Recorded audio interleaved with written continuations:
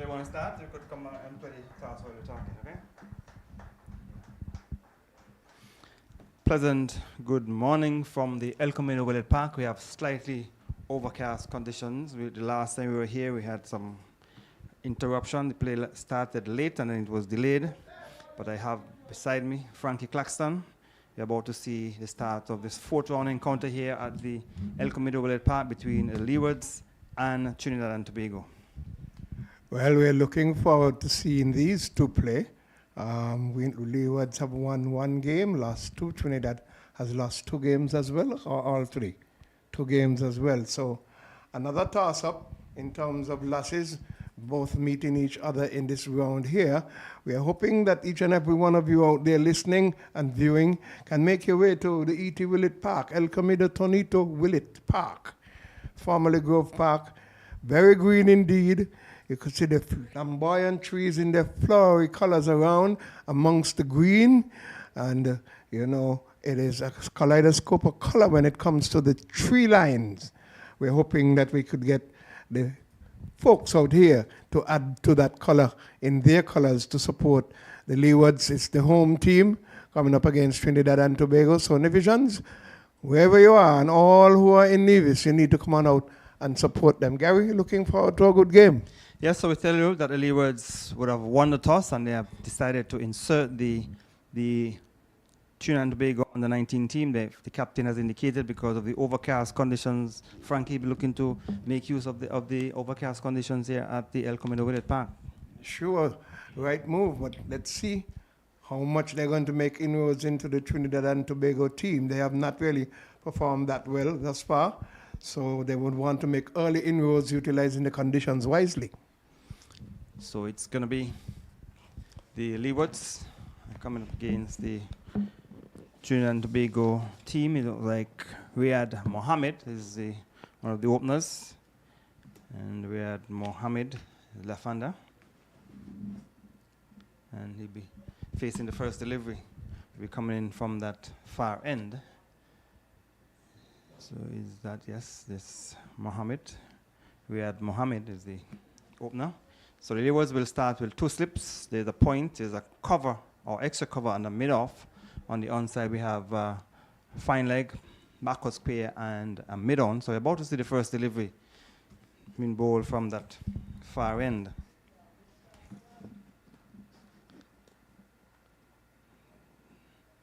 So we'll wait and see. I know Telekanani would have opened the bowling in one of the matches, so we'll wait and see if that's Tilokani opening the attack from the far end. But we tell you there are 2 slips, point, extra cover, and the mid-off in overcast conditions here at the El Camino Willett Park for the start of this 4th round encounter. So the first delivery coming around the wicket is bang on target.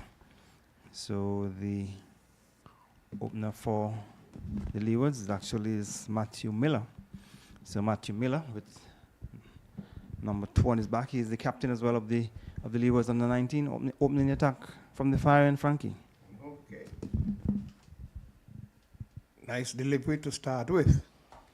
So he certainly would want to make use of the overcast conditions. He will not do that with that full delivery. It's too full. But the batsman did not capitalize on it. So it's overcast. We're hoping that we can get through a full day's play. The last game was interrupted on Wednesday between the Windward Islands and the USA 2 team. And when the play was suspended, the Windwards, they were 94, I think, for 4. And play was abandoned because of the rain and a bad line delivery. And they will get an extra run. So the wide plus the run, so 2 runs. So the TNT team, they are off the mark with 2 extras. So this is the 4th round encounter. The Leewards, both teams coming into this game on the back of losing 2 out of 3. So they have just won 1 of their 3 matches so far.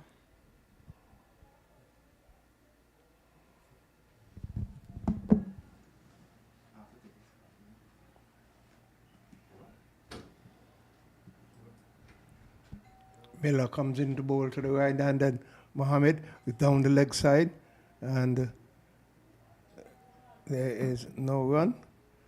It's 2 without loss. Gomez is facing, he's faced his first ball.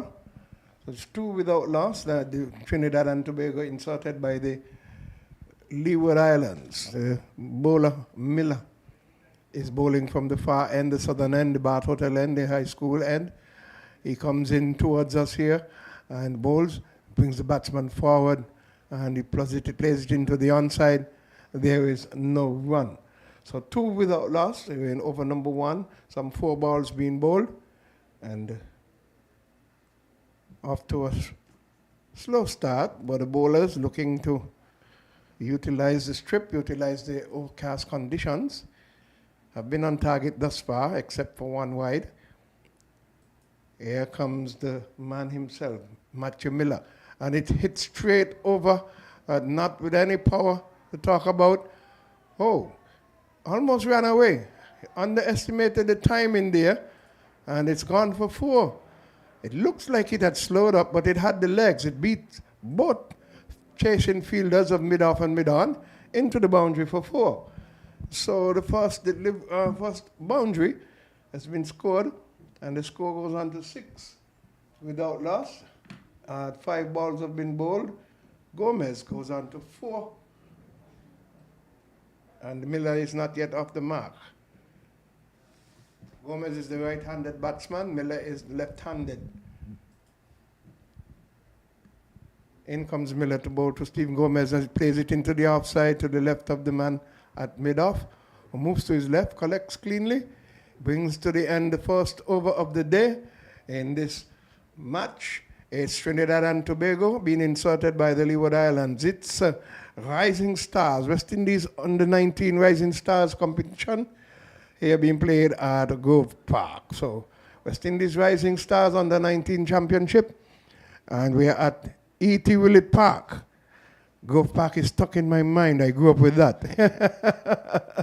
I can say yes, I appreciate the area being named after Mr. El Camino Willett. I call him Sir El Camino, but I'm not appreciative of the board that they have down there. I'm not appreciative of what they have not done anything in terms of upgrading. This park should have been upgraded for such a man who would have opened a spot for us into West Indies doors. Gary is back, and we've got a new bowler here. Is it? Tanez Francis. He goes away to bowl to Mohammed. Abandoned. It's dead ball signal. Gary, I don't know if you agree with me, but the facilities to me should have been upgraded to be named after such a man as Sir El Camino Willett. Laid it into the onside there, the left-hander in Mohammed, and they picked up 2 runs. Slow going there by the fielder. And so Mohammed has moved on to 2. The score goes on to 8 without loss. And it's the second over being bowled from the northern end, the media center end, pavilion end, whichever one you want to call it. With number 24 on his back, Francis runs away from us into bowl to the left-handed. It's down the leg side, wide called, and the score goes on to 9. Left-hander Mohammed has 2, Gomez has 4. 9 without loss in over number 2. The Leeward Islands won the toss and decided to field. Away goes Francis, and struck beautifully back past the bowler. An immaculate shot from the left-hander in Mohammed, and it only has to be retrieved from the boundary. And James collects the ball to send it back in, Gary. It's 13. Sir. Love the shot, pitched up, and a flowing straight drive. That's an excellent shot. Back on the strip on the offside of the stumps, down towards the boundary for 4. So Mohammed will want to settle well. He's batting, getting behind this one solidly, brings the man from extra cover into contention, and there is no run. 13 without loss. So we have got 6 runs from this over thus far, and a wide. 13 without loss. Francis goes away from us, into bowl to the left-handed Mohammed.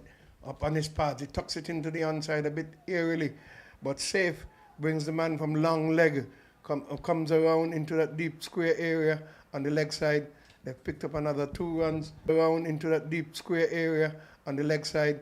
They've picked up another 2 runs, so the score goes on to 15 without loss. We have just gone 4 balls into the over, 4 regular balls. We had one that was not regular, that was by way of a wide, and that was the second delivery of the over. So you have 2, 4, 2 in the first, third, and 5th. The 4th deliveries here. Easily plays back, and a good stop by the bowler. And there is no run. Mohammed looking to open his shoulders a bit, playing a little bit more powerful. And with 1 ball to go in the second over, we're 15 without loss.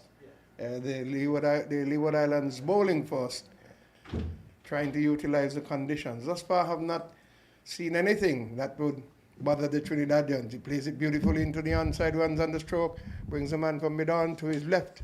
And they picked up another run at the end of over number 2. It is 16 without loss, Gary. So a good start for the TNT team after being inserted on overcast conditions. So it means after 2 overs, they're scoring at 8 runs per over. So the projected score all of 400. So Matthew has played some 13 matches, 14 innings. He's best of 4 for 23.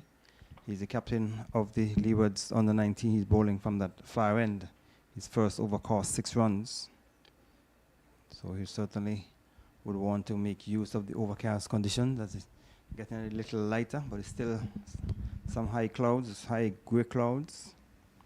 As we said, the last game here was abandoned because of rain. And wind was at that time got to 96 for 4. And comes Francis in the bowl to the left-handed Mohammed, and there is no one. He tucked it into the onside, straight mid-wicket, short, fielded, and there is no run. So we were at over number 3, 2.1 overs, 16 without loss. Right, Riyad Mohammed, 9 from 9 deliveries. Stephen Gomez, 4 from 4 deliveries. You're listening to West Indies Rising Stars on the 19 cricket coming from the E.T. Willett Park. Leeward Islands versus Trinidad and Tobago. In comes Francis. Beautiful shot into the covers. Square. The man from backward point is running. Will he be able to get it? No. It's gone over the boundary. He was running helter-skelter, but the outfield shows its true reflection, being very fast. Even though we had some rains, it is now showing what it really exhibits when it comes to a man getting a shot on. It's going to run away from you. It was a bit wide. The batsman had to reach for it, but he got enough bat on it and got it square of the wicket down towards the boundary for 4. So you've seen a few boundaries being struck by Mohammed so far, and he certainly has looked good. 20 without loss. As Fran Miller comes into bowl to Mohammed, drives back to the bowler, fields his own bowling, and there is no run. So Mohammed is looking to get on with things. Despite the conditions, it's not bothering him. Normally in overcast conditions, you expect to see the ball move in the air and off the strip a bit, but the strip looks good and is playing through, so you're going to get some good stroke play if they can utilize the opportunity wisely. Here is Miller. He's coming in from the southern end into bowl to Mohammed. Short, and he allows it to go through outside the off stump. Wicketkeeper collects, and there is no run. 20 without loss in the 3rd over, and we are at E.T. Willett Park. West Indies Rising Stars on the 19 competition. 1 of 4 games being played today.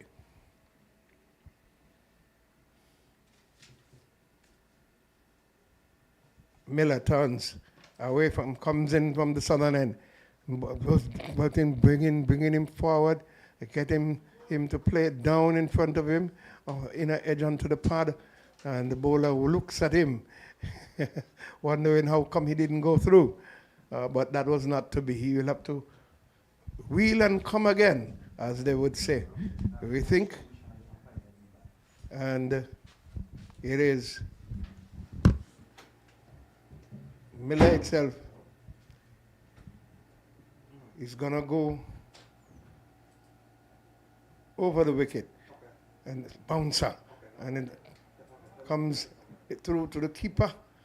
Umpire is looking at where the bowler would have come down on the strip, perhaps had a chat with him, but it's the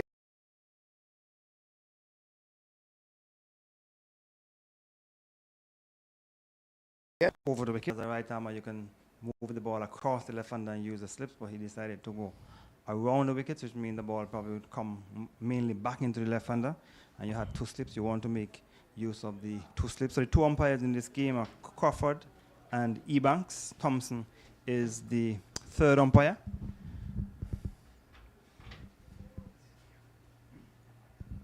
So umpire Ebanks is doing duties at the stick commentary end, and Crawford is at square leg. pulled beautifully away by the right-hander Gomez. It runs into the boundary for 4. Short delivery offered up by Francis, and he capitalized upon it. Came forward, rocked back, and pulled it into the onside nicely to the square leg position. 24. A bad delivery, and that was punished by Stephen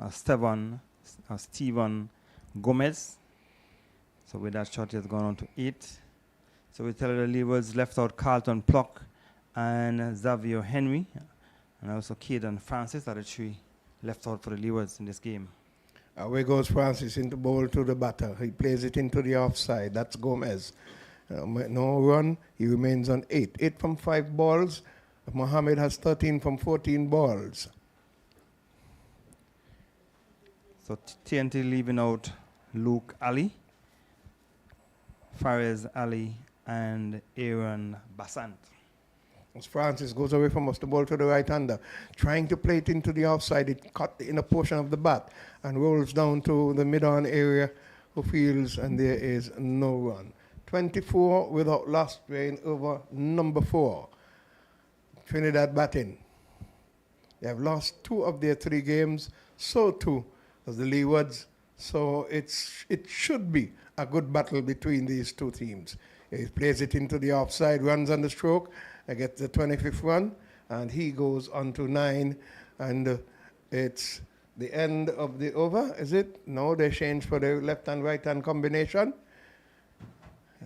Change over for the left-hand, right-hand combination. 4 balls have been bowled in this 4th over, and Trinidad and Tobago, they are 25 without loss.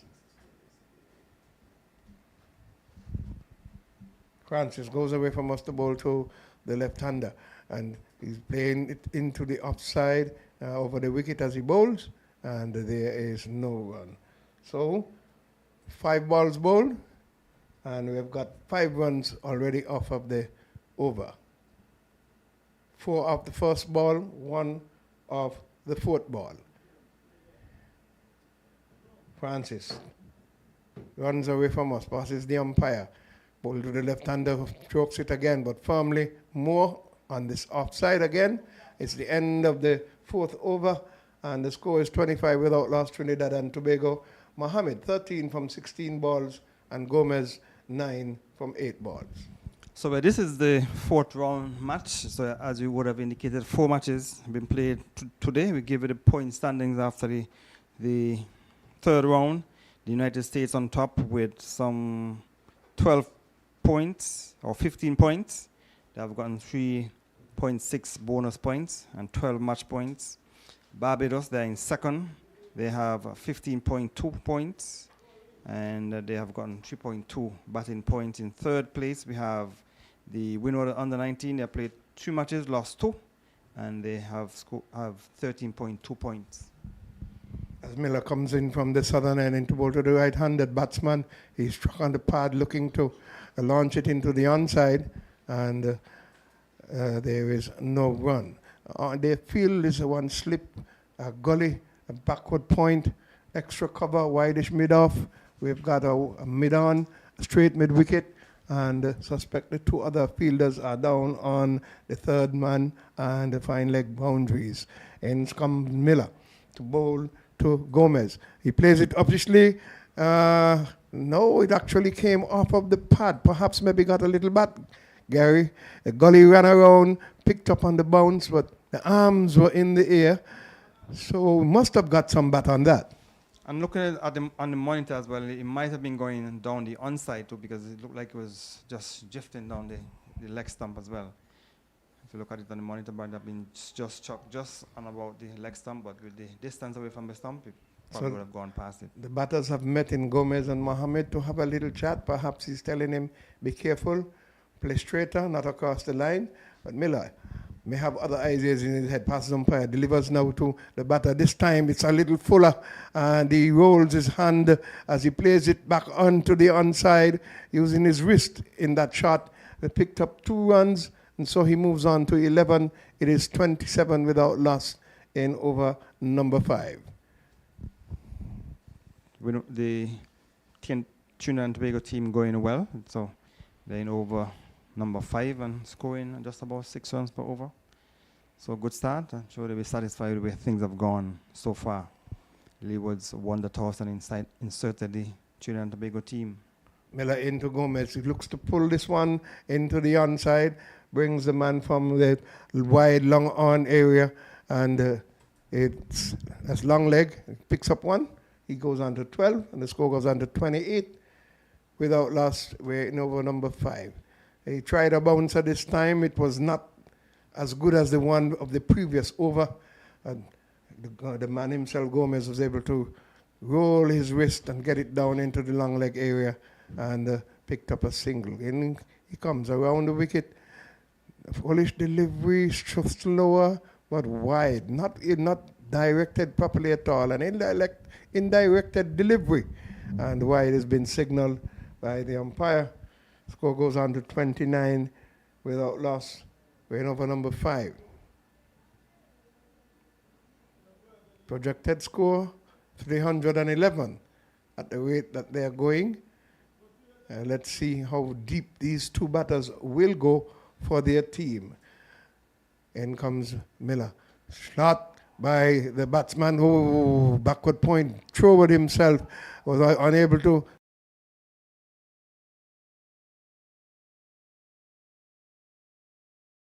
Of timing, nonetheless, it moves on to 14. Gomez is on 12. The score 30 without loss.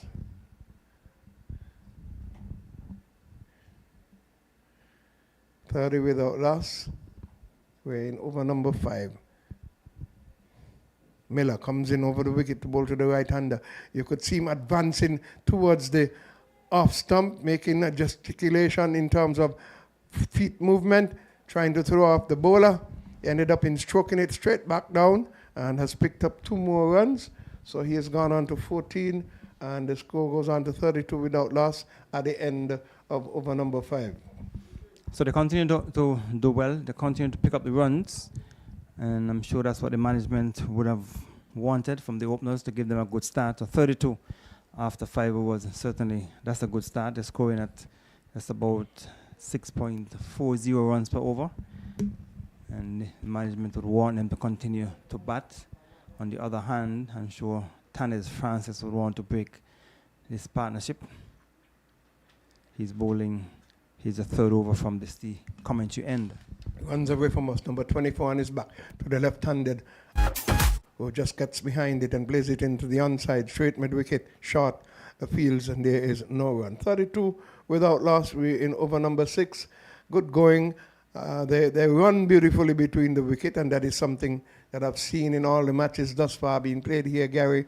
The run in between the wickets looks good, sharp, something that's missing from our senior batters. So we may send a picture to them. Who plays this into the offside, opens the face, and there is no run. Backward point collects cleanly, or square cover if you want to call it that, and there is no run. 32 without loss. It's a third man, long leg. We have got slip, backward point or square cover, extra cover, wideish mid off, wideish mid on, straight mid wicket, and the man on the backward square just to the left of the umpire. Here goes Miller. Francis away, and some no ball, trying to get something out of the wicket, but it's a no ball call there, Francis. He's not a tall man, Gary, but so he's trying to make an effort to see what he can get out of the wicket, so it's going to be a free hit.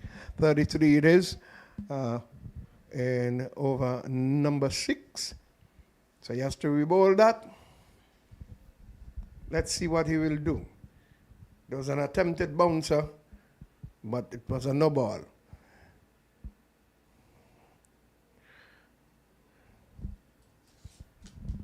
Francis goes away, passes umpire Crawford, hits it beautifully, utilizing the free hit nicely. A Maxima straight back over here to the pavilion area, and the score goes on to 39. So that's what you got to do. Yes. The ball was pitched up on the off stump, and there was the left-hander going into the big drive. Got it straight back over the ball ahead for 6, making maximum use of that free hit. With that 6, total has gone to 39. Francis runs away from us. The ball to the left-hander. He gets on top of it, rides it, gets it out to cover point, and there is no run.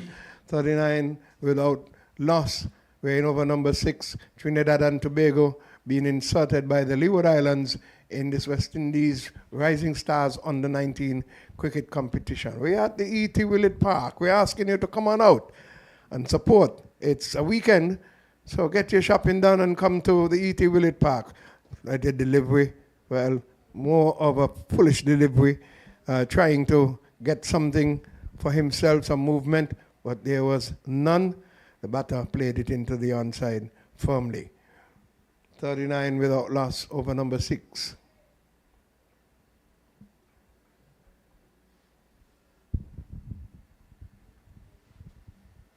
Mohammed did walk away to the leg side, get his composure together, comes back in, settles now as he receives from Francis, plays it into the offside. Mohammed brings the man from wideish mid-off around to his right and collects. It's 40 without loss at the end of over number 6.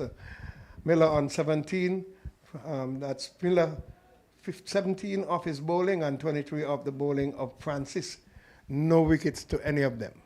So Amari Jones, who just fielded that last delivery, has been given the signal by his captain. That's so we most likely will see a change of bowling from this immediate center end. He has begun to warm up, so he most likely will place in Francis, who's 3 overs cost some 23 runs. And as the rule stipulates that the first 10 overs must be bowled by medium pacers, the Leewards have just the 3 medium pacers, so the next change would be Amari James or Jones, and he should be coming in from this the commentary end.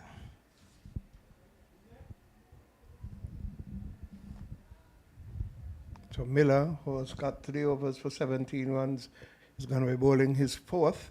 It will be the 7th over of the inning. Comes around the wicket to the left-hander. Oh, naughty shot. It was a wideish delivery. Not enough to be called a wide, but he just stood there and flayed his bat after it. It went straight through to the keeper. Arms were in the air, but he did not move his feet at all to exhibit that shot and missed it completely. Well, the 2 previous shots that he struck for 4, Frankie, it was a similar, well, this one was pitched up a little bit more, a little bit wider than the previous deliveries, because the shot that he struck for 4, he had to stretch for them as well. In comes the man Miller into bowl to Gomez. That's Mohammed, sorry, and he allows this one to go through. He's going to have to ensure that his foot movement brings him into the right positioning. Gary, the head must be over the ball most times with the, looking to go through with the shot. But half the times the head does not go and the bat is just flayed. The arms go flying at the ball. 21 Mohammed is on from 28 balls and Gomez 14 from 13 balls. 40 without loss in over number 7. He turns from at the far end, the southern end, comes into bowl to the batsman, Mohammed. Mohammed gets a shot on this time. It was a little bit better lined ball, but a much better stroke. This time getting the foot out and letting the arms go through. Following, and so he's picked up a boundary. And so the score advances to 44. 44 it is. He is on 25. Mohammed from 29 balls. Yeah, 2 wide and punch into the offside for 4. So with that shot, Mohammed has gone on to 25. So the captain, Miller, would want to get the ball a little closer to the stumps. He has been bowling a bit too wide in this over. Miller comes in on the pads. He tucks it beautifully into the onside. It's running down there, brings the man at long leg into contention, and they've picked up 2 runs. Some misfielding has gone on down there, Gary, and they've capitalized upon the throw-in and got a 3rd run. So 47 it is. It's a long boundary down in that corner. He came around, he stopped it not cleanly, and they were able to, well, he stopped it, but he didn't pick it up at the same time, so he had to recover, and he had enough time to come back for 3. But it's a long boundary, it's the longest part of the boundary down in that corner. That's where Sterling Marshall normally hit his 6s. So they got 3 runs. End of the 7th over, 47 it is.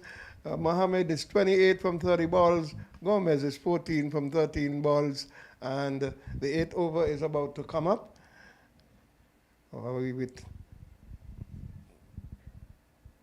time? So a change of bowling as predicted. Amari Jones is the new bowler, and he has replaced Francis from the commentary end. So he has played some 5 matches, that's Jones, and he's replacing Francis, who 3 overs cost 23 runs. So the captain of the Leewards will be hoping that Amari Jones can keep things tight and even pick up a wicket. Yes.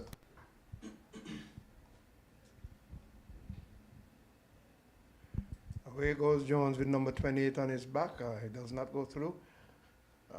Dead ball being signaled. And any idea where these Leeward players are from, and with the number of islands? Which countries are they actually from? Do you have any idea? I'm not familiar with them. Jones goes away to bowl to the left-handed Mohammed. It's down the leg side. It's a wide call, and the score goes on to 48. Mohammed remains on 28 from 30. Well, the captain is from Antigua. We have Javon Manners. He's from Nevis. He's playing, so he came in this match. Micah McKenzie, I think he's from Antigua as well. And Francis, I believe, is also from Antigua. Jones ambles up, bowls, and is played into the ground near the hustler single. And well run indeed. Mohammed moves on to 29. The score goes on to 50. So it's 50 for the Trinidad and Tobago team. A change over for the left and right hand combination.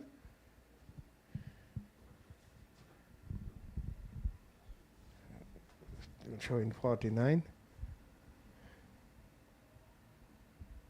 Jones runs away from us into ball to the right. Oh, the batsman pulls away. Jones has to abort his run.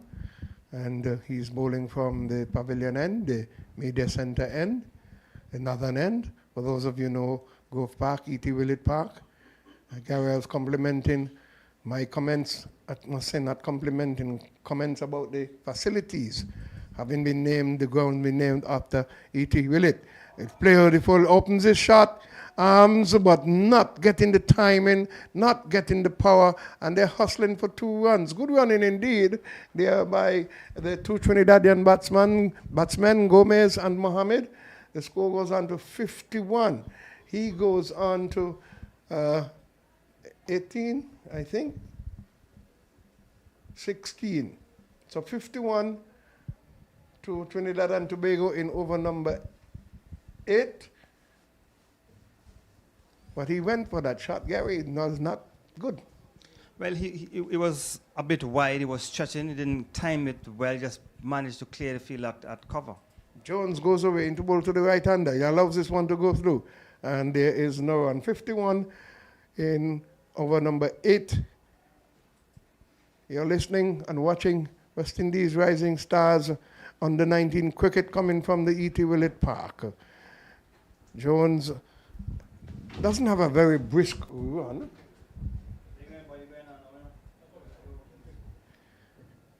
He goes away from us into ball to the right. A foolish delivery, tried a slower one, but it was not dealt with by the batter. He was looking at where he played that ball. That ball should have been somewhere down in the mid-wicket boundary area. I think he was deceived. There was a full delivery, but it was slower, and it was dipping on him, so he had to be careful, and he just managed to get it down into the onside. Gomez on 16 from 16 balls, weighing over number 8. Mohammed is on 29 from 31 balls. Amari Jones is flashing and missing there is the batter. And Gomez, keeper did not collect cleanly. No, he dropped in front of the keeper. I think he probably took the edge. bottom of the bat, but dropped in front of the keeper. And it dropped in front of the keeper. Yeah. Yeah, at this time. Jones goes away into bowl to Gomez. Flight delivery again, another slow delivery, and they hustled a single. It came off of the bottom portion of the bat. He was reaching out to dab it, and he did not get any bat on it. It was byes, and so the score goes on to 52 at the end of over number 8. Comments from Gary, and we should have a change in commentary, but if not, Gary will continue. So over number 8, 52 for no loss. They are good opening partnership by the two openers for the Trinidad and Tobago team, because they were inserted under overcast conditions, and the Leewards under 19 opening bowlers are unable to get an early wicket. And so the captain will continue. He has best bowling figures of 4 for 23. And so he will be bowling his 5th over from the far end, none for 24.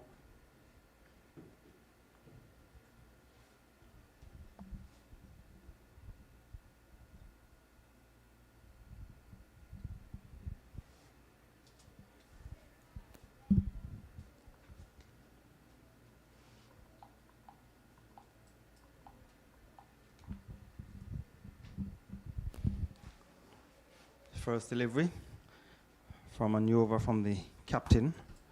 He will get a single. So the other matches that have been played today: Guyana versus the Windwards.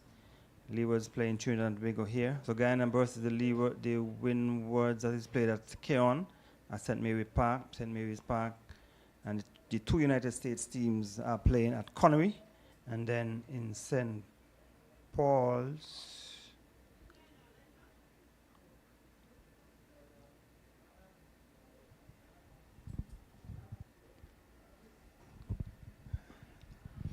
So we're in over number 9, which has been bowled.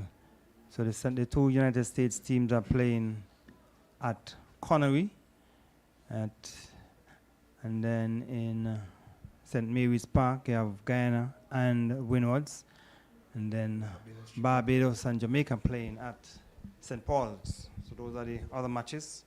So the sun is trying to come out here at the El Camino Willett Park. It has been overcast all morning, a little brighter than when we first started. Short delivery, looking to swing out court. It was short, and there was the batter Mohammed trying to swing it over back of the square. Maybe hustled onto him a bit quicker than he anticipated. An edge found, and the Leewards have gotten the breakthrough. Mohammed caught the wicket off the bowling of Miller, and he made 29. So Trinidad has lost their first wicket.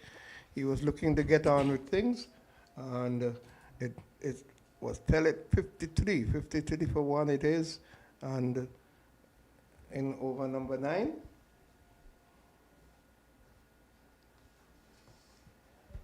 The short ball, he had 1 or 2.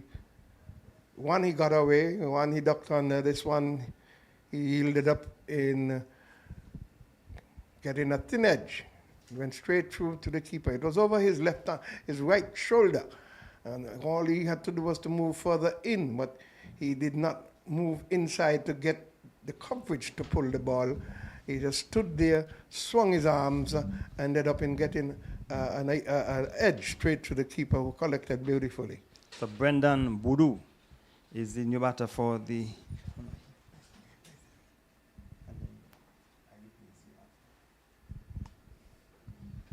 So in over number 9, and Boudou has replaced the left-handed Mohammed. So Boudou is a right-hander, so you'll have 2 right-handers in the middle.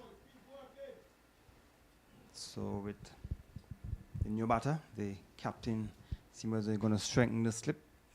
So we have 2 slips. There's a point, a cover, and a mid-off. So second slip is a bit forward, just in front of the first slip. So Captain Miller has picked up a wicket. He has broken the partnership, a good opening partnership for the TNT team. They got up to 53, some 5 4s and 1 6 was struck in that partnership. And they have a current rate of 6.12. So we're in over number 10, or number 9, sorry. And Captain Miller is bowling from that far end as the sun comes back out here at El Camino Willett Park. And he should get some runs, at least 2. They ran a bit slow for the first one, but eventually got the 2 as it was played down to deep extra cover. So Brendan Boudou, he's off the mark, he's on 2. And Miller has 1 delivery remaining in his 5th over. He has bowled 4.5 overs, 1 for 27. So at the end of this over, Sterling Marshall will be joining Frankie. The score in at 6.23 runs per over. So final delivery. So over number 9 is completed at the end of it with that single. Total has gone on to 56 for 1. So you're listening to Rising Stars under 19 cricket from the El Camino Park. Trinidad and Tobago batting first. They are 56 for 1 after some 9 overs.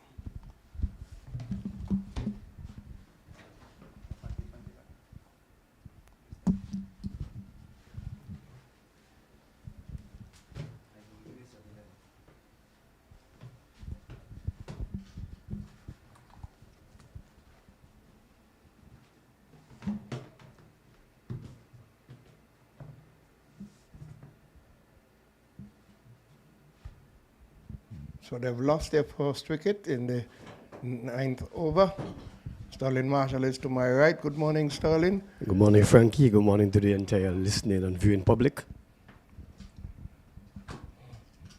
Nice to have you here, viewing and telling about it. So it's over to you. At this juncture, the weather forecast suggests that we're going to have a cloudy day, but the sun is shining right now, and we're going to have a temperature of about 84 degrees during the rest of the day, according to the forecast. That's 1 over for 4 runs, sorry. He is bowling from the pavilion end. Number 28 on his back. Turns, runs away from us, passes umpire Crawford.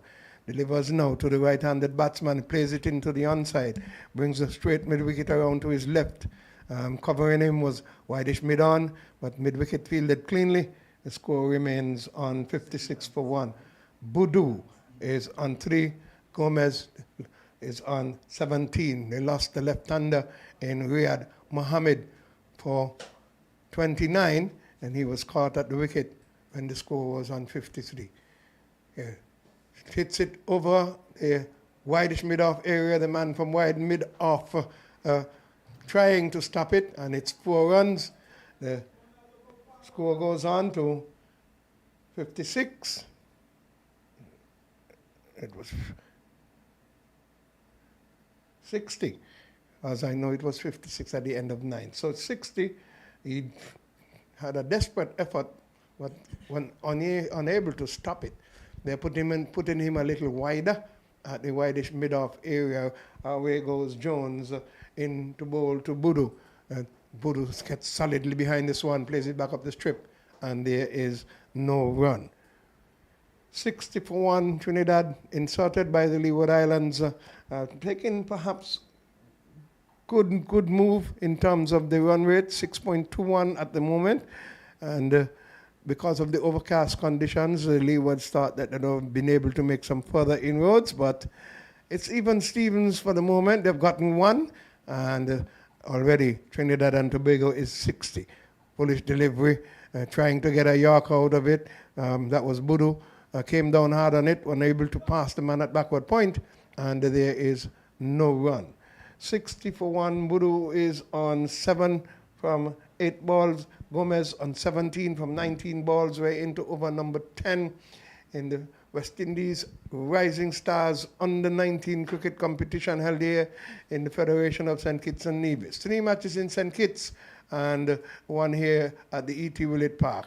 A shortest delivery, a slower one, and he waited on it, was unable to beat the fielder at extra cover, and there is no run. End of over number 10, the score is 60 for 1, Sterling. Very good going by Trinidad cricketers. They have assessed the opening batsmen, they have assessed the conditions, and they played each ball on its merit. The short pitch delivery that got the wicket, I think the batsman was so confident that he was going to be able to dispatch that delivery that he just went through the shot, but he was quicker, he rushed him, and he got an edge. Omari Jones, he has been bowling very well from the pavilion end. He has been mixing up his line and length and his pace, and he has deceived the batsmen on a few occasions. The ball that was struck through the offside for 4 was over pitched, and he got the treatment that he deserved. But generally, I would say that Omari has pulled back the scoring from this end to some recognizable distance. Yes, he's from Omari's from Nevis. Miller is being replaced by Mackenzie.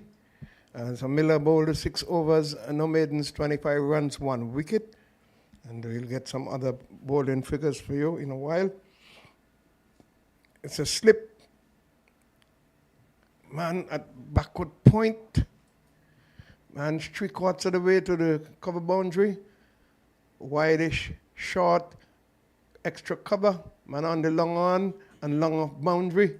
Straight mid-wicket short. A man to the forward square. Forward of the umpire and a man down deep on the mid-wicket boundary. He throws the ball from hand to hand. The spinner has been introduced, Micah Mackenzie, from the southern end. And the ball spins through to the keeper. And there is no run. Seems to be a right-arm wrist spinner. He has replaced Captain Miller, who has picked up the lone wicket thus far. We're in over number 11. Gomez is the receiving batsman. He's on 17 from 20. Here is Mackenzie. A flatter delivery goes through to the keeper, collects cleanly, and there is no run. So we would want to see how the effects of the spin on this trip is going to be. Thus far, I haven't seen anything much, but the spinner comes in. He plays this into the onside, and will he be out? No.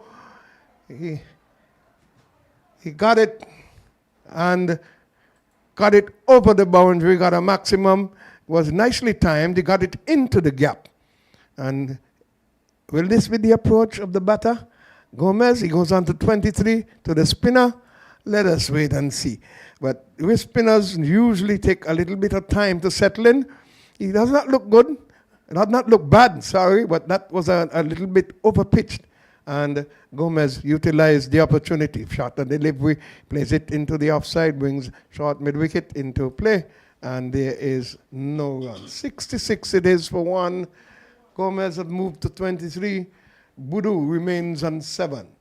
So it's 23 from 23 balls, 100%. Here he is. The man, flatter delivery, Mackenzie, pouncing it into the offside. Is the batter there in Gomez. Brings the man 3/4 of the way from the cover boundary into contention. And the keeper collecting and throwing it back. There's a slipper not paying attention, trying to effect a run out, but they weren't looking for a second run. 24 it is to Gomez. Score goes on to 67 for 1.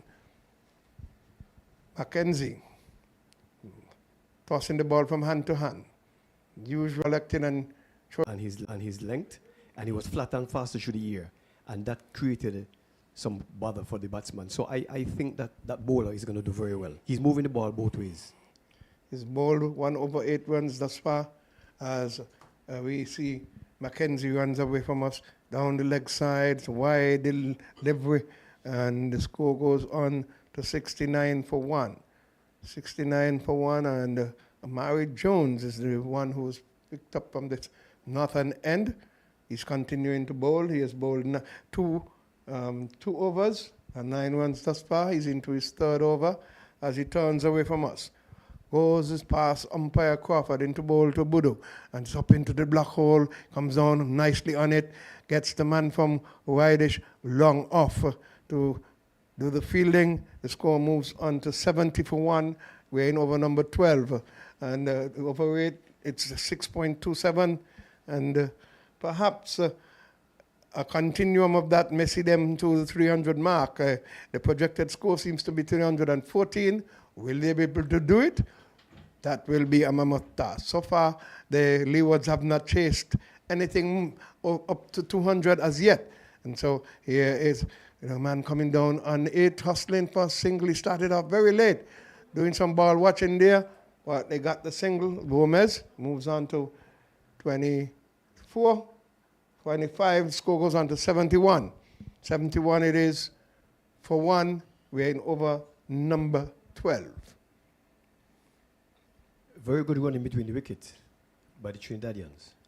They have been doing it, but a while ago, Gomez was caught ball watching, but Budu was on the mark. He was hustling down. He is now receiving from the bowler here in Jones, and there is no run. Jones varies his pace. Seems to like to bowl the slow delivery more often than not. So how much effect that's going to have in terms of wickets, we'll wait and see. But he's been able to keep the batters quiet thus far. If you cannot get wickets, but you can contain the batsman, that is also effective and beneficial to the team.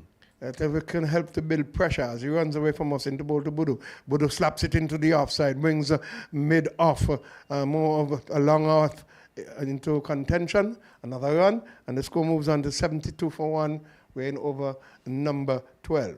72 for 1.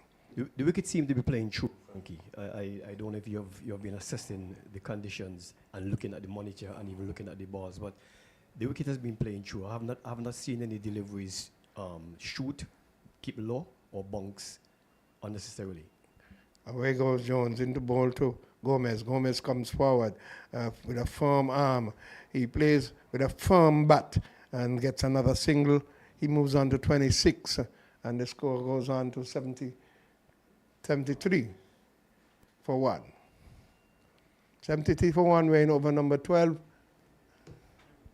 Omari is bowling to his field, and that is very impressive. He has a strong offside field, and he is bowling on about the off stump with every delivery, and that is commendable. More of a George Allen type bowler. Slow, medium. He plays this one back, that is Budu. Bowler did not feel to his own bowling. He let in a single to Budu. Budu goes on. Miller has 1 for 28, Francis 23. Omari has gone on to 14 runs off of his 3 overs. And bowling trying to contain, as I liken him to, for those from the older days who know of George Allen, slow medium, the brother of Jim Allen. We lost Jim Allen the other day. And we send condolences to the family for those who are listening, and to the Leeward Islands, Combined Islands cricketing fraternity for the loss of Jim Allen, who was a pugnacious batsman, wicket keeper from Montserrat. Let's see how this new batsman is going to attack or play the right arm wrist spinner. Brendan Budu, he's on 11 from 14 balls. Receives now from Mackenzie. It drives it into the offside. Mackenzie really should have effected the stop there. Didn't. And so Budu, who likes to run, was on the mark, and he picked up the single quite quickly. So he moves on to 12 from 15 balls. Gomez on 26 from 26 balls is going to receive. Gomez seemed to have well, he's compact, got good shoulders, and he plays the ball firmly. In comes Mackenzie, flatter delivery. He's onto the back foot, allows that one to go through to the keeper, and there is no run. Right arm with spinner, bowling from the southern end. Tosses the ball from hand to hand. Comes in now to bowl to Gomez. Gomez hits it along the ground, but it was not where he would have wanted it. It came off the outer portion of the bat, went into the square area. They picked up a run. He's gone on to 27, and the score moves on to 76 for 1 in over number 13. And he is looking to turn the score over. He is not really going to be playing quiet as Mackenzie comes into bowl to Budu. Budu strokes it into the onside, and there is no run. Back of the square fielded, and the score remains on 76 for 1, weighing over number 13. You're listening to West Indies Rising Stars under 19 cricket being played at the E.T. Willett Park. Trinidad and Tobago being inserted by the Leewards at 76 for 1, weighing over number 13. Solidly forward goes Budu, and there is no run. That's a good compact style of playing the forward stroke, like the old days, bat close to the pad. And so will he be able to continue to do that? It seems as if he plays the spin A-OK, he gets this one shorter and plays it up to the offside. And no run. End of the 13th over, 76 for 1, Trinidad and Tobago, Budu on 12, Gomez on 27. A very good over. in the context of the game, getting some notes. The batsmen from Trinidad, they seem to have some difficulty playing the spin bowler when he pitches the ball on about the off stump, turning further away. And when he's flatter and faster through the air, the batsmen are not sure how they want to play him. As Andy Flower was indicating a few nights ago on the Major League Cricket tournament in Texas, you need to get to the pitch of the ball, smother the spin, and if the ball is going to pitch short, then you need to give yourself enough time to step back and play it where the ball should be played.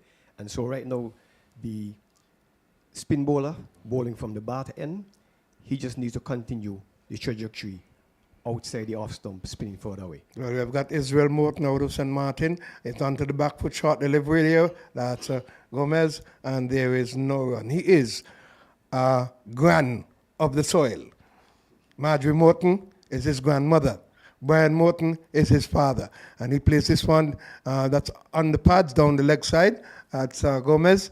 And so it's two brothers. He's the left arm spinner, and I'm so happy that they've took to their cricket and quite seriously has been doing well for St. Martin, and now playing for the Leeward Islands. Israel Morton, son of Brian Morton, grandson of Dinzel and Marjorie Morton. Plays it into the onside, that's Gomez.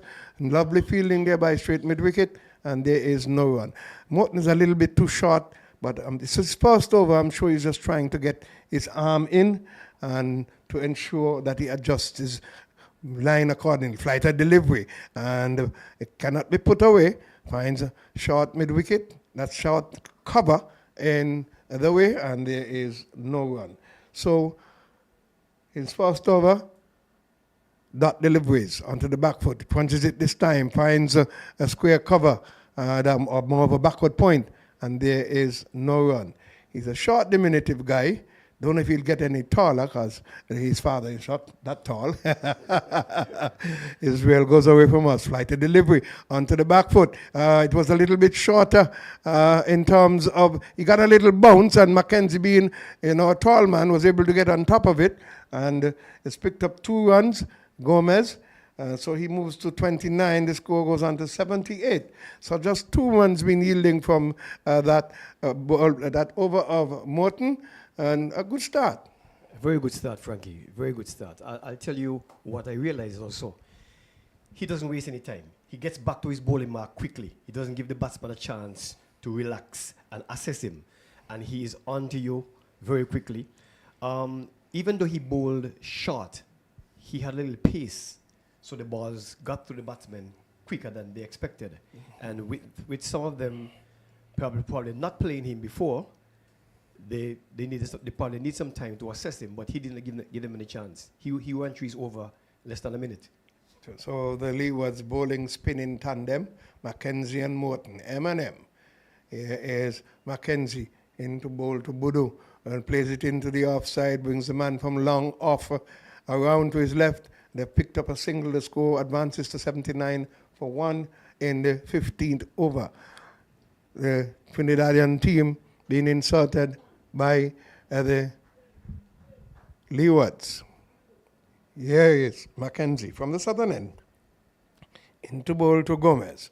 Flat delivery of Gomez onto the back foot. Looks to slap it. Misses it completely. It goes through to the keeper, and there is no run. 78 it is for 1, and we're in over number 15, Trinidad and Tobago, going at 5.44. In comes the right arm spinner and hits it in the air. Does he bring long on? And throws away a wicket there. Long on, settling under it, and then flooring it. Unfortunately for Mackenzie, he hasn't gotten the wicket, and it is not good for the Leewards cricket in terms of their catching. That was a dolly. Mackenzie turns around. Bit perturbed by it, spun around, turns around, comes in, goes back, and he's waiting on Budu to settle. Budu is on 13. Gomez is on 30. We're in over number 15. Right arm spinner, flatted delivery, brings the batsman forward, plays it down the strip, and there is no run. 80 it is for 1. Trinidad and Tobago in this West Indies Rising Stars on 19 competition at the E.T. Willett Park. At the end of my stint here, Gary Pemberton will replace me when you get the comments from Sterling. And he's gotten him, yes! Lovely delivery, flatter, getting a bit of spin, looking to flash it into the offside was Budu. It went straight to the keeper who gleefully took it, run. He ran away into the offside and everyone now gathering around him like Archer yesterday, running away when he picked up his first wicket. The same comments I made previously. If the spin bowler bowling from the Bath Hotel end continues the trajectory outside the off stump, turning away, he's going to get wickets. And that one was fast outside the off stump. He flashed at it, but the ball was onto him quickly, and he just got an edge, and it went straight to the keeper. I know the team right now, they're very happy because that catch that was dropped at long on a while ago, Yes. that would have been an effective catch Yes. to slow the run rate. They started at 6.1. Now they're down to 5.4. The projected score is now 270.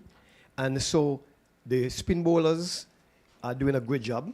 And Omari Jones started from this end,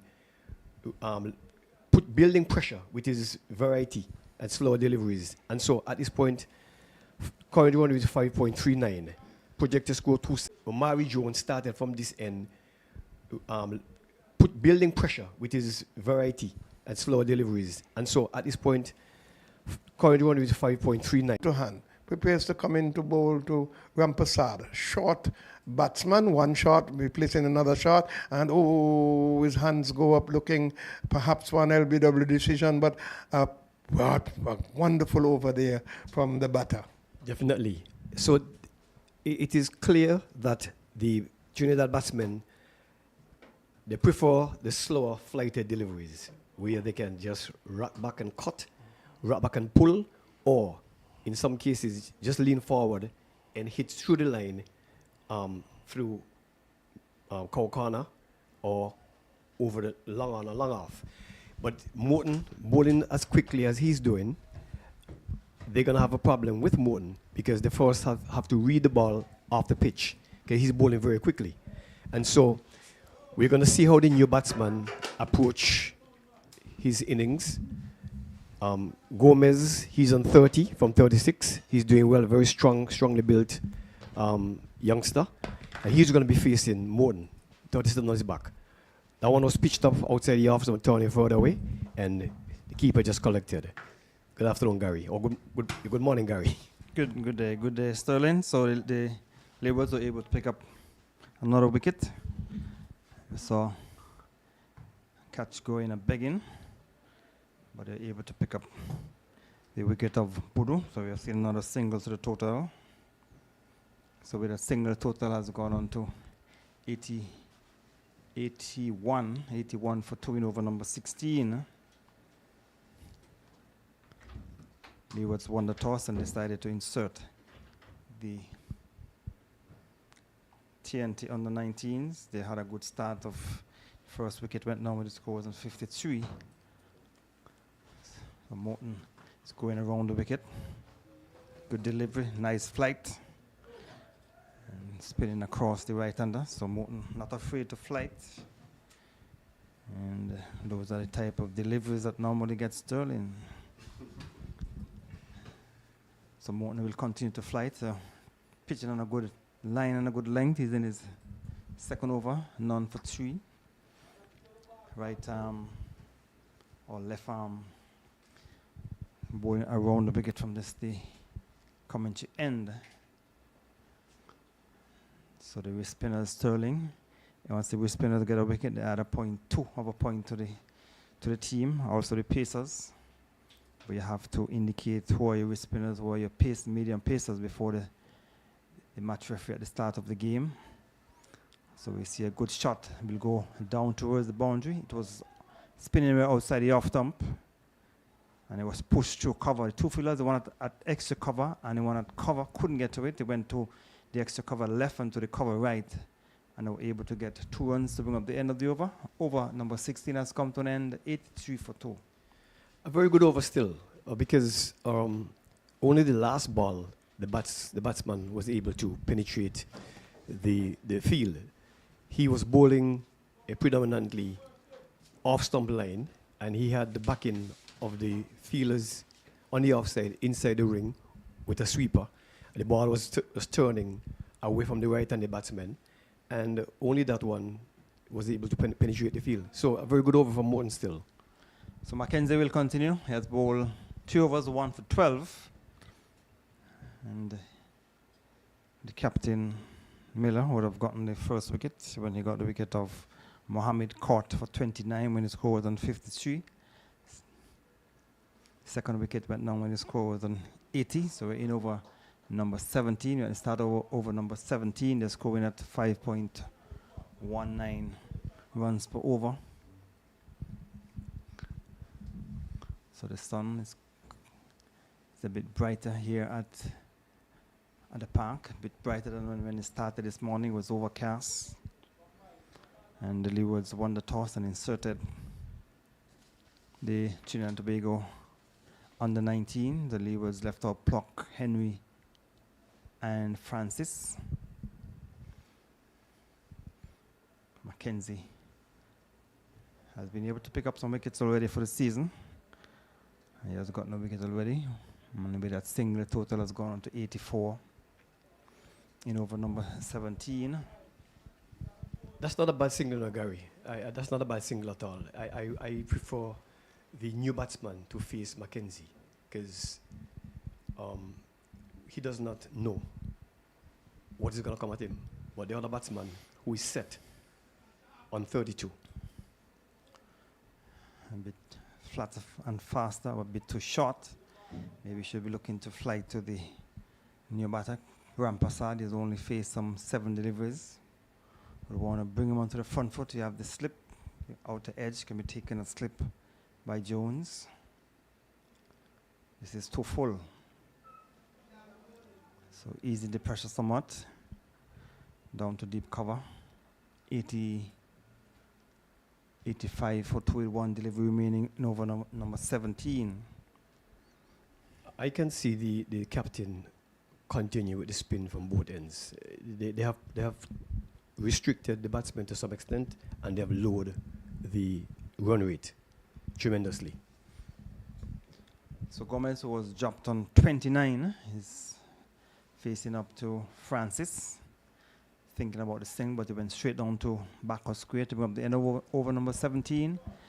And this is the Rising Stars under 19 cricket from the El Camino Willard Park. 85 for 2 after 17, the Trinidad and Tobago team. And the run rate has now dropped to 5 flat, and the projected score is 250. So the Leewards are doing well. They have come back nicely, because the Trinidad batsmen, the opening batsmen, they started off with a flourish, and the run rate was 6 per over for about 6 overs or more. So it's going to be Israel Morton, who's in his 3rd over, bowling from the commentary end. And he's not afraid to flight and been encouraged by his coach or manager in the players' pavilion. Continue around the wicket. And total has gone on to 86 in over number 18. Projected score 245. So the sun is coming out. So the weather forecast indicated. So hitting it in the air. Fielder is coming in off the boundary. He settles, takes the catch. So the batsman has been dismissed. Rampasad, a flighted delivery, and he went after it in the air, down towards mid wicket. So the 3rd wicket has been dismissed. Trinidad and Tobago at 85 for 3.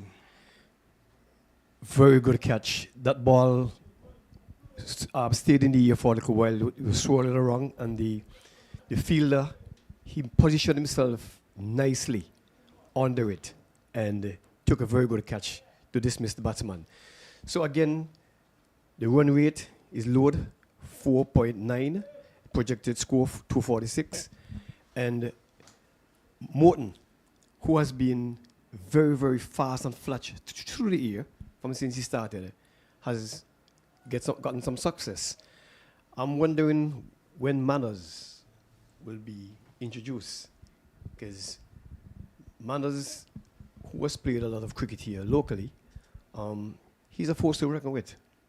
He moves the ball both ways, and he has a very good head when it comes to cricket. So maybe after lunch, we may see the introduction of Manners. But the team, they have gathered together, and they are happy. And 86 for 2, 17.2 overs. I think they have made a very good comeback. Gary. So the new batter is Cristiano Ramanan, is the new batter for Trinidad and Tobago. So the Leewards have been able to pick up another wicket. So the first wicket went on when the score was on 53, then 80. And now 5 runs later, they've been able to pick up their third wicket. So they want to continue to pick up wickets. And that's what I was saying, Sterling, that the spinners would want to continue to fly because the previous delivery was too flat, too fast, and the batter was able to get a single. This one was flighted more on the centre and off stump, and there was the batsman going into the big drive, got it in the air, and held out down at mid-wicket. Yeah, definitely. I think Leewards would even feel better if they get the rid of any attacking batsman that can basically take the game away from them. And the one that was there, the gentleman who just got out, he definitely had looked solid. He's a very strong guy, very big, powerful shoulders, Gomez, and the catch that was dropped from him at long on, you could have seen that the Leeward players, they seemed dejected after that, but then there was jubilation after a wicket fell on the other end. And so right now, they have some peps in their steps and they're really looking energized, and a game is on. Yeah. Yes, and once you get wickets, Sterling, you know that can energize any bowler and energize any team. And you see them had a long discussion there after that wicket, trying to strategize and see how they would want to continue to pick up wickets and continue to keep the pressure on TNT and maybe keep them to a reasonable score. Yeah, I think the spin bowlers that are in operation right now, I think they're a handful.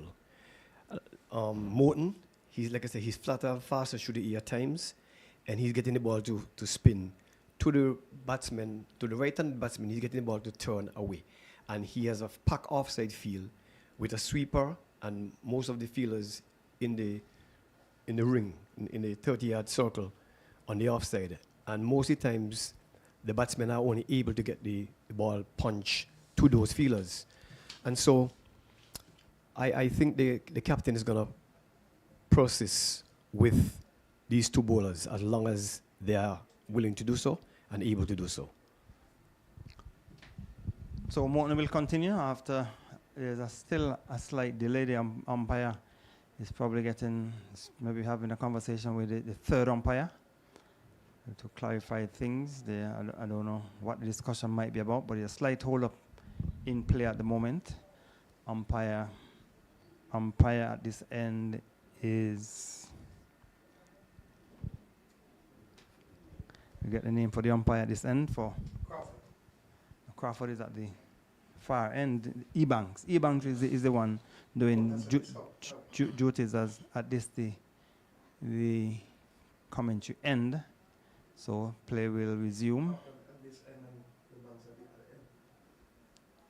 So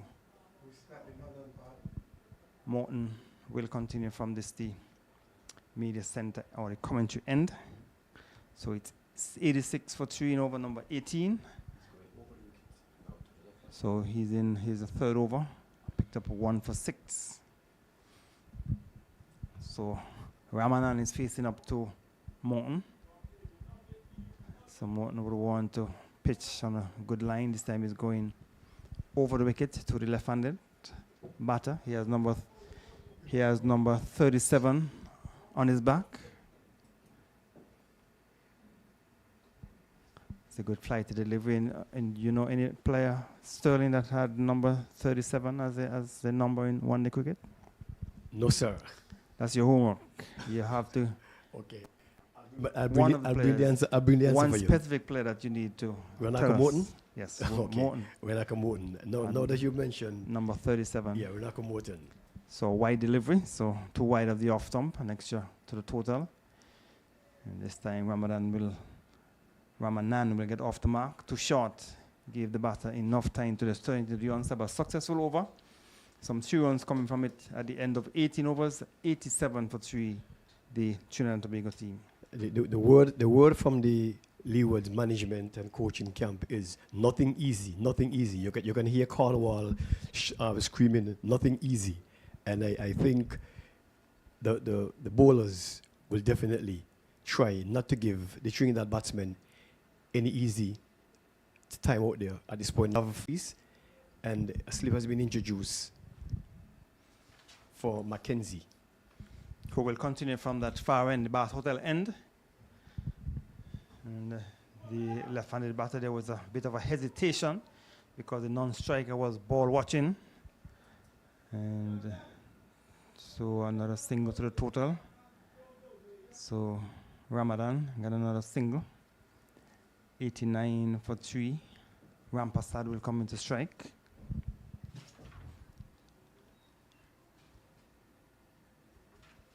Rampasad is on 4. So Mackenzie has a slip, a point, cover on the boundary, short extra cover, mid-off, full delivery. It should be signaled no ball. It has been signaled and no ball. So it will be a free hit. They got a single. So 2 runs will be added to the total. 91 with that no ball and a single. So free hit. So the batsman has a chance to free his arm. That's the left-handed Ramanan as the batters cross for the single. So they got a single, so they can change the field. If they didn't get a single, they wouldn't have been allowed to change the field, but the batters cross for a single. So the fielder has gone down at mid-wicket for that free hit, but only to prevent a boundary or to try and in fact a run out, because this is a free hit. And he just plays it straight down to back of the square, so didn't capitalize on the free hit. The previous free hit was struck for 6 by Mohammed, but this time around Ramanan was unable to capitalize on the free hit. So the total remains on 91 for 3. In over number 19, Mackenzie is bowling his 5th over from that far end. 1 for 17. So hustles through for the first on a bit of a bubble down on the boundary and allow the batters to come back for 2. He got around early, got around quickly enough, but the batters were able to come back through for a single. That looked like Singh down on the boundary. So 2 more to the total. Takes on to 93 for 3 in over number 19. That's a bad line delivery. We want to get more on the off stump, more on the centre and off stump, and it goes through for another 2 runs. Just push into the onside a bit slower than the previous delivery. The fielder down on the boundary had to come in quickly. And so they were able to get 2 more runs. So we're seeing some 6 runs coming so far in this over. So a productive over for TNT. They have gone on to 95 with 2 deliveries in this over. Mackenzie's in his 5th over, 1 for 21. Now we'll get an easy single. I was thinking about 2 as well, but the batter fell in the process. That's Ramanan was hustling through for the first one, but he slipped. Maybe twisted his ankle and fell, but he's good. So 1 more to the total. 96. 1 delivery remaining in over number 19. So Trinidad they have the spectators down in the stand at the southern, eastern, and southwestern end of the ground. So over is completed over number 19. 96 for 3, and is scoring at 5.05 runs per over after 19 overs. The running has been exceptionally good for the Trinidadians. They have been running between the wicket. I have not seen any situation where they took a risky run. It has been all calculated, carefully calculated. Just now they would have gotten 2 had the batter at the far end, the Bath Hotel end, had he not slipped and fell, they would have gotten 2. Because by the way, they are youngsters. They are youngsters. They should be running fast between the wickets, and they have been doing that. So let's see what Morton is going to do. He's gone over the wicket to the left-handed batsman. So he has the best bowling figures of 4 for 44. A delayed shot by the left-handed Ramanan. He had to wait on it. He delayed the shot and got it down towards the back of the point or the wide third man area. Ball which was too wide of the off stump. 2 more to the total. It has gone on to 98 in over number 20, is it? Over number 20. We got another easy single. Thinking about 2. And shout of no as the fielder down on the boundary came in quicker. I find that Morton is flighting a lot now to the new batters. And they are taking their time and waiting until the ball arrives and then just guiding it through the vacant positions. So he's bowling over the wicket to the left-hander and now coming around the wicket to the right-hander. There's a slip. Cover on the boundary to cover. Much tighter line delivery. And Ramanan thinking about looking for the single. It was really non-existent. Went down towards back of the point where the fielder moved across to his left. Looked like Lashawn Bergan. Prevented any possibility of a run. This time he's flighted on the leg stump. Will not get a run. Went down towards the back of the square. We tell you the captain Miller had 5 overs, 1 for 28. Francis 3 overs, none for 23. So that's giving a little room outside the off stump, a bit too wide. We get an easy single. So with that single, the 100 coming up for the TNT team, 100 in over number 20. 1 delivery remaining, 19.5 overs. The 100 came up in. And The pitch is very hard, and they're gonna continue with Mackenzie. It seems like. so he's continuing from that far end. So he's now going into his 6th over. So we'll have to wait and see if the captain will make a change or he'll bowl his 2 spinners right through, trying to get wickets. But that could also expose some of your weaker bowlers if your bowlers you have some weaker bowlers. But these 2 spinners have been bowling very well. Over number 21. Mackenzie has picked up 1 for 22. That's a full delivery. Batters, they have course for 1. They're going to come back for the 2nd, taking on the arm of the fielder down on the boundary. And able to come back for 2. This is good competitive cricket. They all are young, and so the batters feel like they can cross between the wicket and pick up 2 runs and take on the arm of their counterpart, who is also young and with a strong arm. It is cat and mouse. So Mackenzie will continue from that far end. And Sterling, they're playing on the most eastern pitch on the square here. So it means that the boundaries on the western end of the ground will be a bit longer. And so they're certainly making use of that because the fielder is deep on the boundary as they get another single. So with that single, the total has gone on to 104. So the boundary on the western side of the ground will be a bit longer. So for the left-hander on the onside, so you want to encourage batters to hit on the longer part of the boundary. Mackenzie is bowling a flatter, faster delivery. And maybe that's why the batsman was held out down at mid-wicket. That's Gomez when he tried to take on the long boundary. And he held out down at mid-wicket. So we're in over number 21, 2 deliveries remaining. A bit too wide. And there is Ramadan hustling for the first one, looking for any mistake. But it was picked up cleanly, and 1 more to the total. Takes it on to 104 with 1 delivery remaining in over number 21. So nice little partnership developing. There's some 19 runs, and they would want this partnership to continue. Mackenzie, on the other hand, would want to try and break this partnership. Delivery, which was Batman looking to force into the offside, flatter faster, missed it, taken by the keeper. Bring up the end of the over, 21 overs gone, it's 104 for 3. I have not seen any buys pass his keeper for the day. I stand corrected because I have not been looking at the field all the time. I left and went outside a while, but There's one by a ball that dropped in front of him. yeah, the extras have been very limited. A few no balls, and a few wides.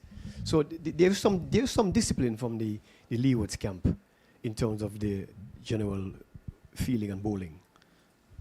So Morton will continue, and they will pick up 2 runs. So that I'm sure they're going to try to take on the arm of the field, and they're going to come back for the 3rd one, because as I've been indicating, the boundary down on that side is very huge, because they're playing on the most eastern pitch here at the El Camino Valley Park. The fielder didn't pick it up cleanly, so they were able to go back for another 3 runs Sterling. Yeah, Gary, you know, just now Morton used his discretion. Had he fired at the stump, he could have struck the batsman, and if the batsman jumped while he was out of the crease, he would have simply run out. But Morton just attempted to throw and just didn't do it. But the batsman was kind of far out too. And he could have missed, and maybe some overthrows as well. This is a much tighter line right on the stumps. The batsman, Rampasad, just pushed it back down the strip. So Morton is in his 5th over. None for 15. Mackenzie has bowled 6 overs. So we have seen some 11 overs between these two. So good flighted delivery. So on the onside we have the long on and a mid wicket. Then we have a fielder just on the edge of his square. Then there's a backward square.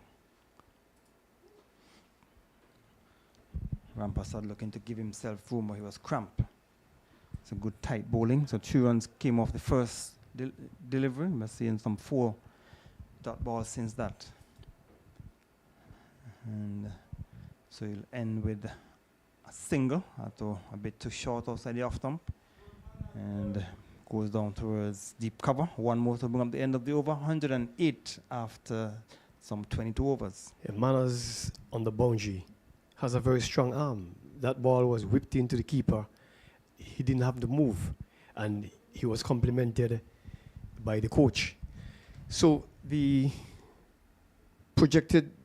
run rate is 4.91, and the projected score is 246.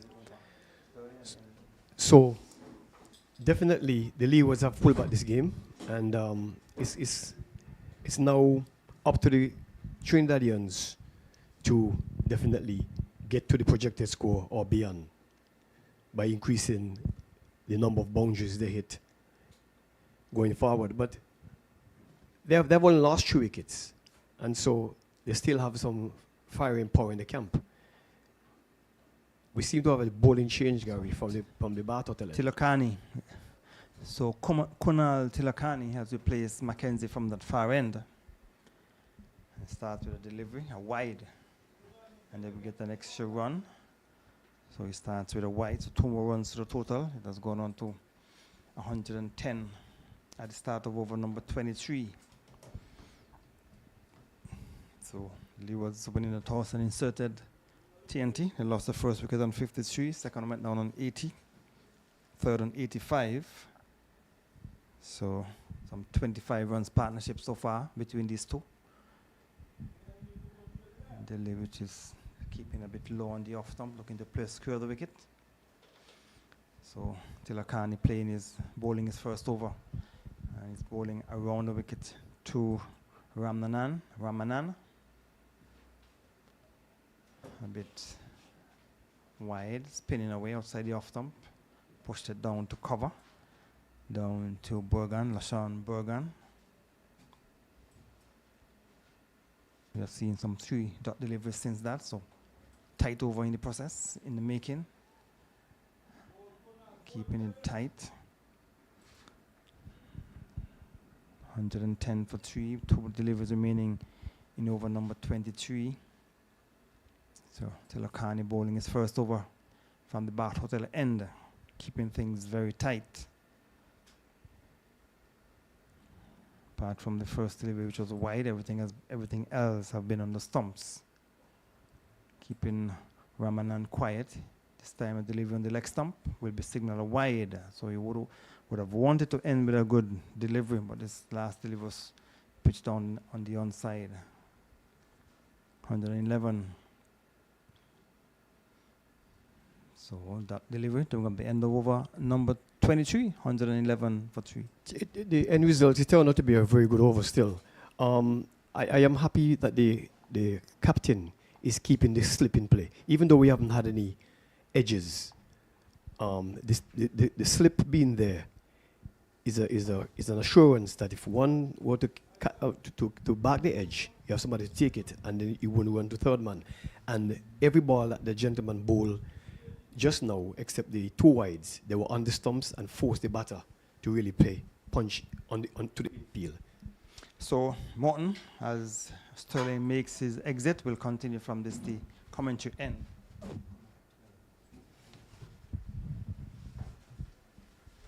So 111 at the start of over number 24, as Frankie is welcome back.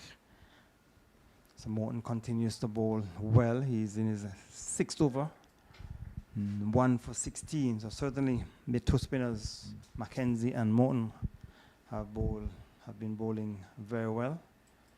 Morton, the batter looking to get some room.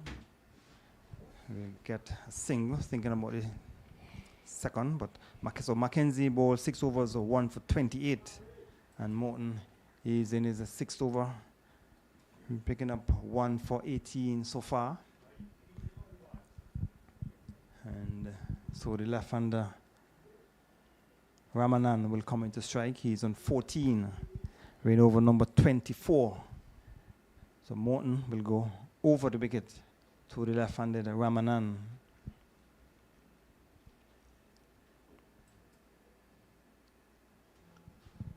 So he's keeping things tight. The umpire signaling to his square-leg counterpart, indicating that 2 deliveries remaining in the over. They're scoring at 4.73 runs per over. Flighted over extra cover, and it will go close to the boundary. 2 fielders are after it.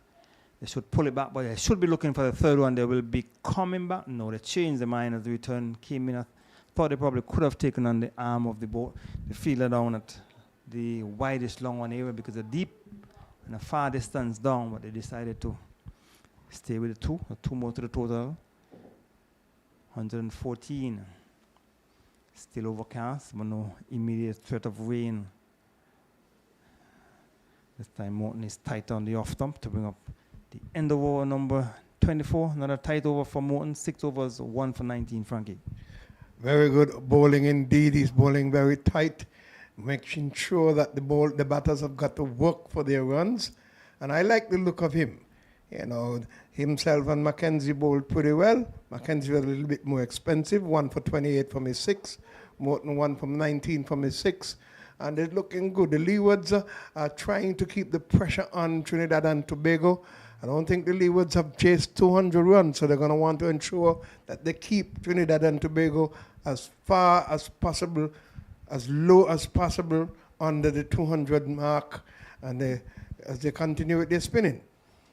So Tilakanani will continue from that far end. His first over was tight over, and a bit of a misfield down on the boundary. That fielder down on the boundary has been having a kind of a difficult time. I thought they would have changed them. I saw them indicating it about 2 overs ago.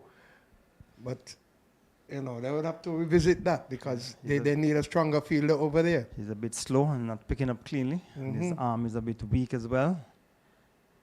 A bit too wide, so 216 for 3 in the halfway stage in terms of the overs. Over number 25 being bowled from the far end, the Bath Hotel end. He's getting it down towards the vacant third man area. And they have course for 2. The batsman almost collided. So 2 runs to the total, 2 more to the total, 118 in over number 25. So it's Tilakani bowling from the Bath Hotel end. He's in the 2nd over. None for 5. First over was tight, just 2 wide deliveries.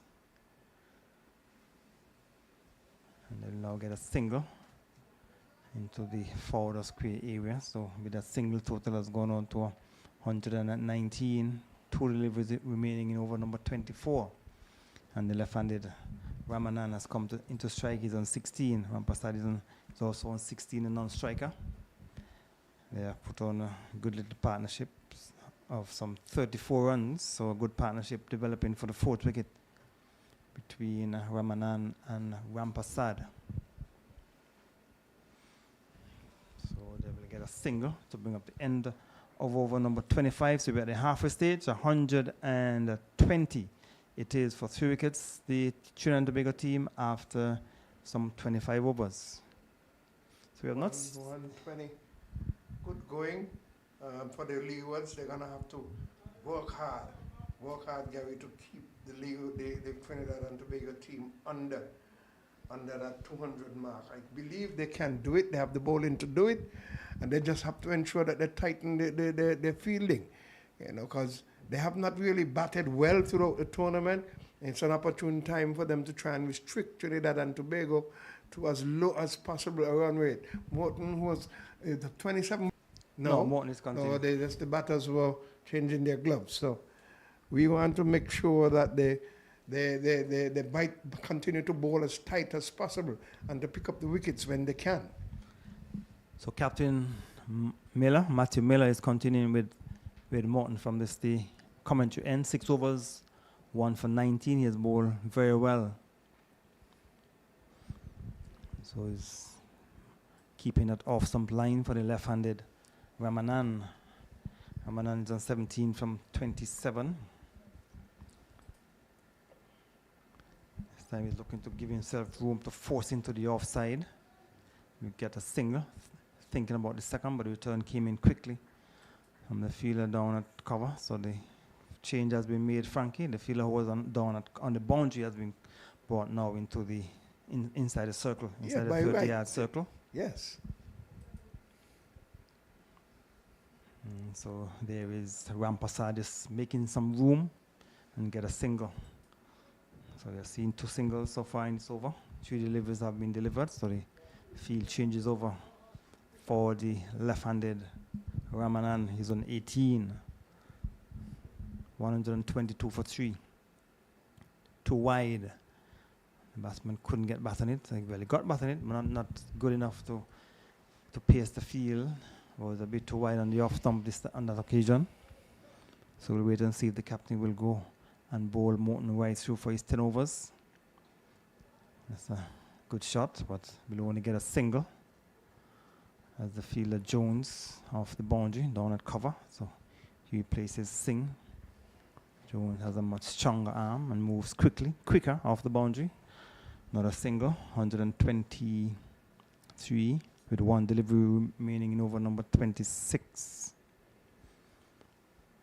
So Morton is bowling around the wicket to the right-hander and over the wicket to the left-hander. So Rampasad is in strike. Good delivery to bring up the end of over number 25. 123 for 4 here at the El Camino Village Park.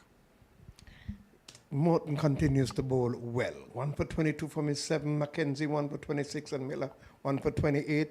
The captain continues to keep him from this northern end, and as I requested, there was supposed to be a move, and they made the move with putting a stronger fielder out there, a better fielder with a stronger arm, and it has paid dividends for them. They have to ensure that they continue to keep them tight. Morton is bowling economically, and if the other bowler who has been introduced to Tilokani continues to bowl well, he too can help to keep the run rate down. So they're going to have to ensure Kilokani has 11 overs, 11 wickets in his 8 matches, and he looks okay, but he's going to have to bowl a little bit tighter to help to keep the run rate down, Gary. So yes, so another single, 124. So count is scoring at 4.74 runs per over as the little brighter here at the El Camino Village Park. Tilakhan is bowling over the wicket and looking for a single. And the fielder coming across to his left, that's Morton, had the return in. As Rampasad was looking for what was a non-existent single. But he got back into his crease. So El Camino Willard Park. I know, Frank, you would have asked a question about the development and or lack thereof of the El Camino Willard Park. And that has been an ongoing discussion as they get a single. Yes, I agree with you. Some more work should have been done in terms of the development of the park. Even well, after it was renamed after El Yes. Camino Willard, he was the first player who would have played for the West Indies from the Leewards. He opened the door for Viv and Sir Andy and Sir Kirtley and all of the others who came behind. And it's a dilapidated sign down there that should be broken down and get a proper sign for him. So really needs some work to be done. And the fencing on the western end, Frankie, they say that fence has been there like that for the last 50 years. Temporary wire has been placed just to prevent the ball from going out of the plane out of the park. Yes. So some work needs to be done. I know there has been discussions. Nothing has happened. They will get a single from what should be a wide delivery. We'll see for the signal from the umpire. Well, actually, leg by came off the pad. So leg by. So total has gone on by 1 as the over is completed. Over number 27, 126 for 3. Gary, and I mean, when his 50th year of celebration in terms of when he made it to the West Indies team, I thought that would have done something good for the young man. Because I still call him a young man. He keeps himself fit, you know. I think a lot more could have been done for him, and we can still do more. It is important that we do that, you know. Yes, it is. We should recognize persons who would have made a contribution to sports and other areas, and he has done it. And I agree with you that some more work should be done at the park. If you want to attract cricket, regional, we have not had regional matches here for some time here. Been able to get the under-19 back, but we need to do some more work at the park as Mackenzie has replaced Morton from the commentary end. So the right arm Wispin bowling from the commentary end. So, and even the players' pavilion, some more. You know, so that is something to be thought about. So Mackenzie's bowling his first over from the commentary end. So with so many things, pavilion and a little box for the commentators, there's a lot more to it. Yes. And Mackenzie's right on target, so you'll have to look at the park if you want to attract cricket, get international cricket or more regional matches. We used to have regional matches in the day, but I'm sure if players like Greenwich, who would have played there years ago, come back to the park, you'll be surprised to see it's almost the same as when he was playing in the 80s.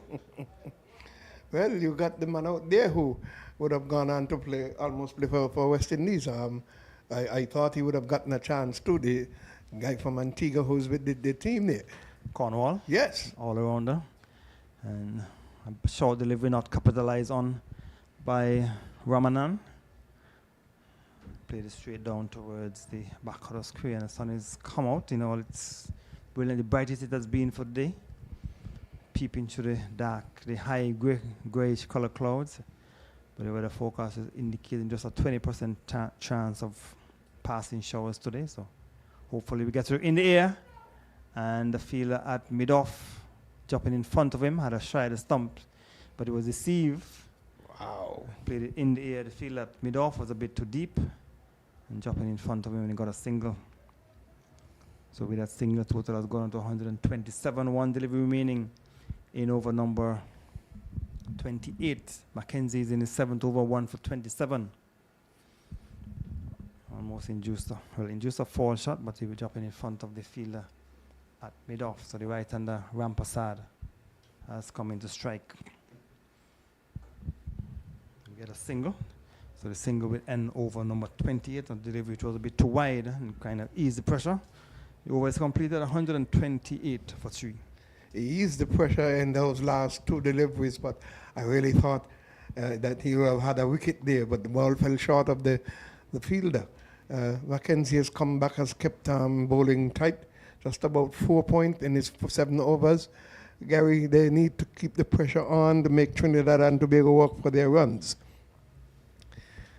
So the partnership, Frankie, is some 42 runs. They came together at Yes, 85. So a yes. very good partnership developing. So Tilakani will continue from that far end, from the historic Bath Hotel end. There's a slip, so they still having the slip.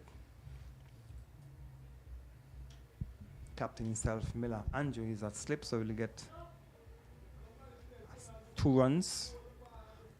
Bit too wide, too much room outside the off stump.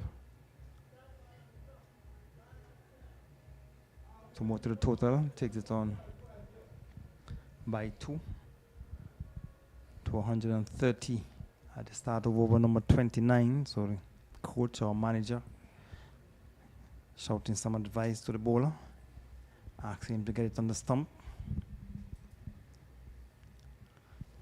Edge down toward the third man. It will go into the boundary for 4. So it was a flatter, faster delivery. And the batter looking to force it into the offside, outer edge through the vacant slip area, down towards the boundary for 4. Keeper standing up too quick. I thought if he would have stayed down a little, he'd have had a chance to dive to it. But it was really, really quick.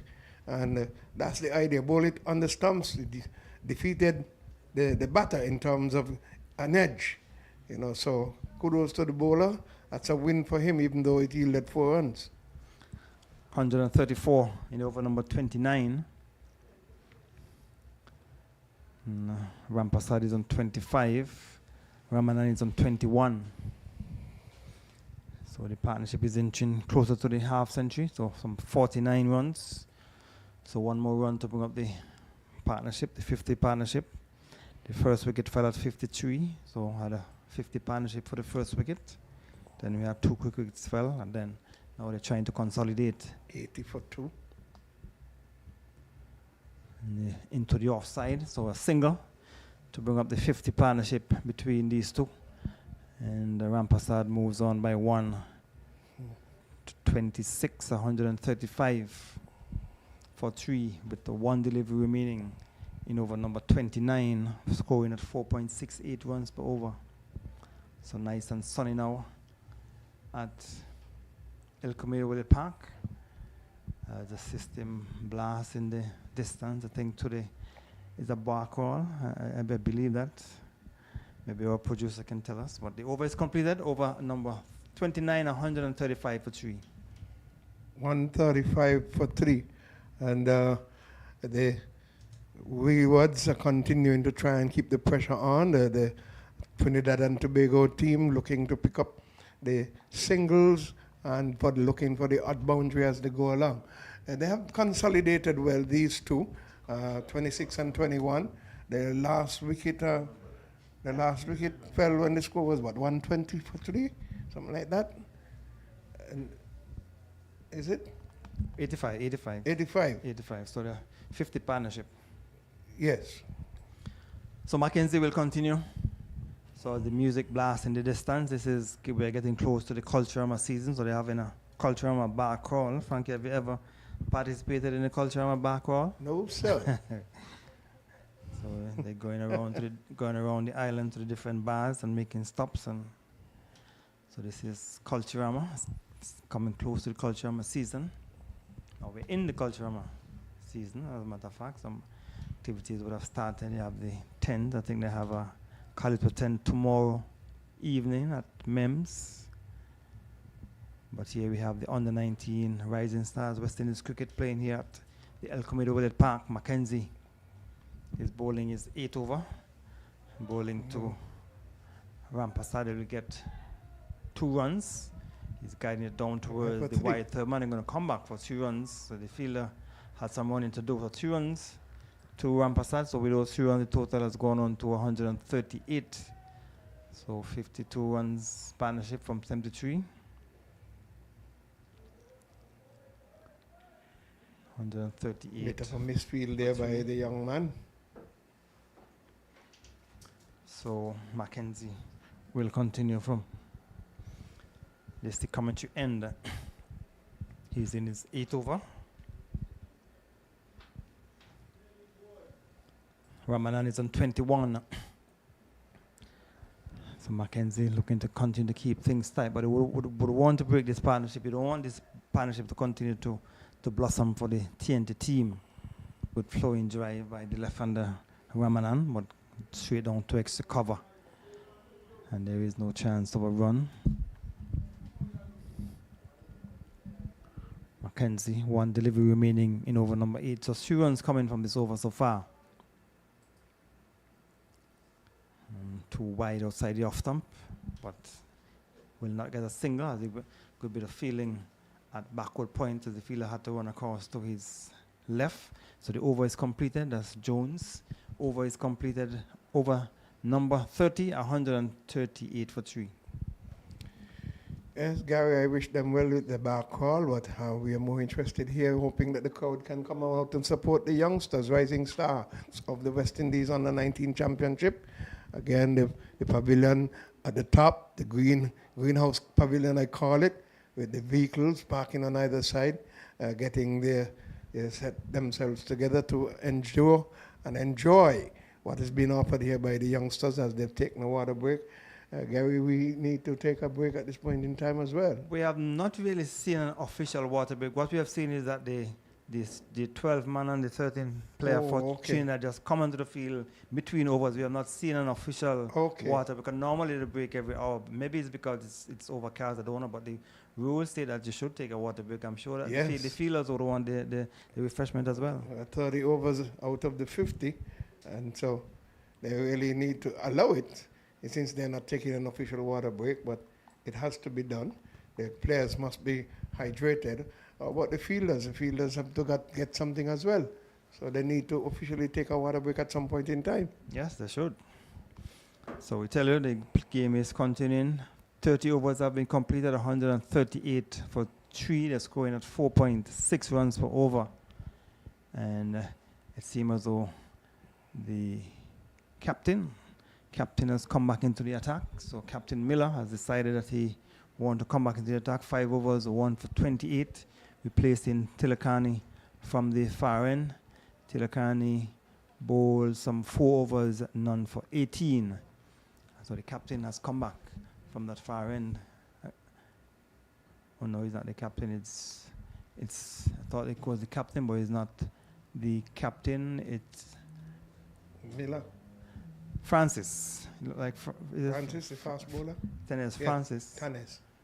Yes, because the player there, was it the captain preparing and perhaps to bowl and change his mind? So Francis, now he started at medium pace, and so now he's bowling spin, Frankie. Okay. So he's multi-talented? Yeah, it's put a bad delivery and swung away. They will get just a single, so fortunate not to be punished. So Francis will open the bowling from this day. Coming to end, bowled 3 overs, none for 23, but now he has started his second spell as a right arm off spin. So bowled medium pace and spin. So maybe he just bowled the medium pacers because the regulation states that the first 10 overs must be bowled by medium pacers. Yeah. So let us see if he's much better as a spinner than he is as a medium pacer. So he's in his first over as a spinner, right arm around the wicket, bowling to the Ramanan, who is on 21. He will get an easy single. So with that single total, we go on to 140. Francis first 3 overs of medium pacers, none for 23. So building a nice partnership here, Gary, and it could be a dangerous one for the Leewards if they don't break it in due course. The projected score 230 based on the current run rate. And the Leewards have not chased down 200 for the year. No, they haven't. So Francis is continuing from that Bath Hotel end. And Rampersad, he's on 30. So he's 30 from 46. Partnership is 54 from 81. And Francis bowling first over of spin from that far end. in his second spell. His first 3 overs of medium paces. So over is completed. Just 2 runs coming from it. 140 for 3 Trinidad and Tobago. Decent over, but again, have to do that continually to build the pressure and see if they can make some inroads in picking up some wickets, because they need wickets badly.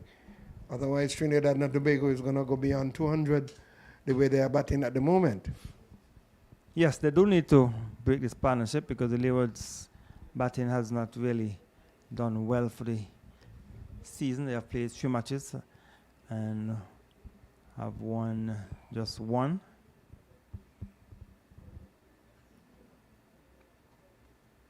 So Mackenzie will continue from the major center end. The ball to Ramanan. So we tell you Jamaica versus Barbados. Jamaica 118 for 7 from 24.1 overs. And Guyana versus Windies. Windies 127 for 3 from 29.2 overs. As Mackenzie continued the ball from the commentary end. And the 2 United States teams are playing. United States won their 125 for 1. As you see, another single to the total, takes it on to 141. And they're coming up against United States 2. So United States 1, Frankie has been doing well because they're top in the table. In terms of the point standings, they would have won all 3 matches. Barbados have won the 3 matches as well, but yes, they have got more bonus points. Delivery the batsman looking to give himself room, came back in towards, and maybe that's the one that went the other way. Came from the inner edge of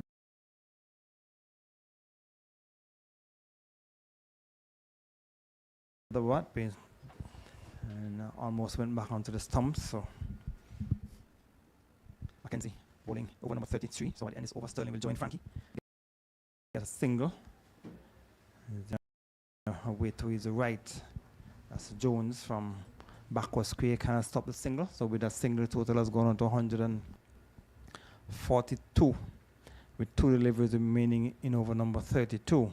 Projected score is 224. Mackenzie would want to prevent that from happening. He's in his 9th over, 1 for 33. And so 1 delivery remains. 2 runs have come so far in this over. So a tight over. And you want to keep it tight. I even pick up a wicket to make it even more productive for the Leewards. So final delivery. Swung away. And it will go over the mid-wicket area for 6. So a bad delivery to bring up the end of over number 32. Swung away by Ramanan for 6. 148 for 3 after over number 32. Loose delivery, dealt with nicely. I was just going to indicate that these 2 batters have adjusted themselves well to the spinners. And Mackenzie has ended his last over, the 9th, with a 6, 1 for 39 from 9. Ramanan, 26 from 48. Rampasad, 31 from 49. And 148 it is for 3. The Trinidad and Tobago team being inserted. And Francis is going to come back. From his 4 matches, he has picked up just what, 1 wicket? Tanez Francis, he's into his 5th over.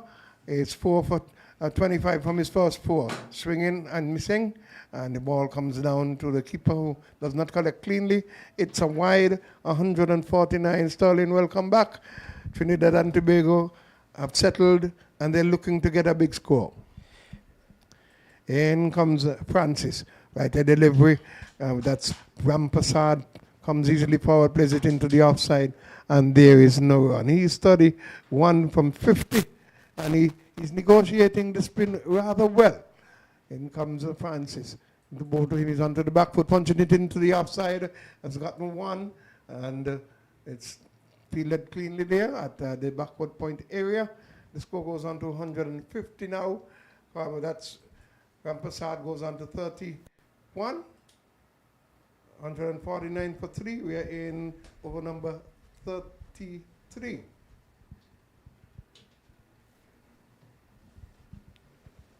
So I had a wide, and then there was no run from that. I thought, yes, there was a run, but it's into the air. It's going to be dismissed. Bad shot from the man Ramanan, who has just shown that he was going to yield aggression. He's given away his wicket. 150 it is now for 4, and we are in over number 33.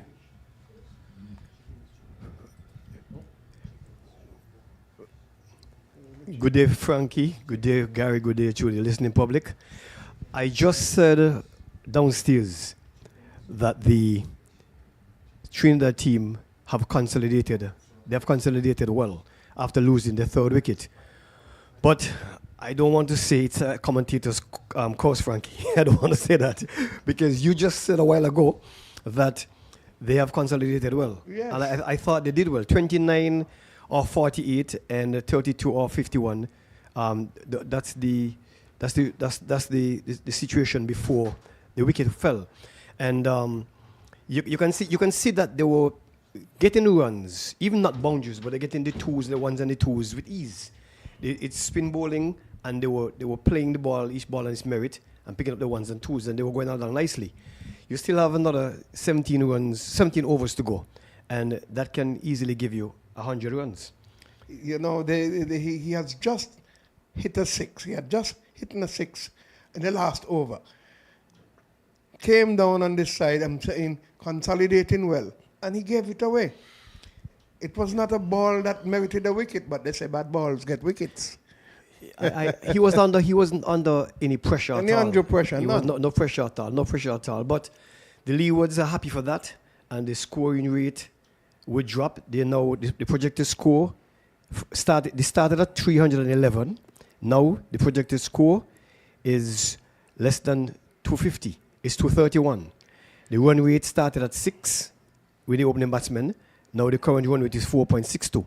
So the Leewards, even though they have not picked up wickets in rapid succession, they have consolidated well. The bowling, they have definitely, the batsmen consolidated well, and the bowling was to a point where they restricted the batsmen from going helter-skelter. Well, they have not chased down 200. The runs that they have had to chase, they've lost twice with small scores, as another run has been picked up here by Trinidad and Tobago. And if they cannot bowl Trinidad and Tobago out under 200, they are going to be looking at an uphill task because their batters has not done well at all for the season. There's 151 for 4, as this one is down the leg side. It's a wide signal by the umpire. It's 152. It is Francis is off and on in this over. Lucky to have gotten a wicket. It's bowled 2 wides already, 2 singles. It's 152 for 4. It's been pushed into the offside here, short extra cover fields, and there is no run. It's the end of the 33rd over, 152 for 4. Mohammed for 29, Gomez 32, 13 to they have lost the last wicket here of Ramnaran, and he got 30 plus. So it is important that they continue to make inroads with the wicket stalling, or else they're going to be looking at an uphill task. From what I've heard, this is the first time we have seen them at the E.T. Willett Park. The batting have not really come to grips with this tone of strict Trinidadians. And let's see what these 3 broadcasts. He's doing some umpiring over there Yeah, definitely in the league global that they have over there. Yes. Okay, Carly. He was the 3rd umpire a few nights ago. He made some good decisions. You do your thing, boy. Here goes Mackenzie to bowl to the batter Lal. The new batter Christian Lal is on 1, and the score remains on 152 for 4. 152 for 4. Mackenzie is bowled 1 for 39. He's into his 10th over. Mackenzie's on his last over. Yes. Definitely. Yeah. He has bowled well. Mackenzie has bowled well. This one is pitched up in the black hole, and the batsman coming forward and punching it into the short extra cover region, picking up a single. 153 for 4, 33.3 overs bowled. 4.57 is the run rate. Projected score 229. Ram Prasad is on 32 from 52 balls. Christian Lal 2 from 5 balls. And Mackenzie in his final over, 1 for 40 already, goes in the bowl. As onto the back foot goes the batter in Rampasad, and there is no run. And Gary, what is the highest score that the Leewards had to chase? As I know they couldn't make 120 something, and there was another score that they didn't make, and then they were able to make another small score.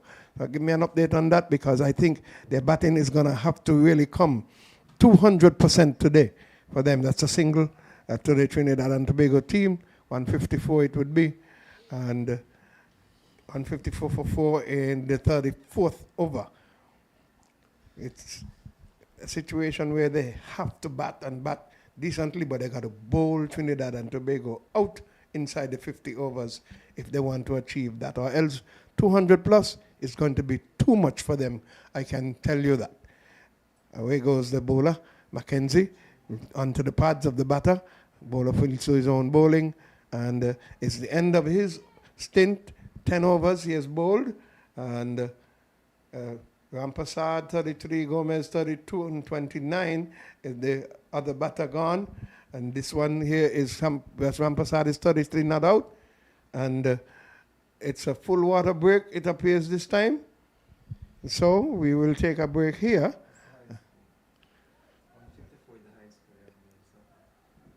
Did they win that? No, they lost to Barbados with that.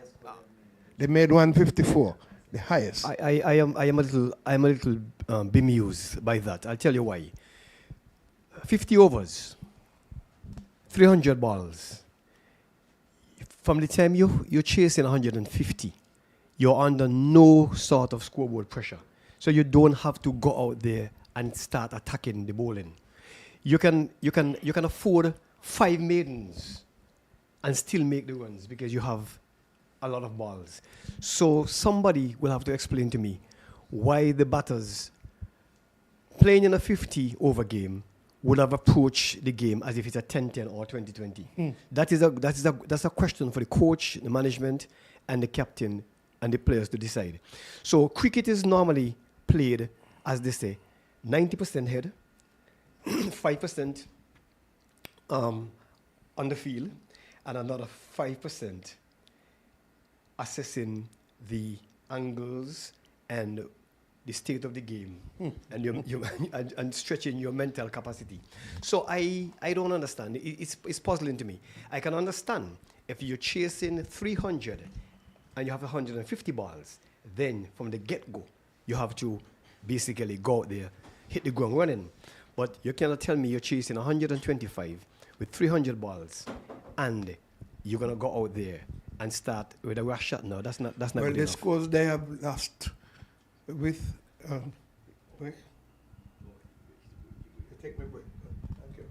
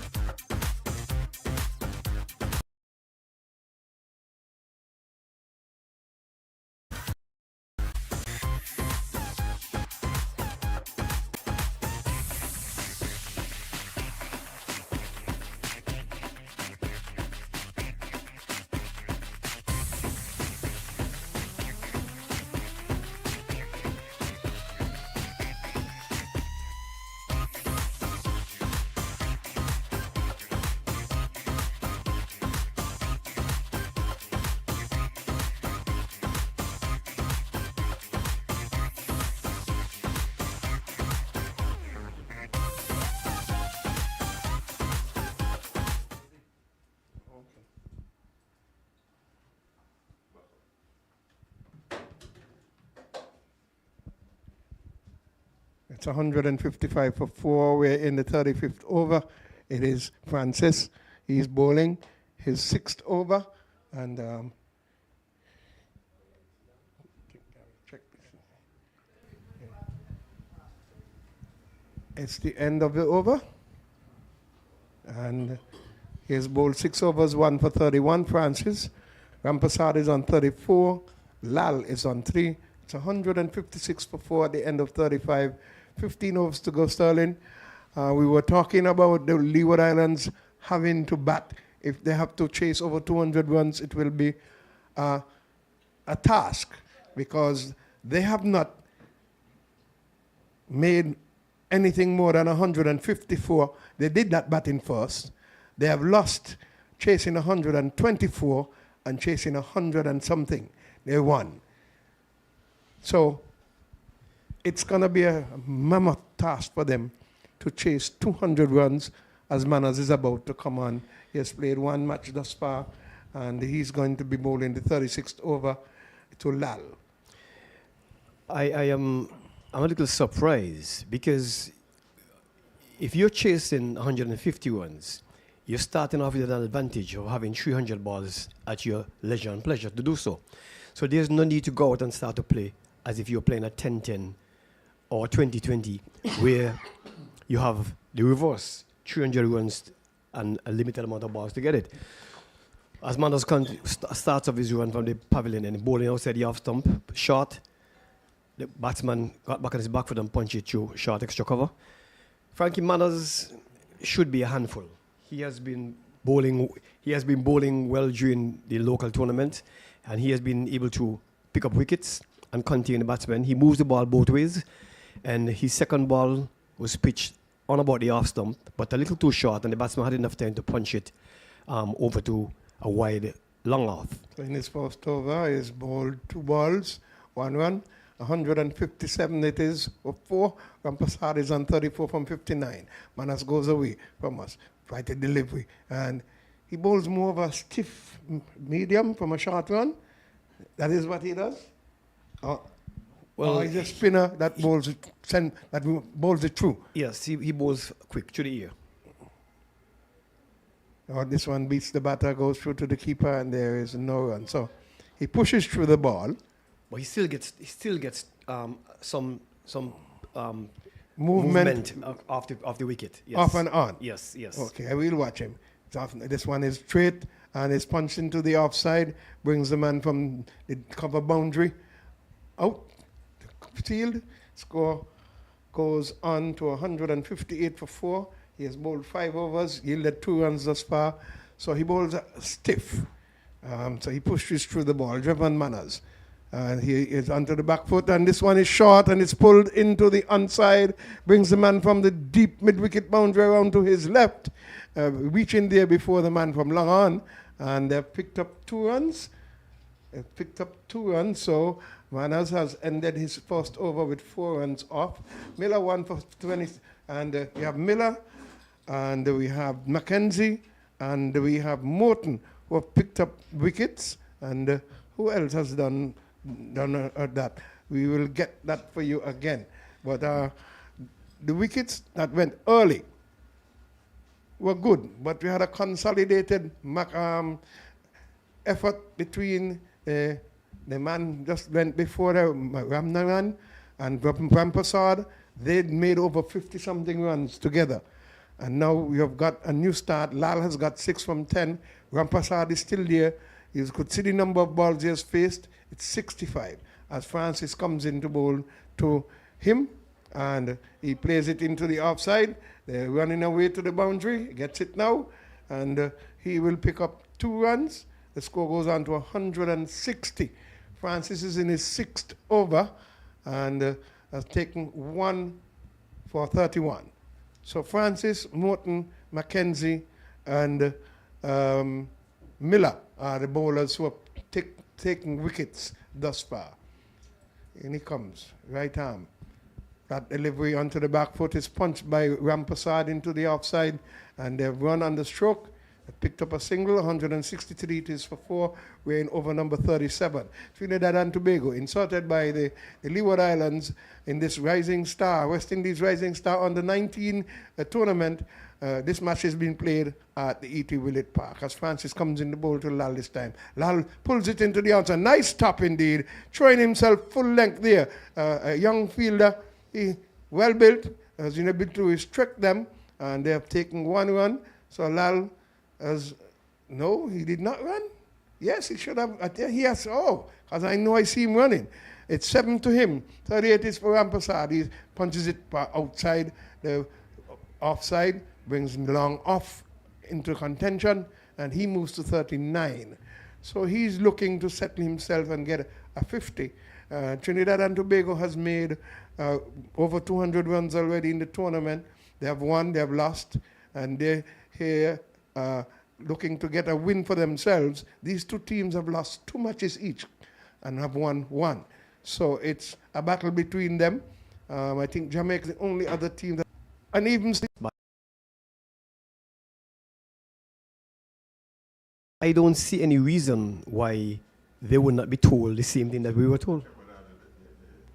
Javan Manners bowls the second over, and it's a foolish. It's a no ball. No ball. For height. It's foolish. So it's a no ball. Yes. It was pitched outside the off stump, but And it was pulled into the onside. above the waist. Yes. It was pulled into the onside and caught, but it's a free hit. So It was caught, it was caught, yes. It was nicely caught unfortunately. in the cow corner area. I couldn't see down in that corner. Yeah. Unfortunately. In the cow corner area. I couldn't see down in that corner. Yes. All right, So away Manners- he goes from us now.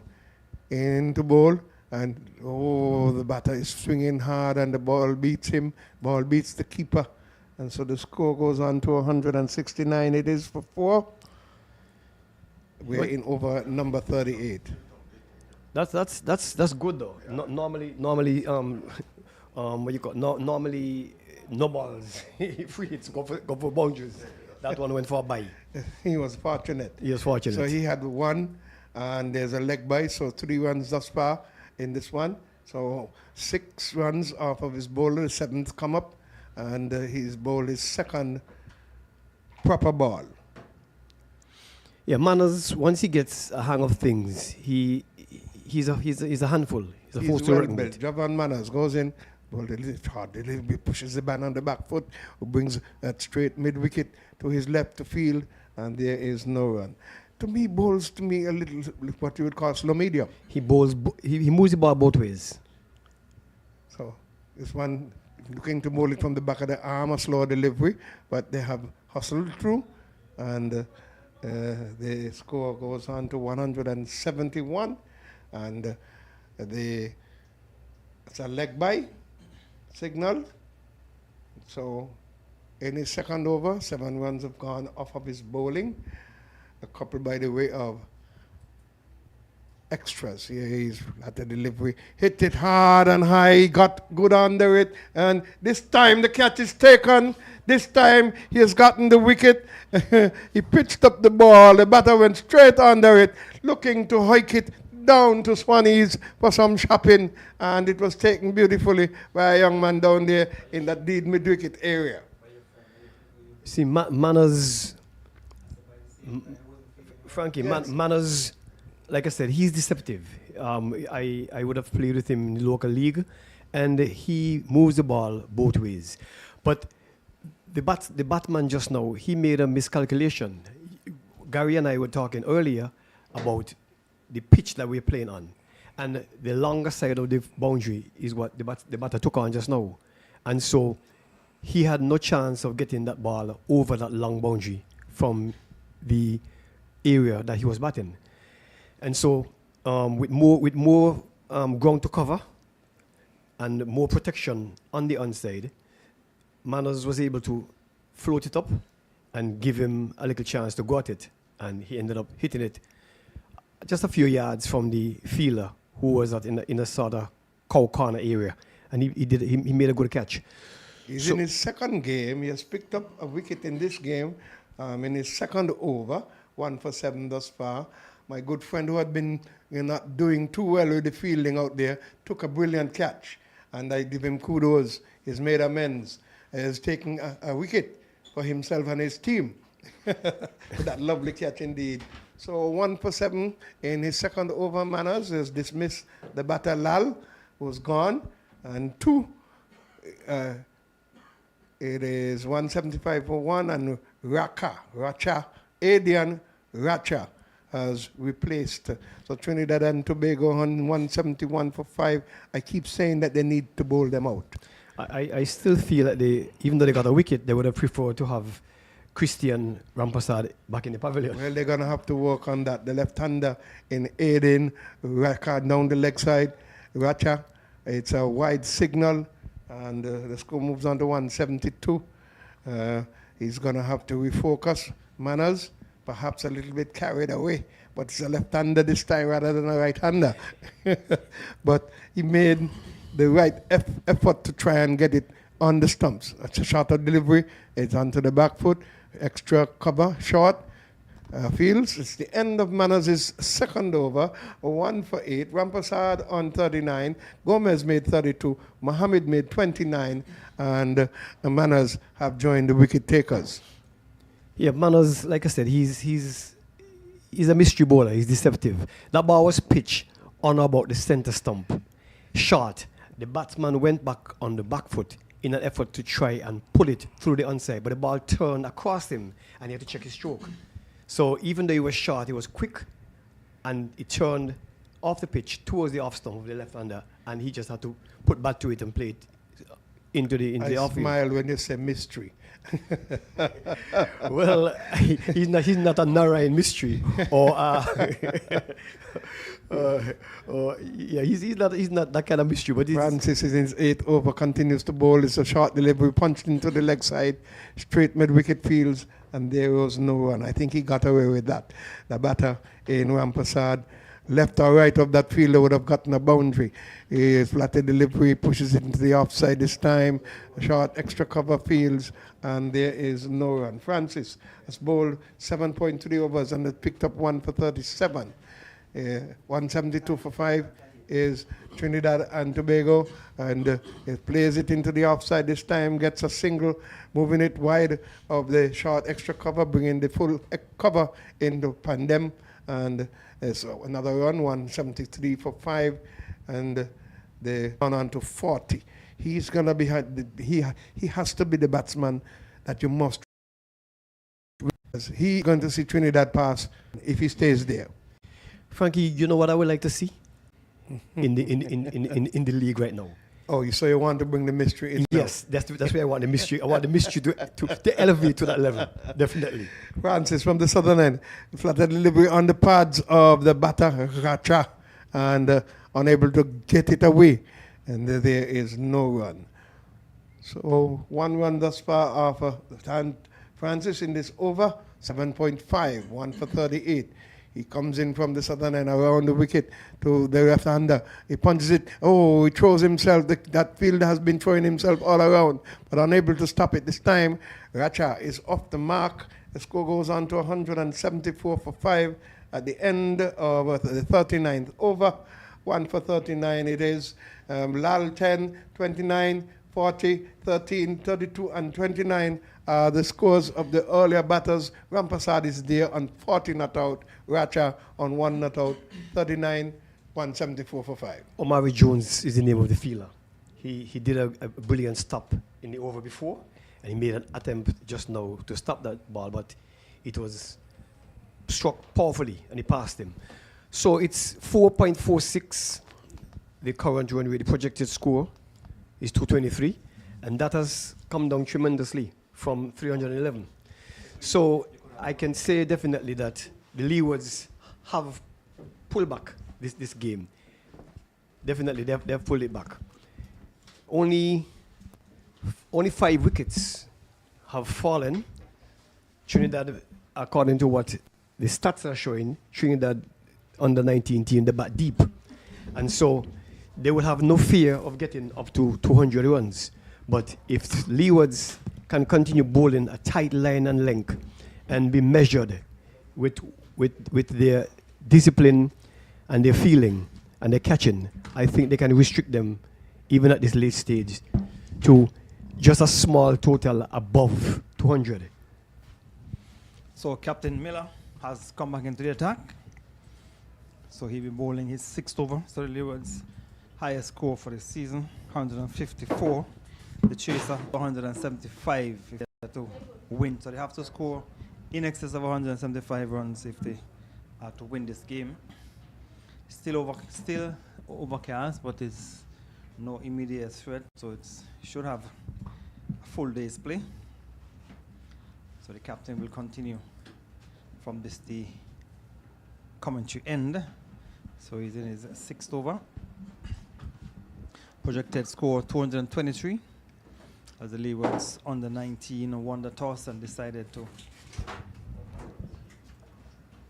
to insert the TNT team. Not a bad decision, Gary. Not a bad decision. Based on the overcast conditions, you wanted to insert your opponents and see what the pitch is playing and what the wicket is doing, so you can basically analyze the game as it progresses, and then you correct any mistakes that the opponent would have made. So a short delivery, signal wide. So the second delivery by the captain, short and wide. He got the wicket with a short delivery in his first spell when he got the wicket of Mohammed caught at the wicket. A delivery he was looking to swing on the onside. So he has come back for his second spell.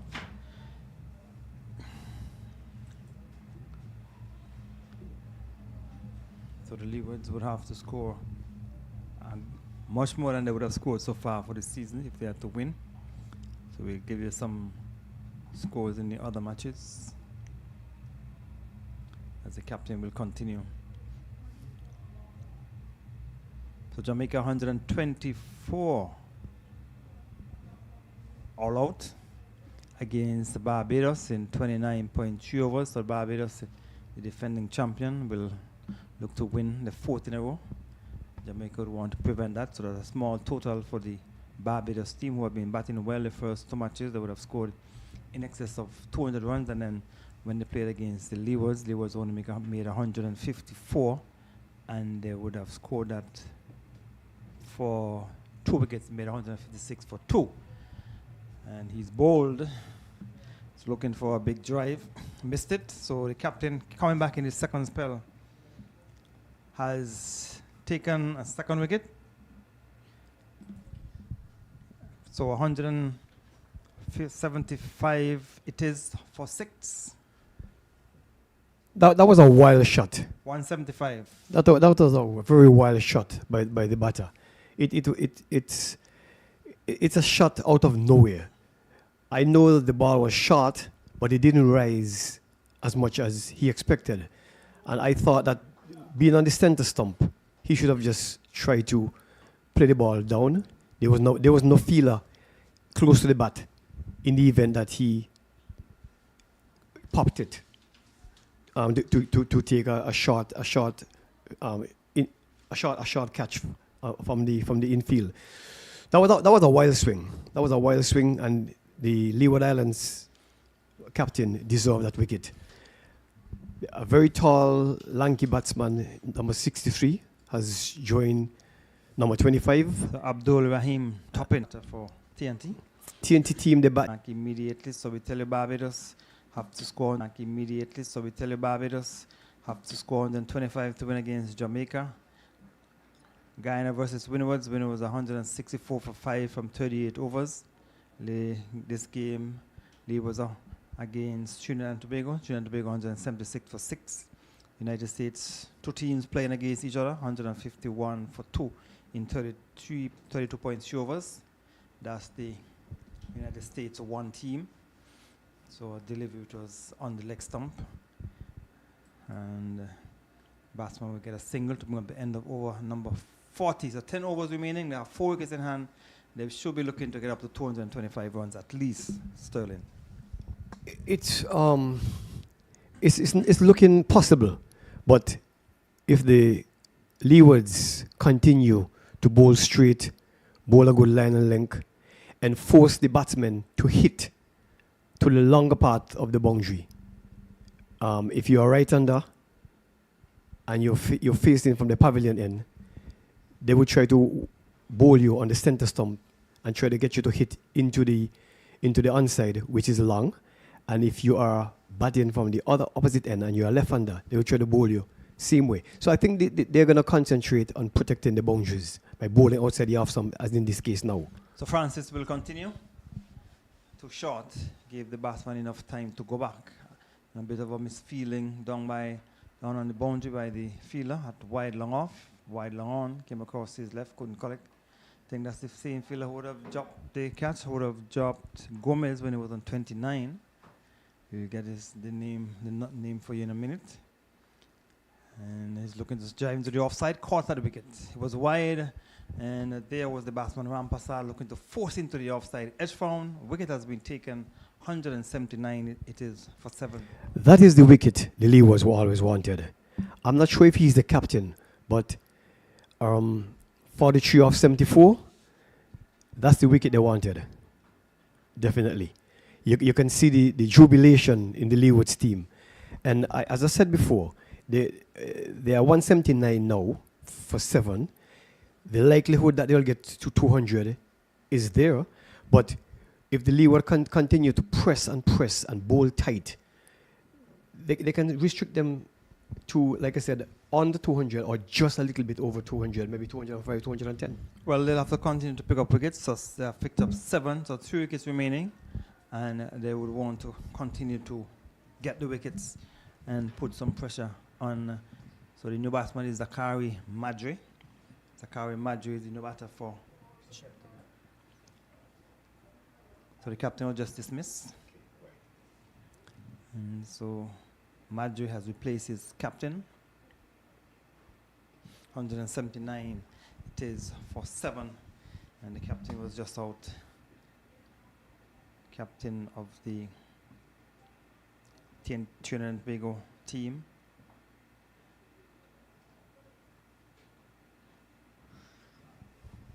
So Madre, who is the left-hander, has replaced his captain.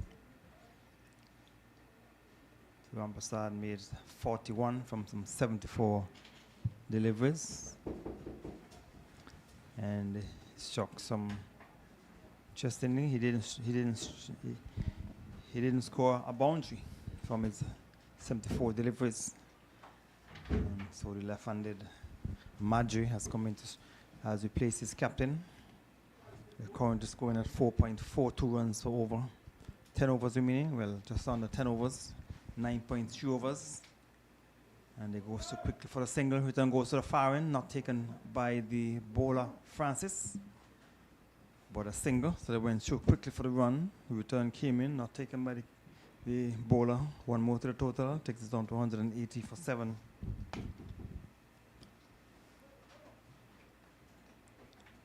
So Miller has bowled 6 overs, 2 for 31. So he came back for his second spell and was able to get the wicket. And 23, he has picked up 2 wickets as a spinner, as he's driving between the legs of the keeper from the inner portion of the bat and down towards the boundary for 4, looking to drive edge form, but went between the legs of the keeper down towards the boundary for 4 runs.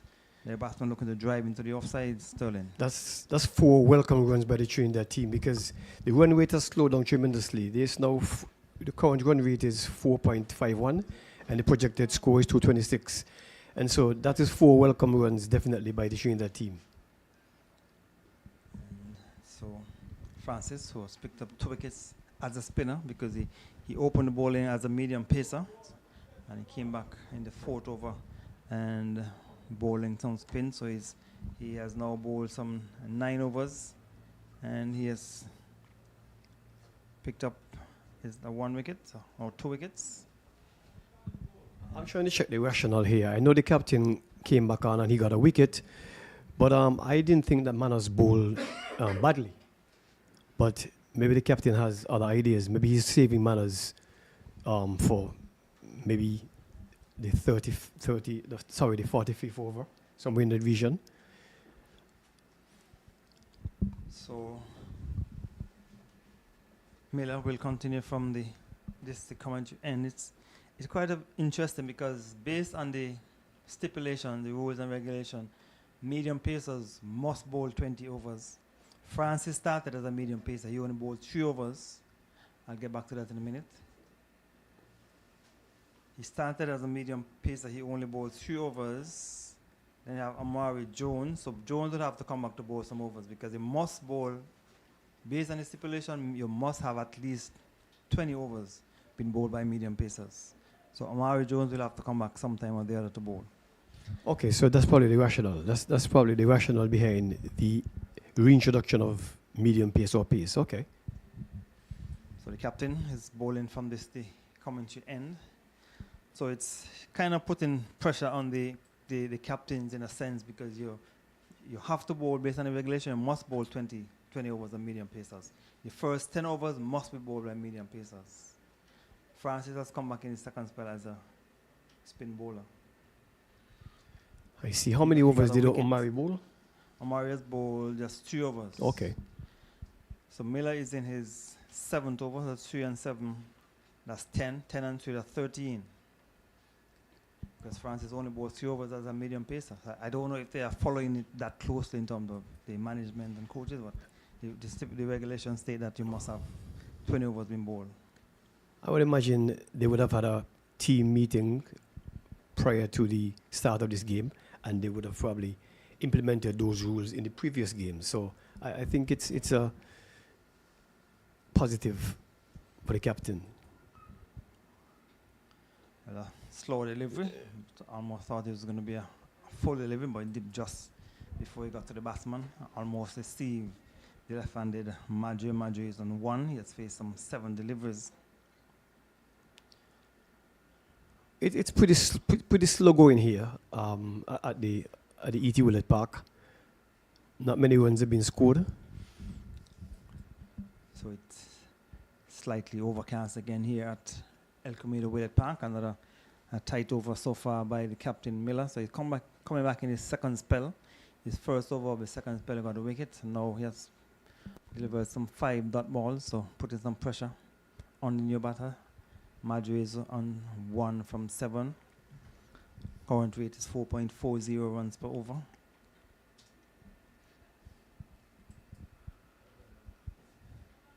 Looking to bowl a short delivery down the onside. He got a wicket with a short delivery. The first wicket, the over is completed, over number 42. So 8 overs remaining. The Leewards would want to get these remaining 3 wickets quickly. Definitely. Or if they don't get the wickets quickly, and the batsmen hold out, they want to restrict them to under 200, and by doing so, they will have to bowl a very tight line and length, and the fielders will have to stop the bubbling. Too many ones have been turned into twos, and a few twos have been turned into threes because of fumbling on the boundary. So let's see what's going to happen for the next 8 overs. So Francis will continue from that far end. He has picked up 2 for 3rd. He has picked up these 2 for 46. So first delivery, single. So he's in his 10th over, 2 for 47. I don't think they can count his 10 overs as medium pacers. Only short of those 10 overs were delivered as a medium pacer. So Madri is on 1. The left-handed Madri is on 1. We're facing up to Francis, who is bowling his last over. 2 for 47. So the Leewards want to look to get these final wickets, the final 3 wickets as quickly as possible. Trinidad and Tobago, on the other hand, would want to get in excess of 200 runs. They're currently scoring at 4.37 runs per over. The captain seems to be a little cramped. His left foot is giving him some problems, it appears. So this time we get a single, just guide it into the offside to the right of extra cover. With that single, total has gone on to 186. With 2 deliveries remaining over number 43. So 7 overs, 7.2 overs remaining 186 remaining in the figure of top end. So you imagine he's a big fast bowler, Sterling. Could imagine that. Thinking about a second, and they will get it in the end as the fielder coming across to his right down at long on to move to the total. So over number 43 has come to the end. 188 it is for 7, the Trinidad and Tobago team. It appears if Amari Jones is going to take up the attack from the pavilion end, and quite rightly so. According to the rules you explained, 10 overs, 20 overs should be bowled by the medium pacers. The captain, I am not sure if he was going to continue to bowl because he's hopping a little bit. It's kind of warm outside and probably lacks a little hydration, but nevertheless, they're young people and we expect them to perform well under these conditions. This is their type of cricket. Right. And based on the number of overs remaining, if Amari Jones is to bowl to the end, he will only bowl 4 overs. So 4 plus 3, that's 7. 7 plus 3, that's 10. And 7 from the captain, that's 17. So the men get up to the 20 medium pacers, 20 overs from the medium pacers, as is stipulated. So we don't know if that doesn't happen, if there will be any they will be penalized or anything. But a single from the first delivery from Jones. So with that single, the total has gone on to 190. Also, I don't know if they will just count Francis as his 10 overs as medium pacers. I don't know, the match referee will determine that. Because I'm sure he would have indicated from the start that he's a medium pacer. But he did bowl some spin, good bit of fielding down at backward point, but cannot stop the single. Just running away to his right, another single to the total. 191 for 7 in over number 44. Projected score 221. The running has been excellent. We cannot say that too often. The running has been excellent. We have not even had a slight chance of a run out. These guys are very quick. And they're not afraid to take on the arms of the Leeward Islands fielders. Jones is in his 4th over, none for 17. And there was the batsman winding up for big shot, and he had to wait as he realized the ball was not coming through as quickly as he probably thought. So he had to kind of delay the shot, but he got it down into the offside, no chance of a run. Jones is a good prospect. He's a smart cricketer, and he studies his game. And the good thing about Jones is that he delivers his slow ball with the same speed of his arm. So his arm action doesn't change, but just that the ball comes out slowly. So we're going into ball to Toppin. And Toppin is driving down the ground. Some work for the fielder to do. He's coming across to his right. And a single to the total. So Terence Francis is the fielder down at long off. One more to the total, 192 for 7. So we have seen some 4 runs coming off the over. So Amari Jones plays for who in the local league? Because he is allowed to play for any team. Once you're under 17, he plays for about 4 teams. So Madri is playing his crew of the wicket. They have crossed for 1. They're going to come back for the second. So 2 more runs to the total. Takes it closer to the 200 mark, 194. But he predominantly plays for highlights. He plays for highlights senior team. He plays for Eastern's 2nd division. He plays for the Masters. He just plays cricket. But his main team is highlights. Highlights, yes. Highlights International, the big team, the 1st division team. So 6 runs have come from Jones's over so far. 1 delivery remaining. And full and wide. Got it down to backward point. The end of over number 44. It's 194 for 7. Trinidad and Tobago under 19. Yeah, we thought for a moment that Leewards would have had to chase 250, but they have pulled it back. 221 is the projected score. When we had started at 6.1 or 6.2, now it's down to 4.1, and I would say, despite the fact that there were some fumbles and some job catches, they have pulled it back considerably. And so it's just a matter of getting used to wickets and restricting the Trinidad team to a total less than 220 and go out there and bat sensibly and get the runs. So we have heard of change of bowling, change of batters. We're now hearing change of keeper. So the keeper, so new keeper has put on the pants. And don't tell me that is Tevez Francis Sterling. Francis would have opened the bowling as a medium pacer. He came back in his second spell as a spinner, and now he's doing duties as a keeper. Oh, well, I'm not laughing because it's a joke. I'm just laughing because I find that the versatility exists, and so what should I put it? My reaction is more complimentary than laughter. It's interesting. It's showing the skills of the youngsters. Yes, the versatility. He's a medium pacer, spinner, now a keeper. So Captain Miller has come back into the attack from that far end. So in over number 45 is 195 for 7 at the start of over number 45. So 5 overs remaining after this. Major is on 7 and Abdul Rahim topping is on 10. He has faced some 9 deliveries. And Major is on 7 from 15. So the fielders out on the offside. We have a third man. There's a cover on the boundary. Feel that long off has been asked to come inside the circle as long on mid-wicket. The fielders out on the onside. And they will go for a quick single, so a slow delivery.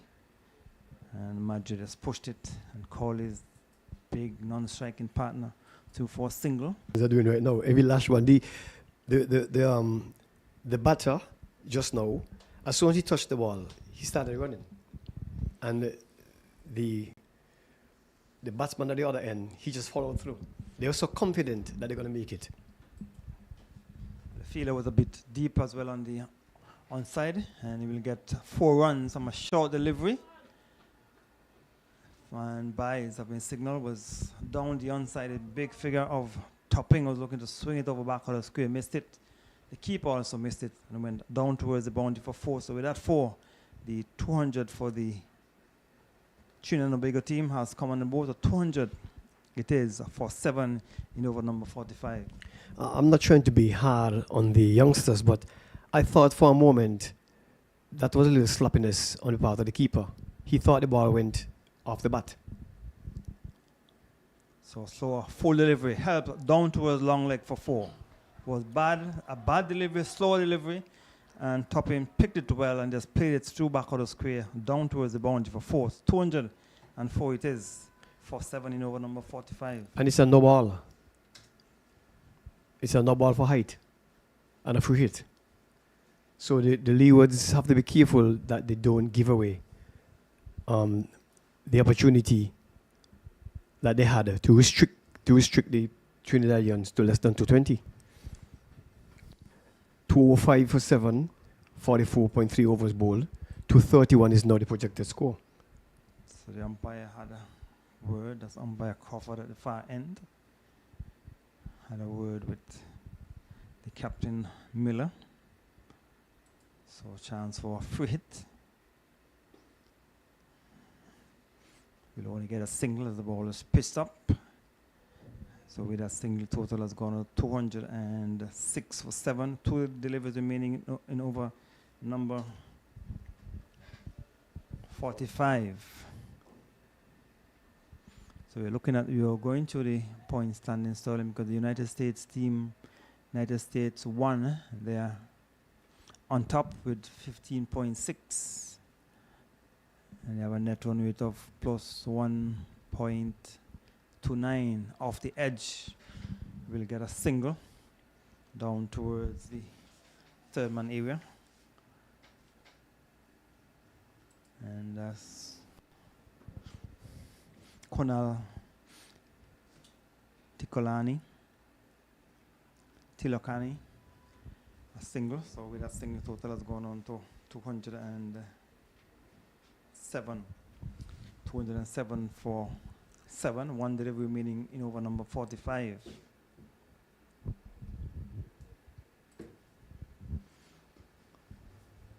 So a slow delivery. Toppin had to wait on it and played it down to long for another single.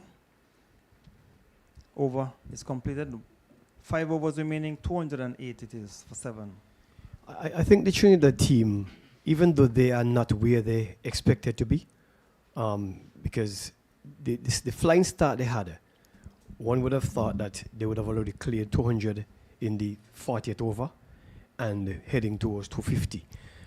And the stats that you just outlined, where Leewards have not scored more than 150 runs, I think psychologically in the back of the Trinidad's players' head, the coach, management, captain, they probably think that they have enough already on the board. But cricket is played on the field. And if the coaches from the Leeward Islands study the game the way it's supposed to be done, they would instill in the players that you have 300 balls as starters. You're not under any pressure. So just go and play cricket shots, pick up the ones and the twos, rotate the strike, and put away the bad balls. It's straightforward cricket. So Jones will continue in with this start over number 46. As Sterling will make his exit for Frankie Claxton, a slow delivery. And the batsman was coming inside the line.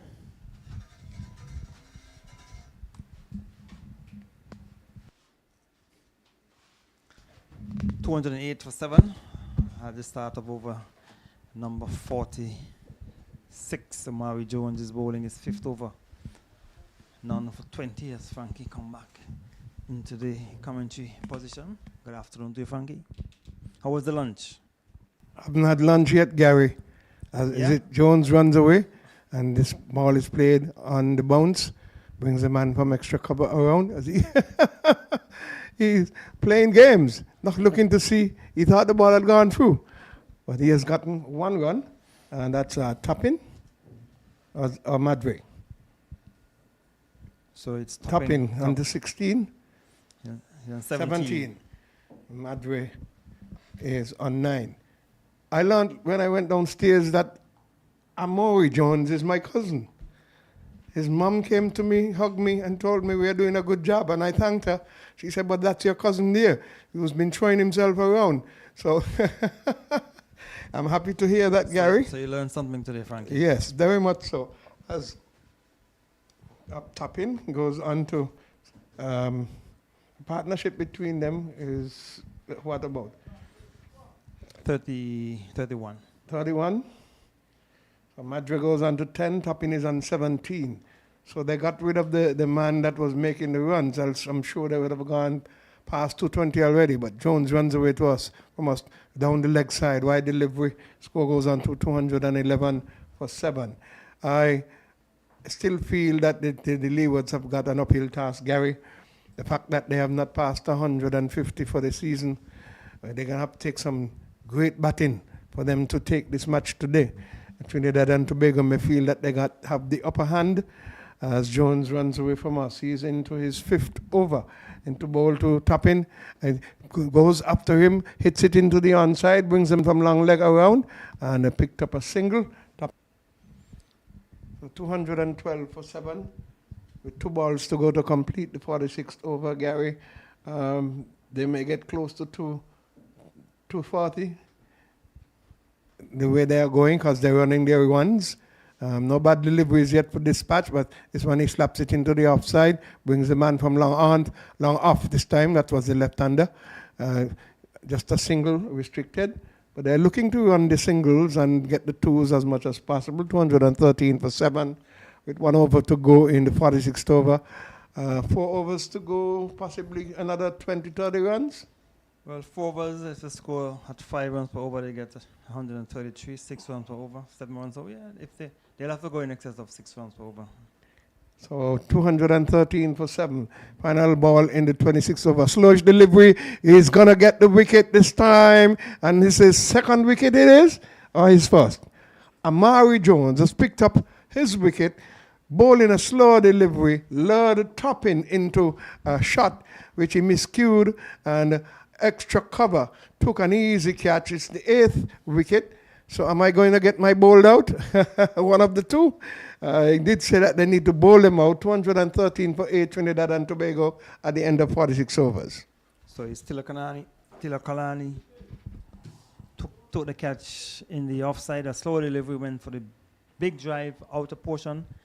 And Tilakalani taking an easy catch. So the Trinidad and Tobago team losing the 8th wicket at the end of over number 46. So it's still a good total, as you indicated. The Leewards would be hard pressed to get up to 214. Even if the innings is to end now, the Leewards certainly will be under pressure. It would be a bonus for them to bowl them out for sure. And at least if they can come out with that motivated factor that they can bowl them out, they may well be able to transfer that into their batting. So Anil Uplal has replaced Toppin. So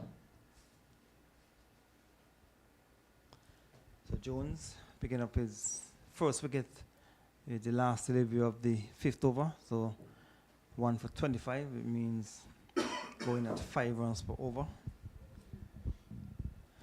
And Ruplal playing some 10 matches so far. Madris is there. He's on 11 from 19. So he would want to face as many of the remaining overs or remaining deliveries. It appears that Captain Miller and Jones are going to bowl out the rest of the overs. Miller is into his 9th overs, picked up 2 for 41. He got the batter that was making the runs. What is it? Rampasad. Yeah, caught behind, right? It comes from the southern end. The left-handed batsman plays it into the onside, and a run for him. That's Zakari, goes on to 12, and the score on to 214. It is for 8. 214 for 8, Trinidad and Tobago. Been sent in by the Leeward Islands in this West Indies Rising Stars under 19 competition.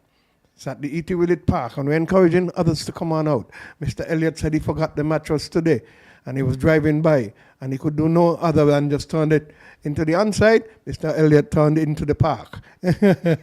So another run here for the Trinidad and Tobago. Ruplal, left-hander, is off the mark. He goes on to 215 for 8. It is in the 47th over. But he has been here watching the matches. I've seen him in the previous 3 matches he has been here. And he has been here from ball 1. Yes, he's been told, but he said he forgot today. And something tell him to come to town, and when he was driving by, he saw the cars, so he, as usual, came in, and he's there watching the rest of it. And he backs his cricket, and he's going to back the Leeward Islands. Another run for Trinidad and Tobago, 217. It goes in the 47th over. So Miller has 44, that's 2 wickets from 8.3 overs, and he's into his 9th. So he's going to bowl his quota out, I'm sure.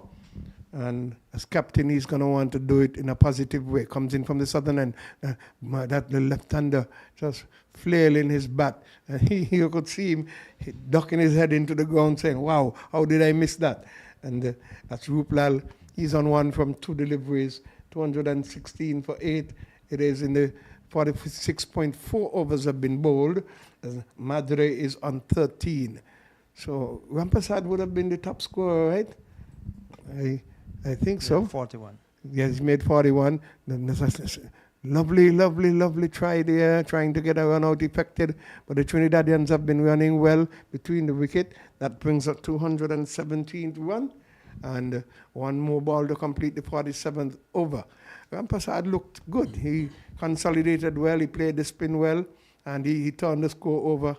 Did not play any large array of shots, but he made sure that the the runs were turning over as he was there, turning the ones into twos and put away the bad ball when it accommodated him. Here comes Miller. And he's balled him. Yes, I knew that he was going to get that wicket and just keeping it on stumps, because seeing him playing and missing outside the off stump, this one was right on target. And Ruplal goes for two, bowled Captain Matthew Miller at the end of his 9th over. It's 217 for 9. So, Sterling, I'm getting my bowl out. I'm getting them bowled out. Yes, that's an achievement. Positive. And that is something that you can take over into your batting. And they may well surprise us with their batting today. So you look at it, a good delivery, just on the off stump coming across the left hand. I was looking to play across it and open a gap between bat and pad, and went into the gap and onto the center and off stump. It's at the end of over number 47. So the captain has done well. The captain has picked up three wickets in his 9th over. And Omari Jones will continue from this day. Well, he's going to be bowling his 6th. He has got 1 for 25. And with 3 overs remaining, they should be able to bowl out Trinidad and Tobago. And let's hope that's positive for them going into their second innings, which then they will return to take down whatever score Trinidad and Tobago has put on the scorecard, on the scoreboard, in the scorebook. Jones goes away from us to bowl to left-handed Ruplal. Delivers now. His ball is right up, a slow delivery, taking him on the pads. The ball seems to be going down the leg side. He's using his slow deliveries smartly. And he would want to ensure that he picked up this last wicket for the Leeward Islands. Jones, 1 for 25 from 5.1 overs. Runs away from us here at the pavilion end. Number 28 on his back to bowl to Ruplal. Flighted delivery. It's a full ball, but was a slower one. So that's why I said flighted. Ruplal was able to get it down to long on for a single, and the score moves on to 218 for 9. He's going to have to be careful with those slow balls, because sometimes you can get dispatched to the boundary. But it seemed to be one of his tricks in his armory. He'll now be bowling to the new batter, Alexander Chase. So we got a Chase in Trinidad. Yeah. Alexander Chase. He receives now from Jones as he runs away from us. Burn up into black hole. He comes down hard on it, and they're running again. Exemplary for the whole Trinidad team. Everyone who has gone into bat has run well between the wickets. Takes the score on to 219 for 9 in 47.3 overs into that 48. Will they be able to bat out the 50 overs? Will the Leewards be able to bowl them out? We'll just have to wait and see what's up the sleeve here for Jones as he runs away from us. Into bowl to the left-handed Ruplal, who flashes, pulls it into the onside. Really should have been looking to throw it into the offside. He picks up another run for himself, and the score goes on to 220 for Trinidad and Tobago. It is West Indies, rising star on the 19 cricket at the E.T. Willett Park here, Trinidad and Tobago, inserted by the Leeward Islands. There are 220 it is in the 48th over. As Jones runs away from us to bowl to the right-handed Chase, who is on 1. Up again, trying for that black hole delivery, that Yorker, but he came down hard on it, and beautiful running indeed. 2 runs they would have gotten playing that ball into the offside. A good bit of feeling by the captain as well. He came around quickly, picked it up in the right hand, and then had a return in quickly. But good cricket all around, good running, and good feeling by the captain, but couldn't prevent the second run. So we've seen some 5 runs coming so far in this over. 222 for 9 with 1 ball to go in this over to complete the 48. Jones runs away, bowls to Chase, pulls it into the onside, and it's a 1 he's gone on to 4. It's the end of the 48th over, 223 for 9, Gary. Leewards looking to see if they get that following wicket. Trinidad looking to bat out. 6 runs coming from the over. I am trying to understand the rationale by changing the keepers, because I thought when you change the keeper, maybe he would have been doing some bowling. That's Richards. The keeper is Eric Richards. He changed with Francis, but he has not been bowling. So what's the rationale, Frankie? He's a specialist fielder? I really don't know. Maybe he's a better fielder than Francis then. Perhaps. And I'm going to be bowling the 49th over, and it's going to be the captain in his 10th over, Matthew Miller. He has picked up 3 for 45 already for his team, and he's gesticulating how he wants his field to go. He brings up the man from the long leg boundary more to the 45 on the leg side there, sent the man, a third man down on the boundary area. He comes away from the southern and into ball to Hooplal. That's Chase, sorry, who's just gotten a single. He picks up another single now, and the score moves on to 224 for 9. We're into the 49th over. Will Trinidad bat out the 50 overs? Will the Leewards take all 10 wickets before? We just have to wait and see. But Captain Miller is taking that challenge to them. Will he succeed in getting that final wicket? Or will Trinidad and Tobago be able to bat out? 224 for 9 in the 49th over. Miller comes in from the southern end into ball to the left-handed Hooplal. Hooplal plays it. Oh, and an opportunity for a run out. Sorry. They got the run in the end, but they have been running, and this is the first time we see a chance of a run out going a begging. Had that ball connect, there would have been another wicket. So they've gone on to 225, Gary. Anything they're taking now?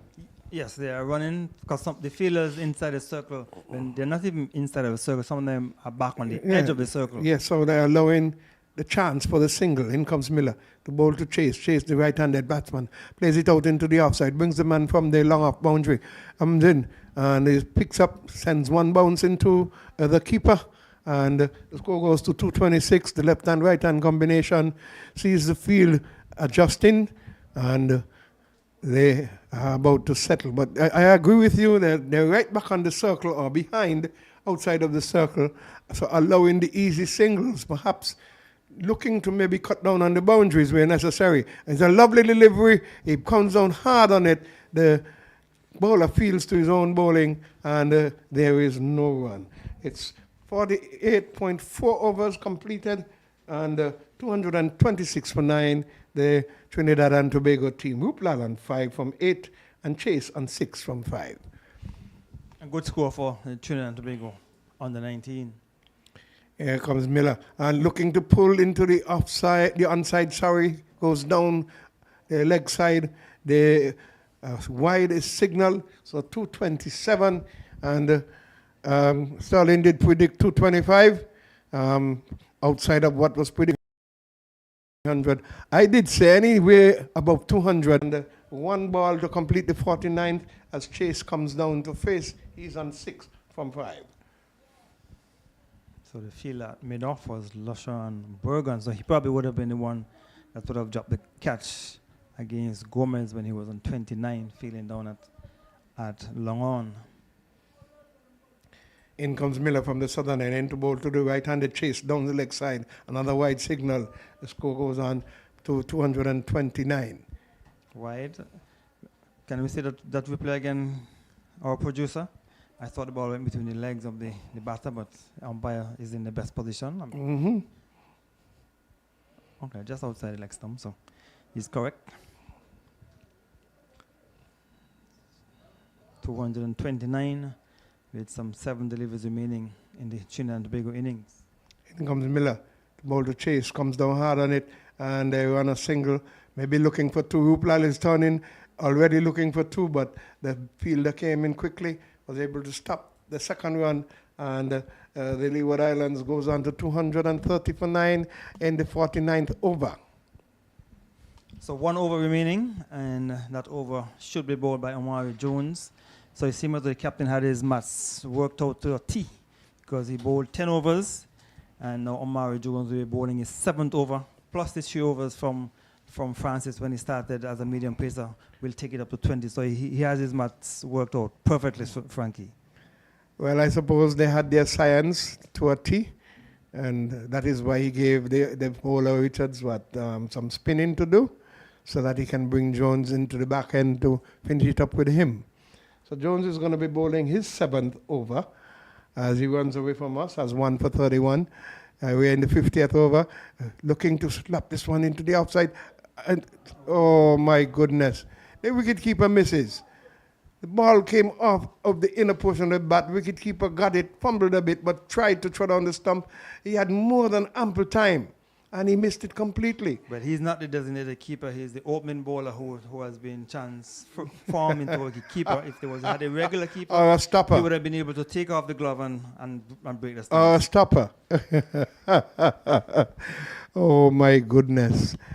Amidst the camaraderie, amidst the comedy, is the cricket. Here, down the leg side, pulls it into the onside is Ruplal. It's running away to the boundary. He gets his first 4. He has been a very busy man since he has gone to the wicket. He moves on to 10. The score goes on to 235 and almost getting to 250. 235 it is for 9 with 4 balls to go. So it was a badly lined delivery, a slow delivery on the leg stump of the left hander. If it was a right hander, it would have been on the right hand as Right. off stump. But it was poorly lined and it was punished. He was trying to get that Yorker again, but Ruplal made good use of it. He is on 10 from 10. Jones about to bowl his 3rd ball in his 7th over. The 3rd ball of the 50th.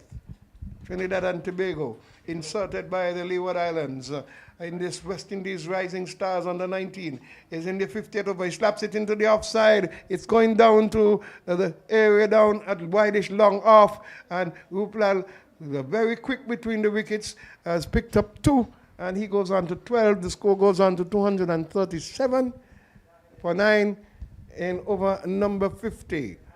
So Trinidad and Tobago ending on a positive for themselves. The Leeward Islands would consider their lines and lengths, consider their fielding, and then they'll have to come and bat positively here. It's a foolish delivery by Jones, and the fielder picks it up. It's a single to Ruplal. He goes on to 13. The score on to 238 for 9, and 2 balls remaining. Some 8 runs already coming from the over, so a good over for the Trinidad and Tobago team. They already have a good total on the scorecard, 238. That certainly will create some problems for the Leewards. It's going to take some batting to get to the total, wherever it ends. It's over 230. Trinidad and Tobago been sent into bat by the Leeward Islands captain Miller, and I'm wondering if he's going to be ruining his decision, thinking that perhaps he could have used the atmosphere. It was not utilized. The wicket has given you a true picture that you can make stroke play easy. As Jones goes away from us into bowl to the right-handed, chases, swings, it comes off of his body, and they've hustled a single. Or did it take the edge, took the edge and came off of his body? And they've got their 239th run, and it's 1 ball to go, Gary. Yes, and they have scored off of every delivery in this over so far. 9 runs coming from the final over. 5 balls have been bowled. So they're looking to end with a boundary, and I'm sure that they'll be very happy. Well, let's see what Ruplal will do, because he's a very positive player. He throws it up into the air, slower delivery. He was trying. Ruplal has run 1, and they're running 2. He gets home. Good positive cricket from Ruplal has given his team a good buffer.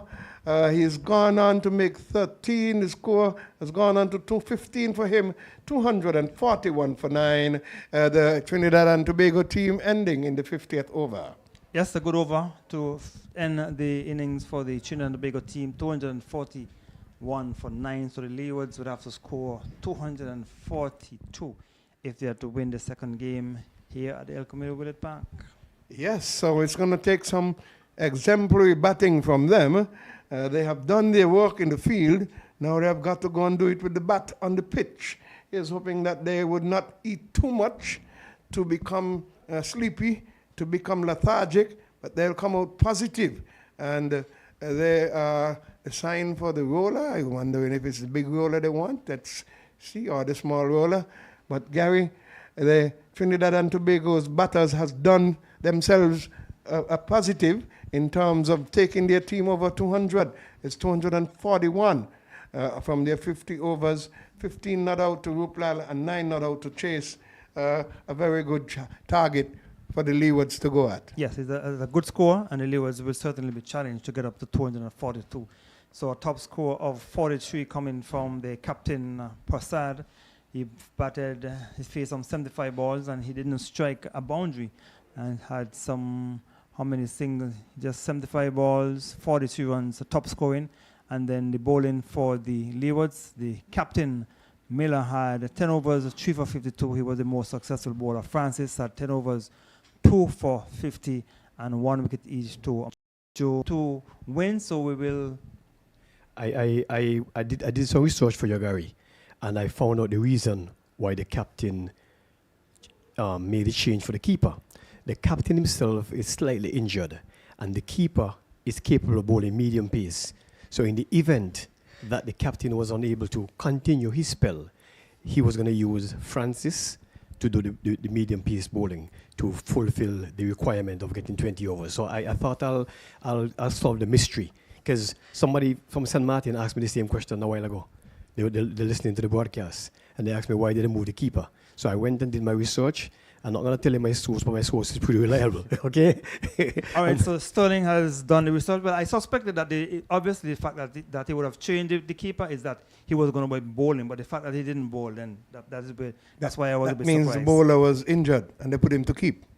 No, the captain probably was carrying an injury, so just in case he could not have continued his spell, then the keeper, the original keeper would have bowled the medium pace for him. But he was not used. He was not used because the captain was able to continue his spell.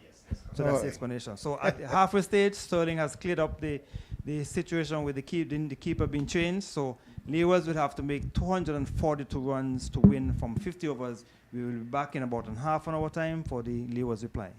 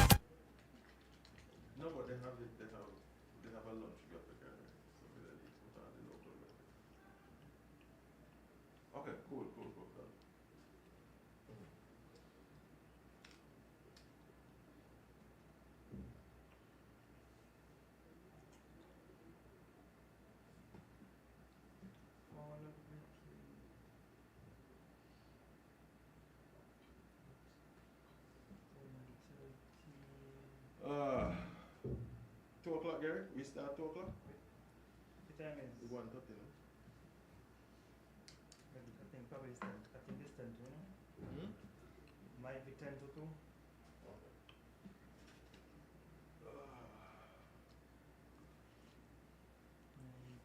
Okay. Check Look where you're doing now. Check the work. Heat and treat now as you can cut back. So what kind of thing that?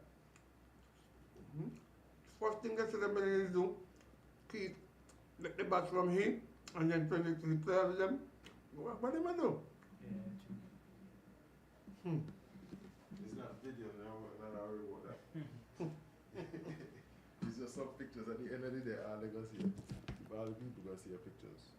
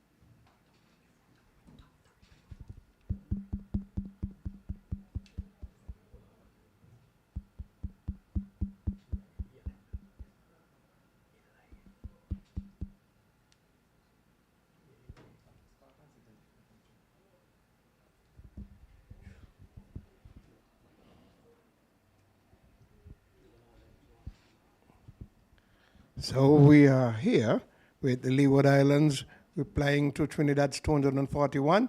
Top in, the big man who has been hitting the ball around, bowls to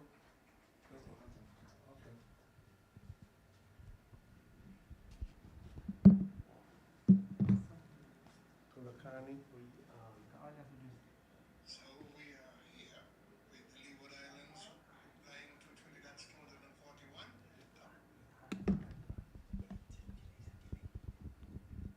Tolakani is off the mark with 1 run, having faced 3 balls, and it is 1 without loss. Devan Singh pulls this into the onside. He's going to bring the man from that long leg boundary into contention. So Singh, he goes on to 2. He goes on to 1. So it's 2 without loss. The Leeward Islands looking to get 242 in reply to Trinidad's 241. Instructions: bat deep, settle in, move the ball around, get your ones, put away the bad balls. That was what the coach was telling the players there on the balcony. Ensure that you settle in and approach the game positively. Now they have made an adjustment in the field. It's a slip. Backward point, square cover. And I said backward, I mean real backward point, as usually from the old days. Square cover, extra cover, wideish mid off, wideish mid on. A man at short square to the left of the umpire. And that one comes through nicely. Wicketkeeper collects, and there is no run. He seemed to be in the left-hander Poolnan, whatever his name was, the keeper.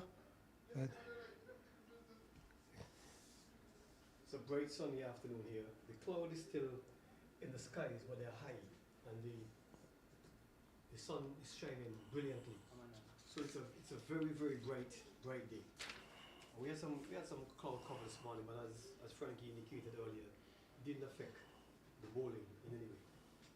As the bowler runs up from the bat at him, bowls are saying off some of the batsmen just allow it to go. Frankie, they have started with no pressure.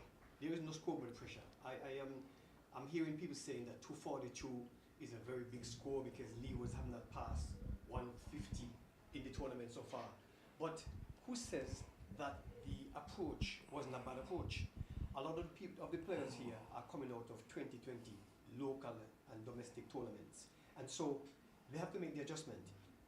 You start off with 300 balls and you're chasing 240.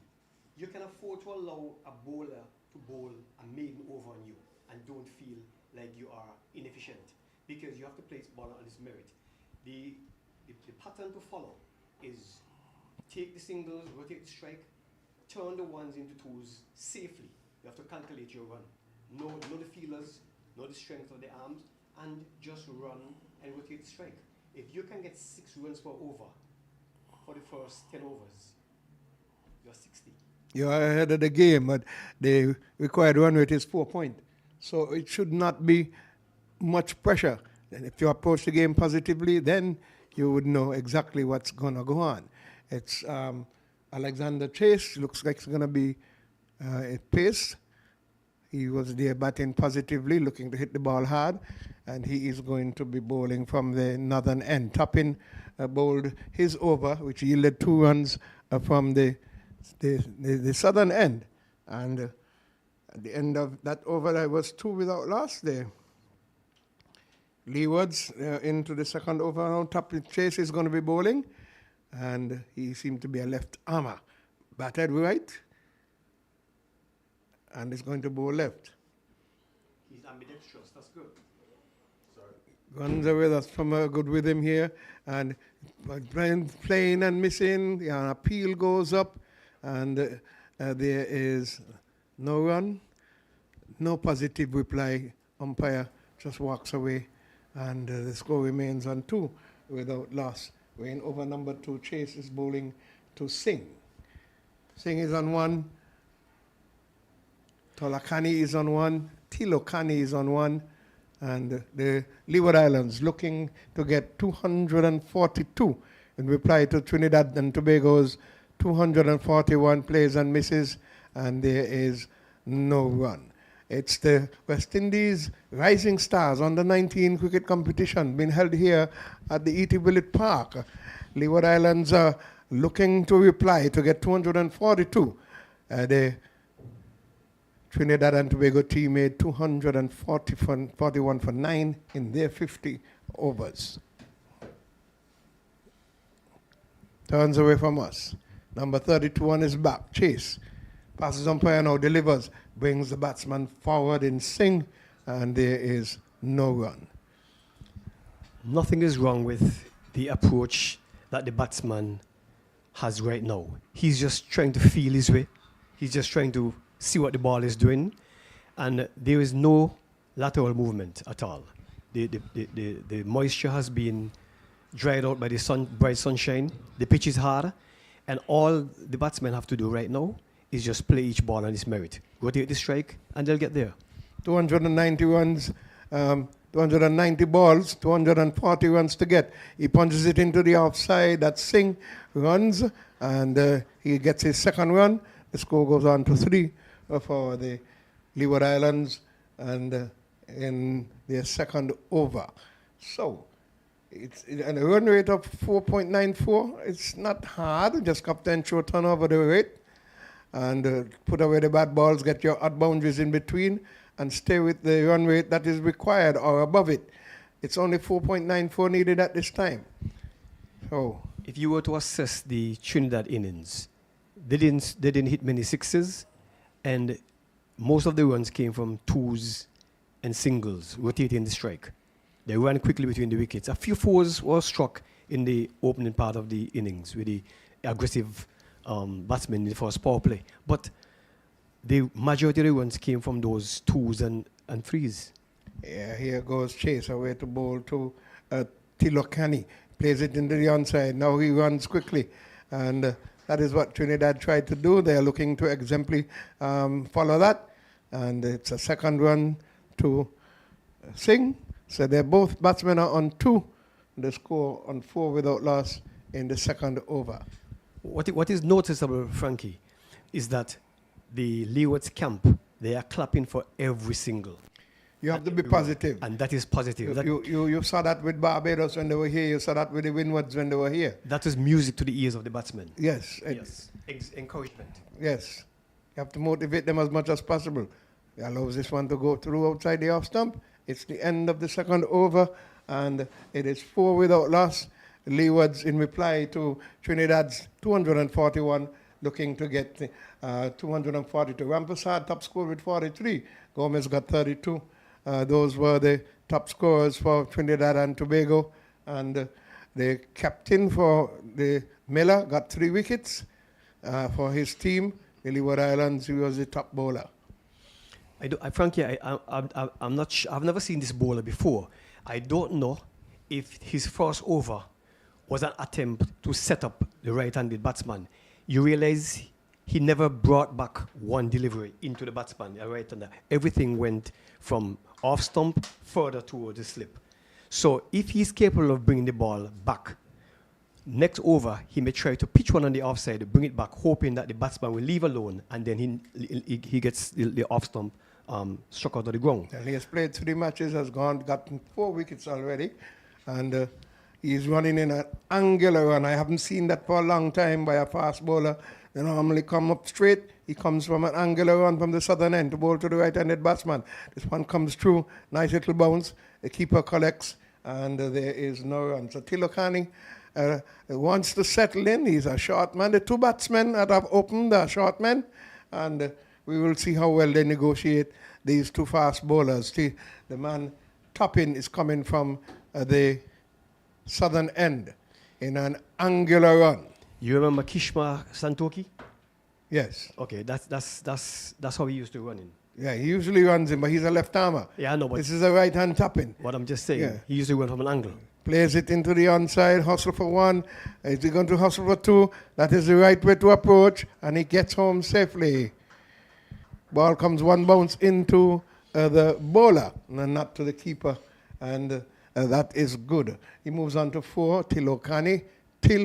Tilokani, yes. It's Tilokani. Tilokani. 4 from 8, and it is 6 without loss. All And Leewards over has to number do, 3. Frankie, all Leewards has to do is duplicate the positives from the Trinidad team. Fast running between the wickets, carefully calculated. Batsman have to call, you have to look out for each other. You're the non-striker, you have to tell the batsman when it's safe to run. And he has to be on the alert as well. So it's a short ball. This one going away. Batsman, the Ramnaran, the keeper, I think. Yes, Ramanan, and he collects cleanly. Small diminutive figure. Reminds me of the Barbadian keeper. The manager who was here the other day with the Barbadian who kept for the West Indies. It's that kind of build he has. And so what they're doing now, they're trying to adjust the field. So they've gotten the third slip in.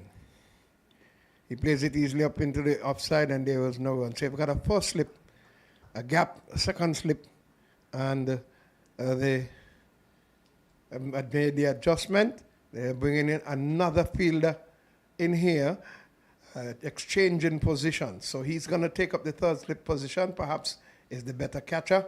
You've got a square cover or backward point square, extra cover, a short. Well, the mid-off is just to the left of the bowler, a little wide, not in full position, onto the back foot. Okay, already? You've seen the ball coming off the edge. You see the young man throwing himself.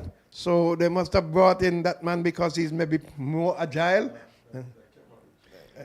Well, I can tell you the reason, Frankie. You're not able. You won't be able to see the fielder here, but there's the third man on the boundary, and so the third man is splitting the first slip and the third slip. Well, that is usual. Yes, that's usual, but That is usual. But you wouldn't have seen him. But that's the normal vantage field you point, will get. yes. You don't start a fast bowler without a third man. Here comes tapping. It's onto the back foot. Plays it to the man there. That backward point area. He stops it cleanly. It's the end of over number 3. It's 6 without loss. And Tolakani has 4. Singh has 2.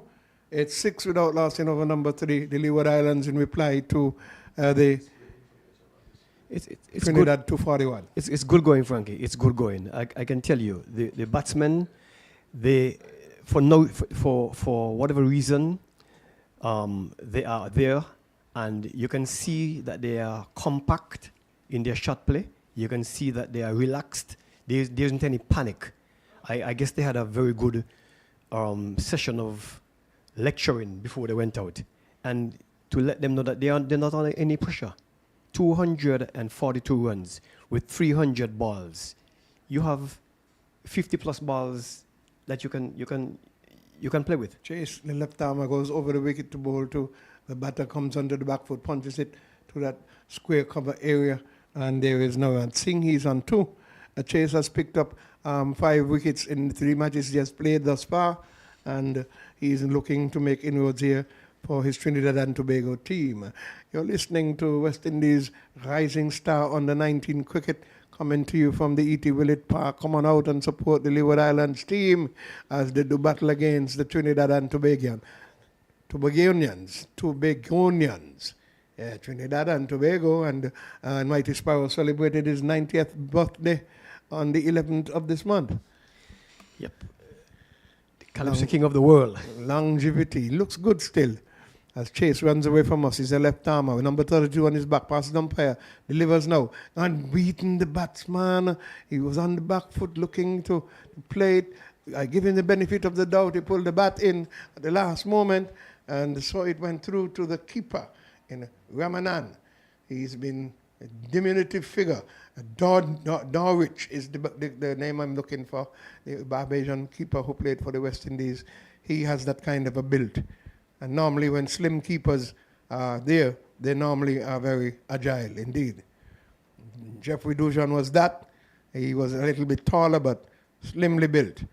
Here goes Chase, slashes it into the offside. Lovely shot indeed from Singh. Straight to the boundary. The bowler just taking it up and Singh lent into it beautifully. The only fielder just had to run and retrieve. Frankie, I'm very impressed with the way the Leewards have started, and I'll tell you why. This bowler, his name is Chase. He's a little quicker than you think. He's a little more nippy. On 2 occasions, he surprised the batsman, and in this case, he overpitched, and he just leaned forward and struck it to the offside for 4. He runs again into bowl to Singh. What will he do this time? Short of a good length. It goes through to the keeper, and there is no run. Singh on 6. Tilokani on 4.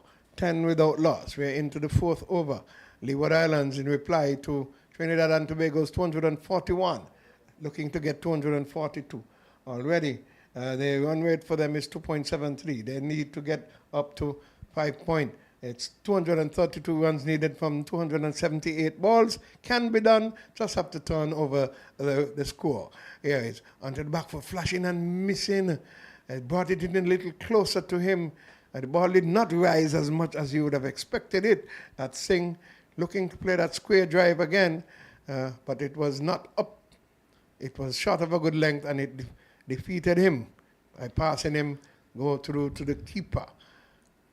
Before I pass judgment on the pitch in terms of his bounce, I'm going to look at a few more deliveries, because those 2 kept low, and one prior to this one bounced high.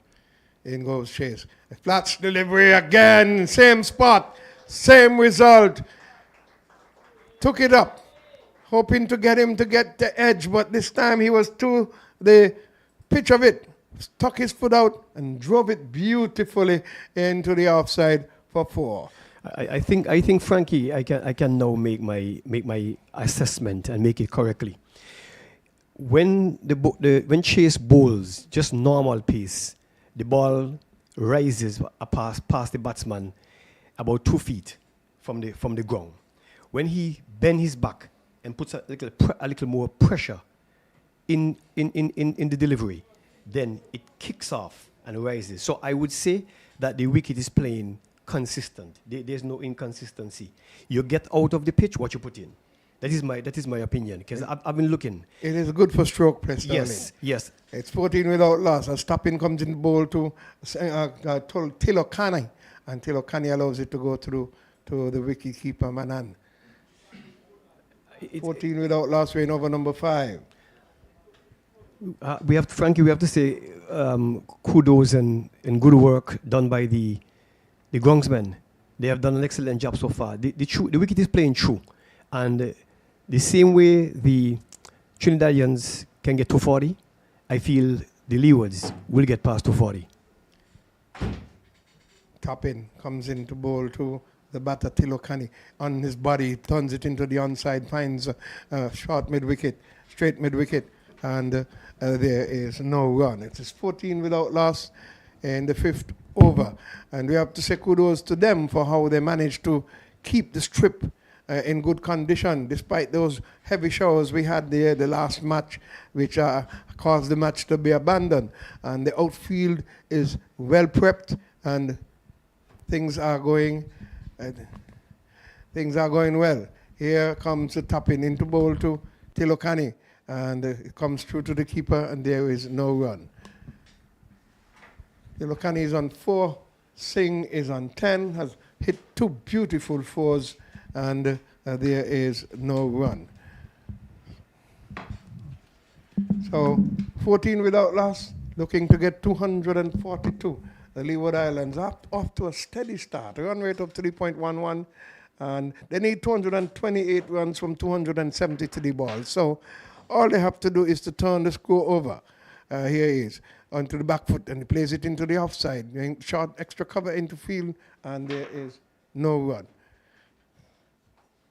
So 14 without loss, we're into over number 5. The 4th over in the 5th. 4th ball in the 5th over has been bowled, and the Leewards up to a steady start. Not a fast start, but steady, and they would need to bat deep. Take it as far as they can in the power play, get themselves up to a decent thing, onto the back foot. Did not get around it properly, just was able to stab it down into the onside.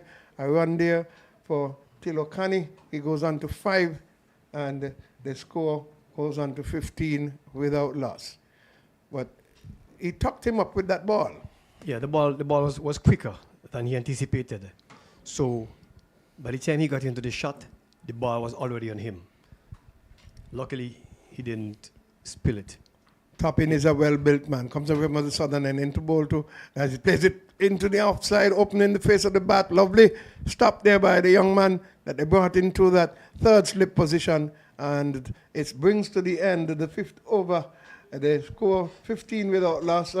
Rapazard 43, Gomez 32, 29 it was to the other top scorer for the Trinidad and Tobago team. And 15 without loss. Sing on 10 and Tilokani on 5. The Leeward Islands replying 15 in 5 overs. The current run rate is 3, and the required run rate is 5.5, but or 5.04. But that's not a big concern at this point in time. We have a lot of balls left, and we have a lot of time in the game. There's no threat of weather to introduce the Duckworth-Lewis system. And so I think that if the Leewards batters can continue to play themselves in and get comfortable, then they would be able to take on the lesser bowlers that are due to come. Who say they are lesser?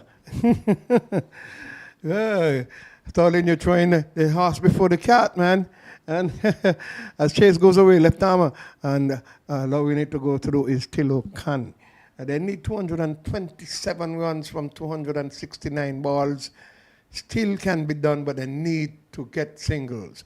In this first couple of overs, Trinidad and Tobago was almost already into the 20s. They were running ones, turning the ones into twos. They had the run rate going, and the Leeward Islands going to have to do that. Going to have to get comfortable and more positive with themselves. They have to believe in themselves that they can chase these runs down. Plays it into the onside, brings the man there at mid-on into play. He takes it on the bounce, and there is no run. 15 without loss in the 6th over. I realize that the Leewards, they have two right-handed batsmen, and so that makes it a little more easy for the bowlers to bowl a consistent line and length. The left and right hand combination normally disturbs most bowlers. Chase runs away into ball to Tilokani. He's onto the back foot, plays it into the offside. Backward point comes into play. And there is no run. They're going to have to learn to place the ball into the gaps. Right now, they're placing the ball to the fielders. You're going to have to work the ball left or right of those fielders and in a timely manner in order to pick up some boundaries and some twos. I still feel, Frankie, that the guys are taking the time to play themselves in. So far, they have not played a rash shot.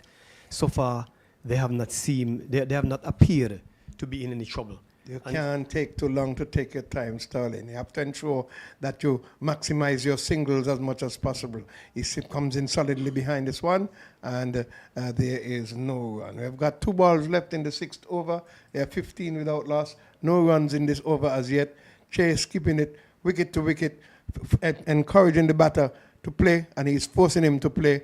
So let's see what the rest 2 deliverers will yield. Cricket is a game where a fast start doesn't mean a fast finish. A slow start doesn't mean a slow finish. So we just have to watch and see. Let's see what the approach is like. Goes in with a slip, a third man, a backward point. He gets in solidly behind it, extra cover.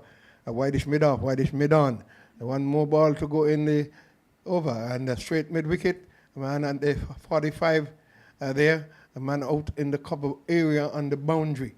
So they have got the fielders out that they need to have outside of the circle, the rest inside of the circle, and the slipping catching position. The 45, you could say, would be there for the tickle if it's played uppishly, and the backward point, same thing. Away goes Chase, the left armer, passes the umpire now. Bowls to the right, Tilokani plays it, again straight to the fielder at backward point, brings to the end, over number 6, it's a maiden, and the score remains on 15 without loss. Yeah, Frankie, that's good. That's good bowling. He realized that when he pitched pitched up, he got driven to the offside for 4 on 2 occasions. So he has pulled back his length, and he has continued to bowl the same line on or about the centre stump, forcing the batsman to play a rash shot. And what they have done, they have placed 6 men on the offside, which is the shorter side of the boundary, with the right-handed batsman facing. And I give them credit. The Trinidad bowlers, they're really, they especially Chase, he's bowling to his field. Because if he continues to pitch up, he's going to get driven through the offside, and he's going to reach the boundary very quickly. Toppin is going to bowl his 4th over. He's already bowled 3 overs for 10 runs. Chase 3 overs for 5 runs. Toppin comes in from the southern end onto the back foot, punches it into the offside. It's running away to the boundary. It has legs. Will they be able to stop it? He puts in a dive, pulls it back, and they've gone for 3 runs. A good fielding there by the young man who went out. They've got 3 runs, it is. And Singh, it is 13. And the score moves on to 18 without loss. Nice punch off the back foot. Yes, and that is on the that was punched into the longer side of the boundary, which is the sign towards the street, Swannies, for those persons who are in Nevis and or abroad but knows Nevis. The western section of the field. Abarts his run, that's Toppin, and he goes back. He reminds me of more of a Gabriel built rather than, I'm trying to find another fast bowler from Trinidad. He comes in there, Toppin, onto the back foot, flashing and missing, and there is no run. You have Channel Gabriel and you have Marvin Dillon. Which of them would you think he would reflect from? Channel Gabriel, his shoulders, they're broad shoulders. Those who are looking at the television can see. He's more of a Channel Gabriel. The other bowler you reference, he's a little taller and slimmer. Tino Best, he has a kind of a built as Tino Best, well strongly built shoulders and chest. Doesn't bustle like him though. In comes Toppin, the ball to the batter. He took the plate off the body of him. He was struck in the body, and there is no run. So 3 balls have gone. Tilokani is on 5. He's 5 from 25 balls. Singh is 13 from 14 balls. Sterling. Tilokani has got to up his momentum. Yeah, I'm going to wait until the power play is over and see and assess. I'm going to wait until the first power play is over and assess where they are, as to where they could have been or where they should have been, and where Trinidad was. Too many dot balls. It's 224 from 261 balls right now. He's pulling this one into the air. It can yield a catch, yes. Oh, he put it down, fall into the ground. It spilled out of his hand. The man himself I was just talking about, who needed to really get off has gotten a single from a chance. It was a very well directed short ball. He just put his hand around and tried to, he got no power into it. Tried to play it off, fend off of it. It was over his head, he shot. And only could play it into the sky. The man down there at long legs, pilling it.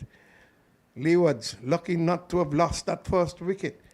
Tilokani, who I said who needs to get on with it, has gone on to 6 from that chance. He now is Singh, receiving from Toppin. He's onto the back foot. This comes through the slips. Quicker delivery, comes off the outer portion of the bat and flies through the feet of the slip fielder there down to the boundary for 4. Well, the Trinidad batsmen, they benefited from some drop catches and some sloppy fielding from the Leewards, and in this case, it is being returned. I wouldn't say it was sloppy fielding. The ball kept very low and deceived the first slip fielder and went straight through his legs. In relation to the catch that was dropped just now, the ball was quick. It rushed the batsman. It appears as if he caught it high on the bat and came down to backwards square leg boundary. But no, long leg. I'm sorry. I'm sorry. Long leg boundary. Yes. And the fielder, he hesitated before he moved forward. I can see from here, from my vantage, he hesitated. I guess he thought the ball was coming directly to him. And by the time he reached out to it and caught it, he was in a stumbling roll, and if the ball fell out of his hand. Popping into bowl beats the man there, Singh, who is on 17. It's the end of the 7th over, and there is an appeal, but nothing yielded to that. It was a quick delivery, and it bounced appreciately outside the off stump, and the batsman did the right thing. He pulled out of the shot. As I'm saying, Frankie, or I was saying before, it is better for them to be where they are now. 23 without loss. They need 290 from 258. The current run rate is 3.29. The required run rate is 5.5. But they have not lost a wicket. Because remember, it takes only 10 balls to get 10 wickets.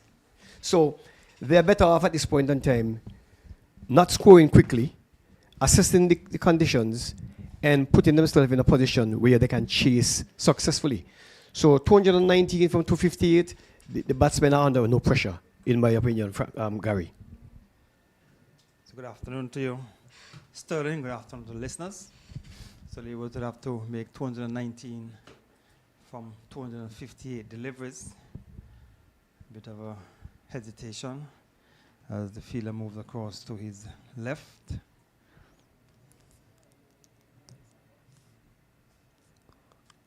That's the captain, Rampastad at backward point. So the Leewards just scoring at 3.21 runs per over at the start of the innings. They would have had to score in excess of 4 runs. So they'll have to try and work the ball around some more, pick up some singles. Otherwise, the pressure will mount on the batters. And so this is the 4th round encounter between Trinidad and Tobago and the Leewards. Tilakani is on 6, so he has soaked up some 28 deliveries. And Singh is on 17 from 16, so scoring just over a run per ball. But Tilakani is really going nowhere at the moment. He has faced some 28 deliveries, but the fact that you have faced so many deliveries, it means that you're getting your eyes set. So maybe he's getting set for an attack later on, but the Red Force bowlers have been bowling tight. So we're driving through the onside. It probably will get at least 2 runs as the fielder is giving chase. They, of course, for 2 should be thinking about the 3rd. So 2 runs to Tilakani. So with those 2 runs, the Leewards will go on to 25 in over number 8. So it's going just about 3.2 runs per over, Sterling, which is below the required rate at the start of the innings. Yeah, but they have not lost a wicket, and that is positive. The left arm space bowler, he's bowling to his field. He has a strong offside field, and he's pitching the ball just about on the center stump, moving towards the off stump, forcing the batsman to punch into the offside. So we still have a slip, and he's driving, knocked down at extra cover. So that's still a can needs an 8 from 29. So the Red Force made 241 from their 50 overs, 241 for 9. Captain, who is at extra cover, he top scored with 41. And for the Leewards, the captain he got the most wickets. He was the most successful bowler, 3 for 52. So the 2 captains top in the respective discipline. The delivery which was whipped down towards back of the square. And they were able to get 2 runs. So 2 more to the total, takes it down to 27. But the Leewards would have been hoping after inserting the Red Force under overcast conditions here at the El Camino Village Park, would have been hoping that they could have gotten some early wickets and probably restrict the Red Force to a smaller total, but they got up to 241 for 9 as chase will continue from the commentary end. And batsman Tilakani looking to play a cheeky shot, probably came from the inner portion of the bat, dropped down in front of him on the offside, almost looking back as if the ball was going back onto the stump. Over is completed, Sterling. over number 8, 27 without loss, Leewards. Yeah, the run rate is 3.38. The required run rate is 5.5, but they have not lost a wicket. And so 5.12. So they have not lost a wicket. And even though they are, like I said, they are below the required run rate, they still have an advantage. They need 215 runs from 252 balls, so they are not under any pressure to really get these runs. So let's see what's going to happen. The Trinidad captain is continuing with his opening bowlers. They've been doing a good job so far. The top end will continue from that far end. 4 overs, none for 13.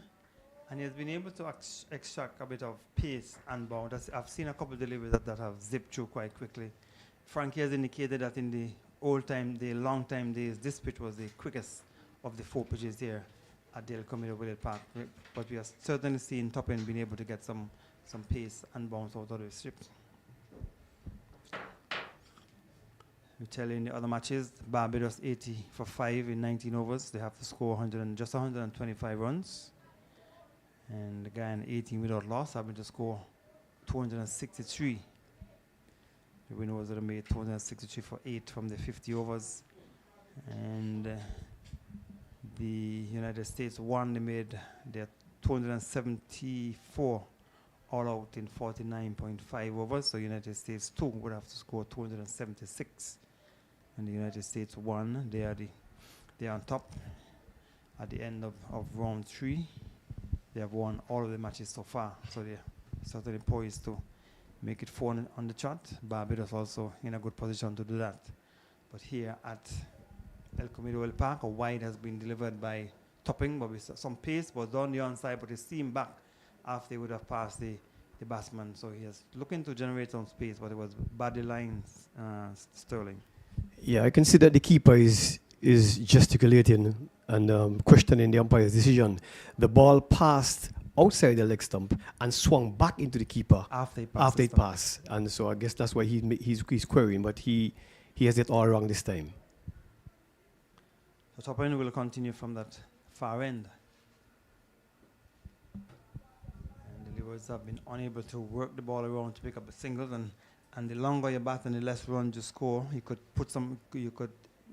psychologically you'll be under some pressure, and you might see the batsman start to play some rash shots. So you would want to rotate the strike, and you don't want to have the same bowler bowling to the same batter for any length of time. You want to rotate the strike.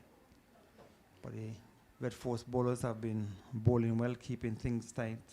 Topping is in his 4th over, none for 14.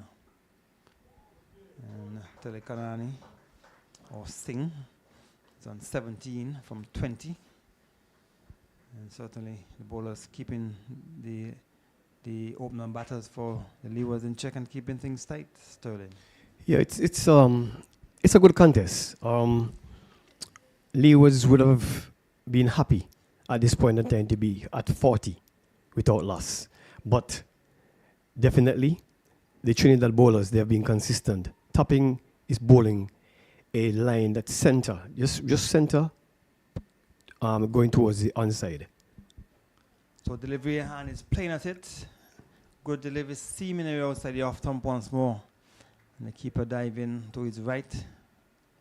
So another good steam up delivery.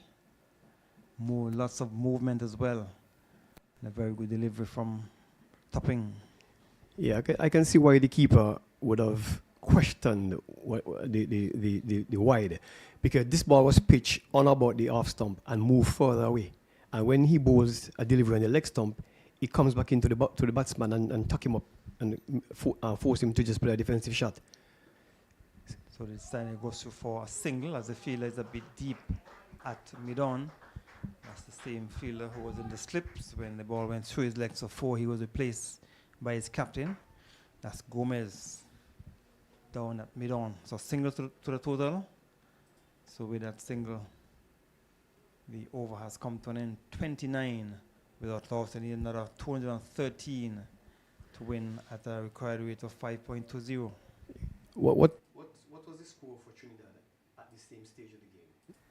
Do you have that on? They lost Okay.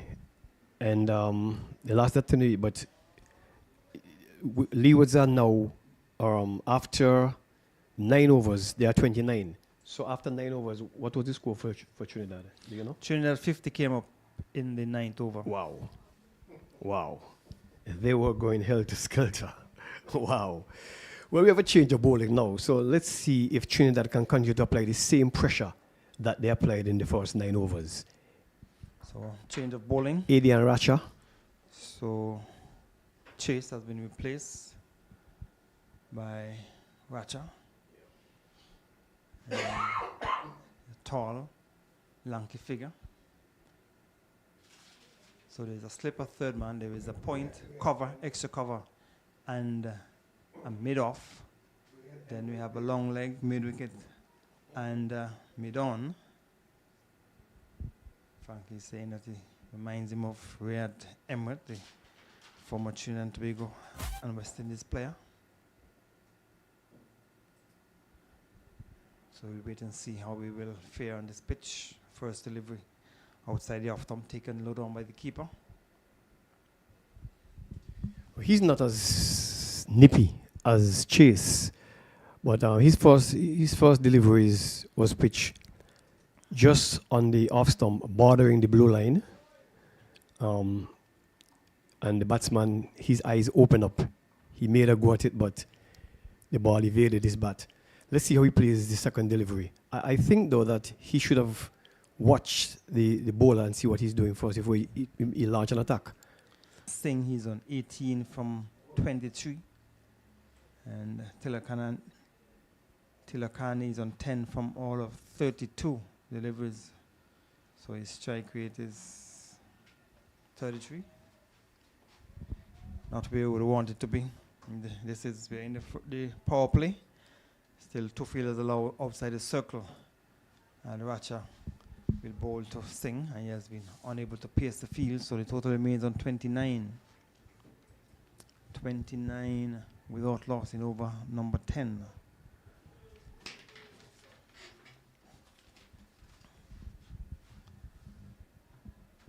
So there's a couple of spectators. Still have some high clouds, no immediate threat of rain, so we should get through this game without any interruption. As Racha will bowl to Singh. Just eye contact. I just played it into the offside and it goes so quickly for a run. So the fielder coming in from the backward point area couldn't stop it. So single to take the score to 30. So the first one in some time, Sterling. Well, they have taken this page out of the book of the Trinidadians. They are hitting and running, and they're running fearlessly. This throw was very, very strong. And had the batsman been out of his crease by even 6 inches, the keeper would have had the bails knocked off. But these guys are quick between the wicket. So the delivery wide outside the off-stump went into the big drive. Came from the bottom edge of the bat when pass slipped for a single. So there was Telekanani probably looking to break the shackles that has been placed on him. Oh, that's maybe Telekanani would have, yes, got the single. He would have gone on to 11 from 33. And Singh is facing up to Racha. And thought about the single. Fielder coming in quickly from mid-on or mid-wicket. 2 runs have been scored so far in this over. So tight over first up by Adrian Racha. And the required weight for the Leewards, still with the manageable proportions, 5.25. But he will continue to mount if they don't try to pick up the singles. 1 delivery remaining in over number 10. And thinking about a single, a bit of a hesitation, and they'll get it eventually, as the fielder, who was quickly around to his left from backward point, couldn't pick it up cleanly. If he did, could have created some problems for the Leewards, but the over is completed. Over number 10, 32, without loss. Yeah, the indecision just now almost created some problems. Both guys were almost in the mid-pitch, and they couldn't make a decision. But luckily, the fielder didn't pick up cleanly, and as a result, they were able to continue with the single. But that's the only error I've seen the batters made for today. The Trinidadians, they just kept running. They didn't show any fear of being run out. They just continue running to the other end. And I thought for one moment, the Leewards fielders, they were, in my view, rational in their behavior, because on 2 occasions, they had a chance to fire at the stump, but on one occasion, there was a possibility that the batsman would have gotten struck, and he held on to the ball, and you could see the captain was like, fire. He was trying to indicate fire at the stump. But nevertheless, cricket is supposed to be a gentleman's game, and I guess it's better to not fire the ball and injure your counterpart than to fire it. So we're still seeing a change of bowling at the far end. Madri has replaced Topping. Topping would have bowled in some 5 overs. He's bowling so Madri replacing Topping. Topping bowled 5 overs, none for 15. And Madri will come in from that far end. That's the Bath Hotel end. Left arm around the wicket. And a flighted delivery. And there was Singh coming tentatively onto the front foot, looking to drive. So good flighted delivery first up by Madri. So the spin will certainly test the Leewards batters. So another flighted delivery, playing it from the crease. And they could have gone for the singler. There was a mix-up. The ball was not fielded cleanly by the bowler, went to his left, and the fielder from extra cover moving away to his right. But they could go through for the run, so the total remains on 32 in over number 11. So Madri is looking to drive without moving the feet, lower the peel. And they want to look at it on the monitor. It was stretching while it came from the inner portion of the bat. The keeper is indicating might have come from the bat onto the boot. And he probably thought he took a catch. He was appealing. But the umpire at the far end, Crawford, is not interested. So the total remains on 32 in over number 11. So Madri is bowling his first over from that far end. And there is Singh stretching onto the front foot. So 4 duck deliveries. There's a cover on the boundary. Long off, long on, mid-wicket.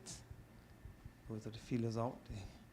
So as soon as the power play is ended, the TNT World Force captain brought the spinner of Madri into the attack. Making some adjustment to the field. They're going to strengthen the offside field. So the fielder who was at backward square just to the right of the umpire has now been brought into the offside. He will go into a cover area, cover point. There's a cover on the boundary, an extra cover. And there's a backward point. So the captain marshalling his forces. He's at backward point. He's going to go to his left. So the bowler actually is the one who is ensuring that the field is... The batsman, he's predominantly bowling in off-stump line, and the balls are turning away. So he's strengthening the offside, and the offside is also the long side of the field. But I thought for one moment that with the long off being as wide as it was, had he just chipped out and got to the pitch of the ball, he could have easily just scooped it over the head of the bowler, straight back towards the pavilion, towards the scoreboard. So Russia will continue from this the commentary end. As U-turn comes in from backward point, broke the stumps, and they're thinking about a second, but they couldn't get it as Mohammed made a sliding save, then the return not taken by the keeper, but backed up in the offside. So a single to the total, 34 without loss in over number 12. 208 runs required from 233 deliveries. Racha is bowling his second over, none for 4. Tilakanan, who has been there for some 35 deliveries, has only scored 11. Singh is on 22 from 33. He'll be scoring a little faster than Singh, but he will want to try and increase the run rate, so at least would ease the pressure. But the Trinidad and Tobago team, I'm sure, will not be bothered because the scoring rate is below what is required, what would have been required at the start of the innings, and it will continue to mount if they do not keep up with the required rate. And there is the batsman playing a naughty shot, really looking to swing into the onside. That's what pressure does to you when you're batting and not getting the runs. A delivery on the off stump, looking to swing it into the offside. That's Telekanani, and missed it, taken by the keeper. There was a rationale in playing this shot. I'll explain to you. There are 6 men on the offside and 4 on the on. And basically, there's the wild big pasture on the onside, and he was trying to go over the infield on the onside. This time it's open in the face of the bat. But if the ball is not there for the shot, Sterling, this doesn't make any sense to be looking for the vacant area. And the ball is not there, it doesn't make any sense to try to play it, because you could have gotten an outer edge and taken in the offside, and then you would have been cursing and said, what kind of shot is that? Yeah, I use the word rational because, like I said, even the fielders that are on the onside, they're not even on the edge of the circle, as you can see. So he thought he probably had enough power to just ease it over the shot mid-wicket. So he faces up once more. This time he's going to get a single at least. He should be looking for the second run, because I thought that Telekanani went a bit late. He started slowly for the first run, but he was wide of the fielder down at third man, and they should have had enough time. Well, they did. They were able to come back for the second run, but the batsman Telakani started slowly, but they got 2 runs eventually. Yeah, the Leewards, they have a little disadvantage. They were in the field for 50 overs, so some of them would be tired. And so they don't have the fresh feet advantage to just take off and run. So that's why I think they're hesitant. All right, so we'll continue. So you normally train for these type of matches, 50 over, 100 over matches.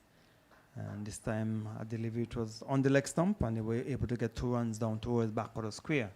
So with those 2 runs, the total has gone on to 36 or 38. This should be. The over is completed. Over number 12 completed.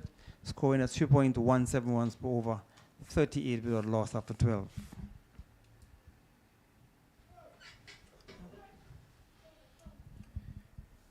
Yeah, so 204 runs needed from 228 balls. Again, no real pressure.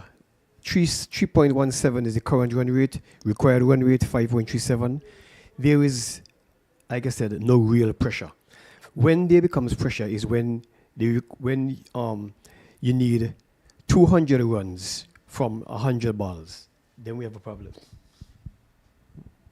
It is easier said than done, because I'm sure the batters in their mind that they're not scoring as quickly as they should. Yes, they're not losing. They have not lost any wicket, but you would want to try and get some runs. And Singh is coming onto the front foot, stretching, not using his feet. So there's once you get it to the left or to the left of the field at extra cover, you should be able to pick up a single, and that's what you want to do. To the left or to the right, you should be able to get a single. I think it's wide enough, so he get a single down to cover. But you want to use your feet to the spinners. Singh is just playing from the crease. That one was fuller. Didn't have to move. Just opened the face of the bat and played it down to cover. So with a single, total has gone on to 39 in over number 13. The instructions from the coach is to try and beat the infield. So let's see what happens. And that's the one that came back in towards the right-hander. Probably looking to give himself room, but it was cramped. So you have to be able to read the spinner. Left arm coming around the wicket. Natural angle would take it across the right-hander, but this one came back. And the batsman was cramped for room. Flighted this time. We get a single from the inner portion of the bat. Single to Telakani. He moves on to 17. Singh comes into strike. So Telakani is on 16, Singh on 23, 40. Flighted delivery. And that's the way to play it. Single this time on the offside of the pitch.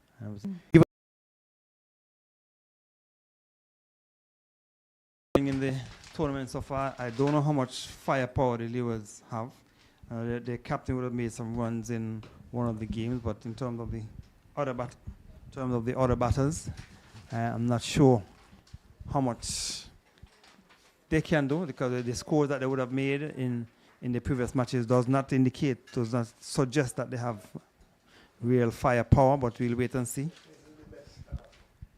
So it's going to be Russia will continue from this the commentary end as Frankie comes back into commentary.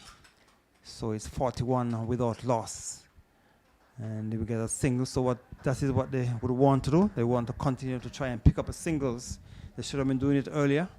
But Frankie, the Leewards going slowly. They have not lost a wicket, but they're not picking up the singles as I'm sure the team would like. If I'm not wrong, I think this is the best start they've had for the tournament. You need 200 from 221 balls, so the margin is getting smaller. Gary, you need some big overs going forward. You're into your 14th over, you have to start looking for boundaries. Taracha, who has been keeping a good line, 2 wide outside the off stump, and umpire E-Bank signaling a wide, so extra moves on by 1. Total 43. 43 without loss it over number 14. So Trinidad would have lost their first wicket in over number 9.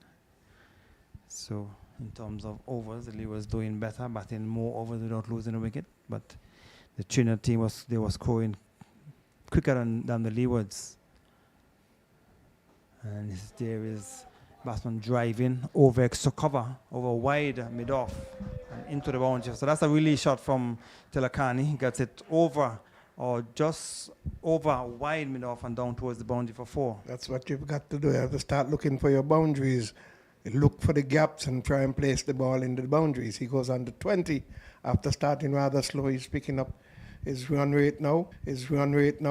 Not 100%, but 20 or 43 balls. They've got to start looking for the boundaries. Yes, he has been there for some time. As this time he's playing a beautiful shot. We'll get 2 runs, so has been a good over for the Leewards so far. Thinking about the third, and as we have been saying, that the boundary on the onside for the right-hander batting from the far end is very long.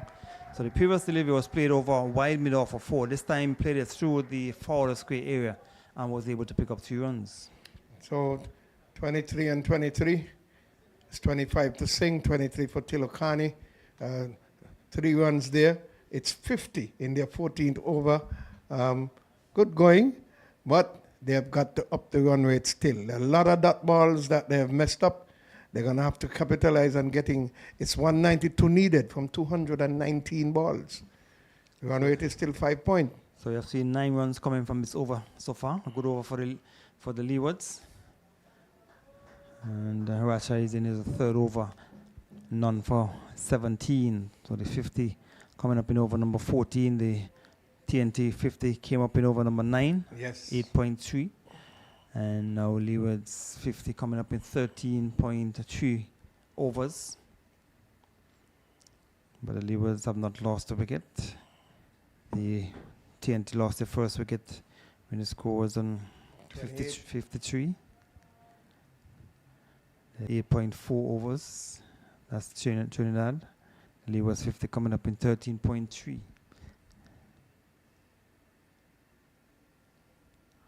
So Racha will continue from this, the commentary, and 1 delivery remaining. So we have seen some 9 runs coming off the over so far. A good over for the Leewards.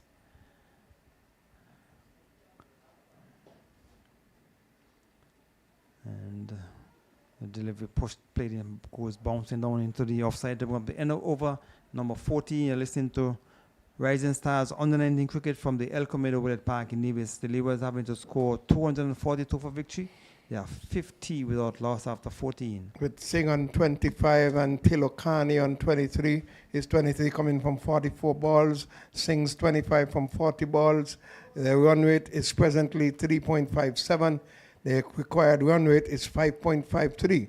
You need 192 runs from 216 balls. It's inching closer, Gary. They're going to have to ensure that they start looking for boundaries. Continue the turnover of the running. You limit your dot balls, get boundaries in to help you with your run rate. So it'll be Madre who will continue from the far end.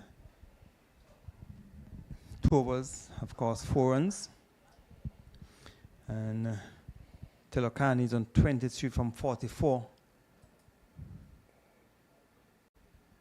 And this goes down towards backward point, where the fielder is Chase, Alexander Chase at backward point, coming in quickly, preventing any possibility of a run. His best is 1 for 37. He has picked up 3 wickets in the tournament thus far from 3 games. So Telokani should be looking to play it up to long off and long on. Playing a lap shot over back of the square. They have gone through for the first one quickly. We'll come back for the second.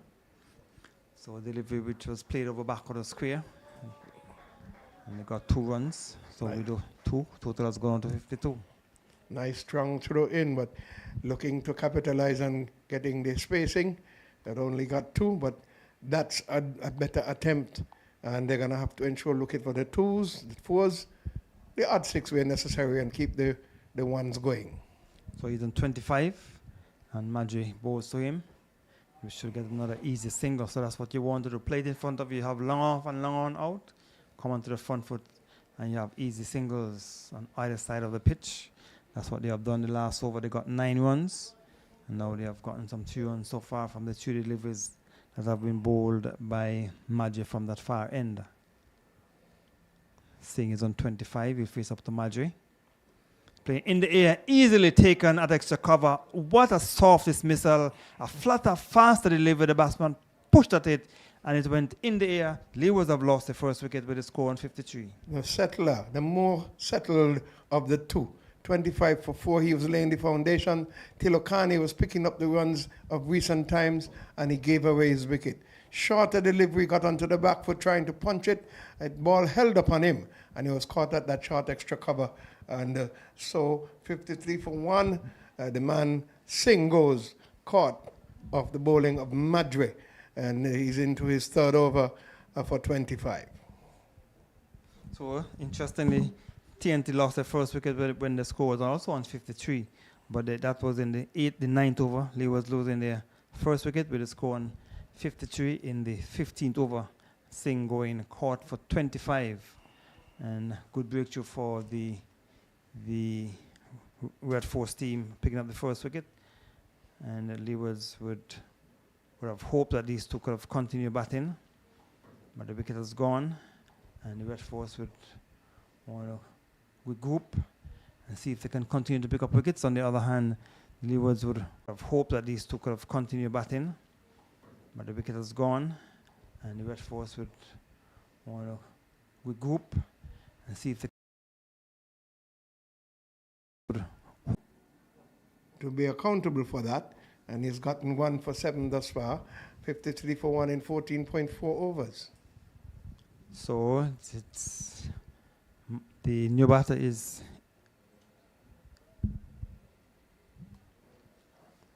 so at the drinks break, 53 for 1, the Leewards.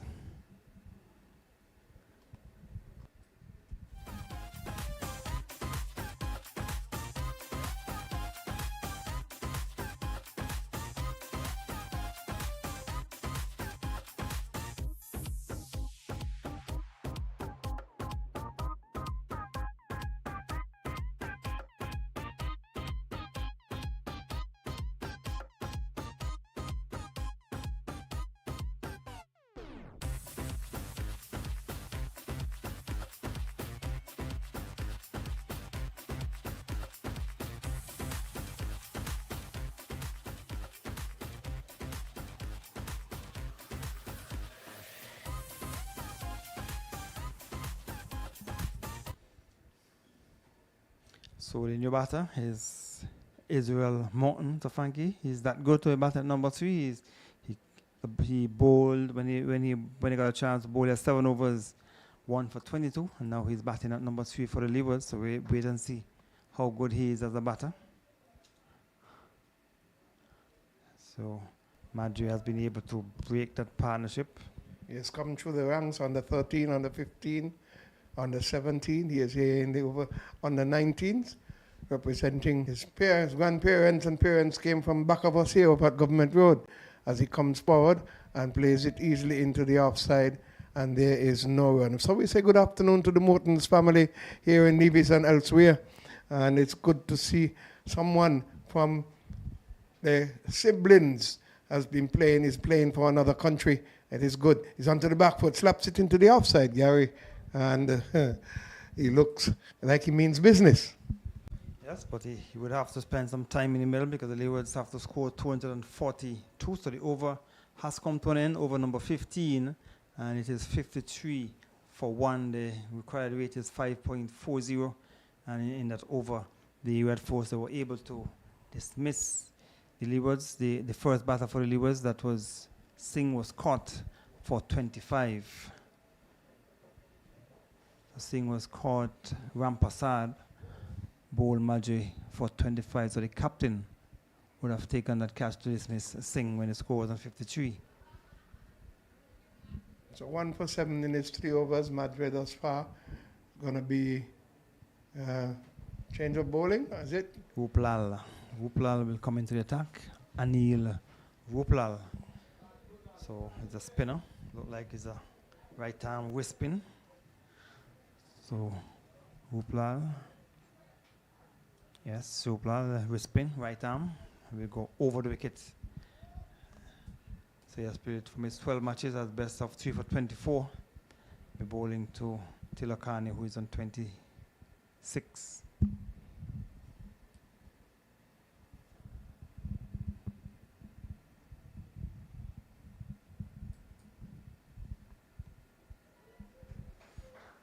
So with the fall of the wicket, I'm sure Tilakani now would have to be mindful that he cannot afford to give up his hands at this point in time. He would want to put on a partnership with Morton.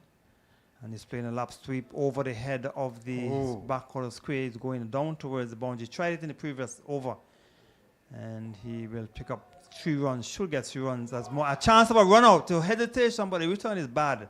And now they're going to come back for the 4th run. So a bit of a hesitation has caused a bit of a bad feeling and bad throwing. And it's all happening here at the El Camino Village Park. There should have been an easy 3 runs. He will pick up 3 runs.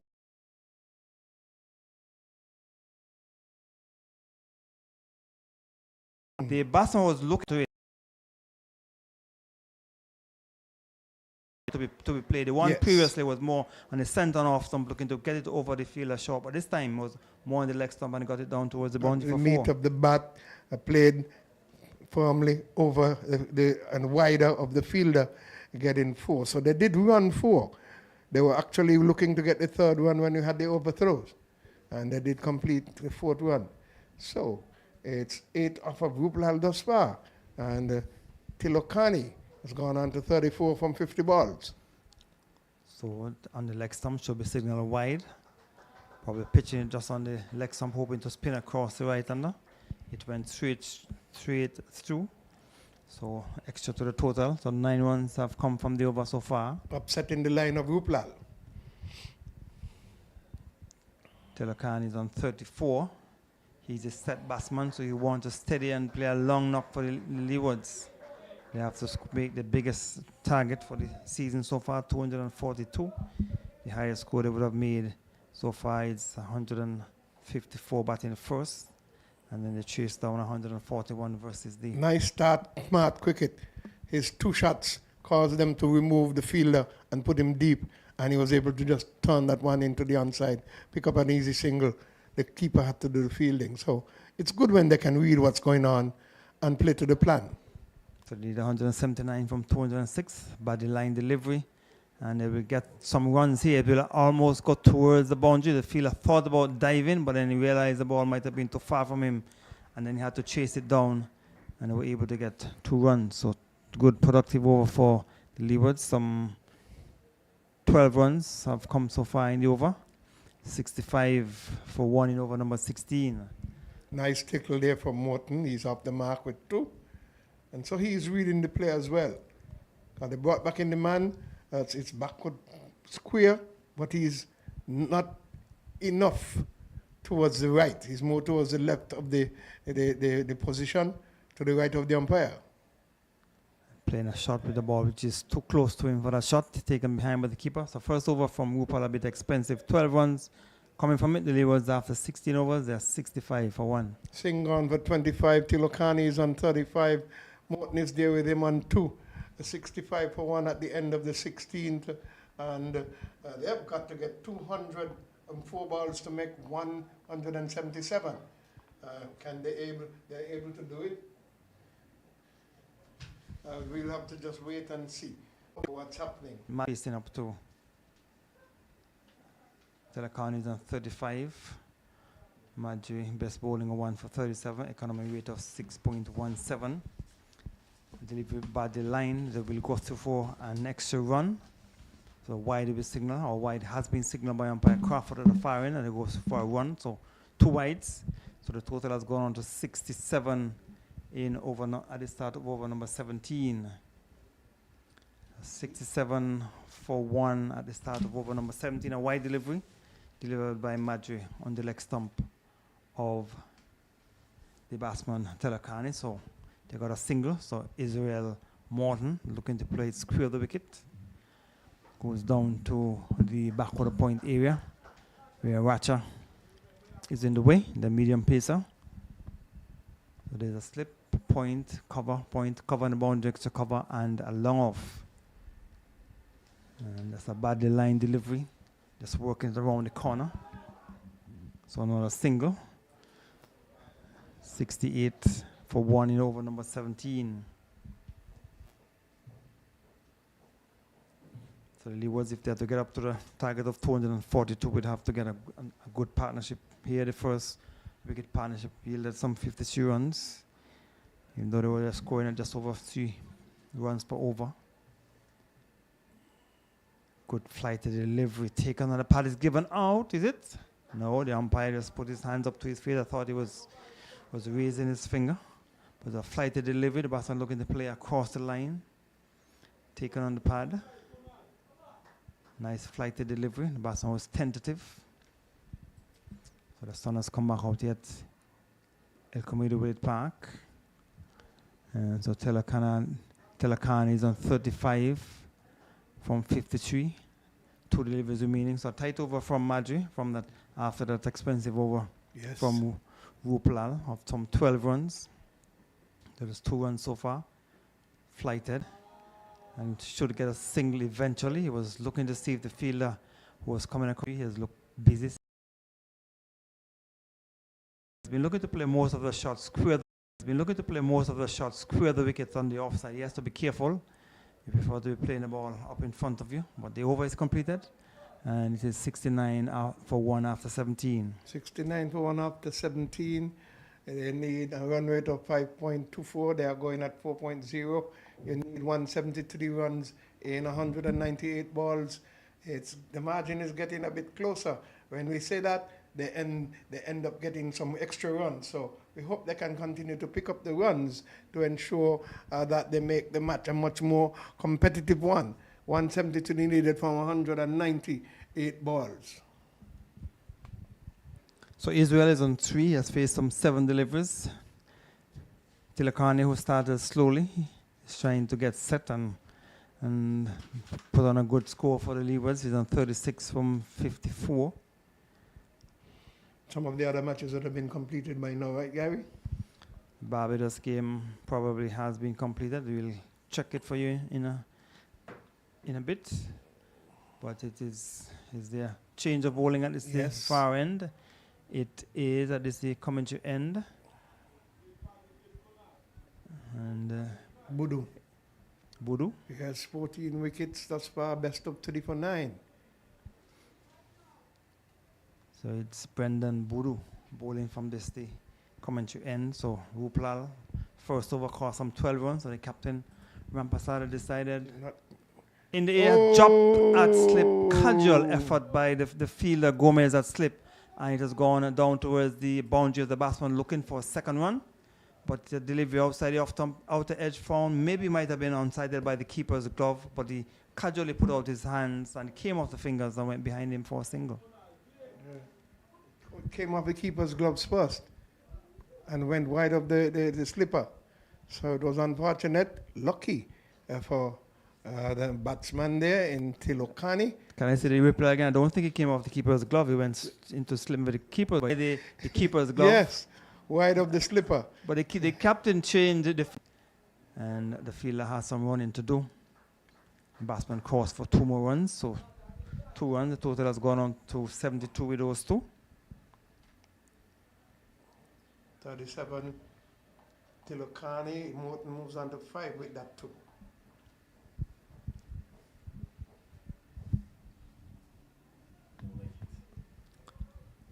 So it's Buru outside the off stump. So 170 from 195. Required weight is 5.23. Still within manageable proportions. Once you start to get beyond 6 and 7, then you start to be concerned, but still within less than a run a ball. And Morton played it down to the offside. He's on 5 from 10. So he's scoring. His weight is less than 50. He gets a delivery in the air. Oh, Morton goes. And he's gone, caught at mid-wicket. That's not a soft dismissal. So Morton, who has looked busy since he has been in the middle, but he has not been scoring many runs. And he has held out to straight his mid-wicket. Leewards losing a second wicket with the score on 72.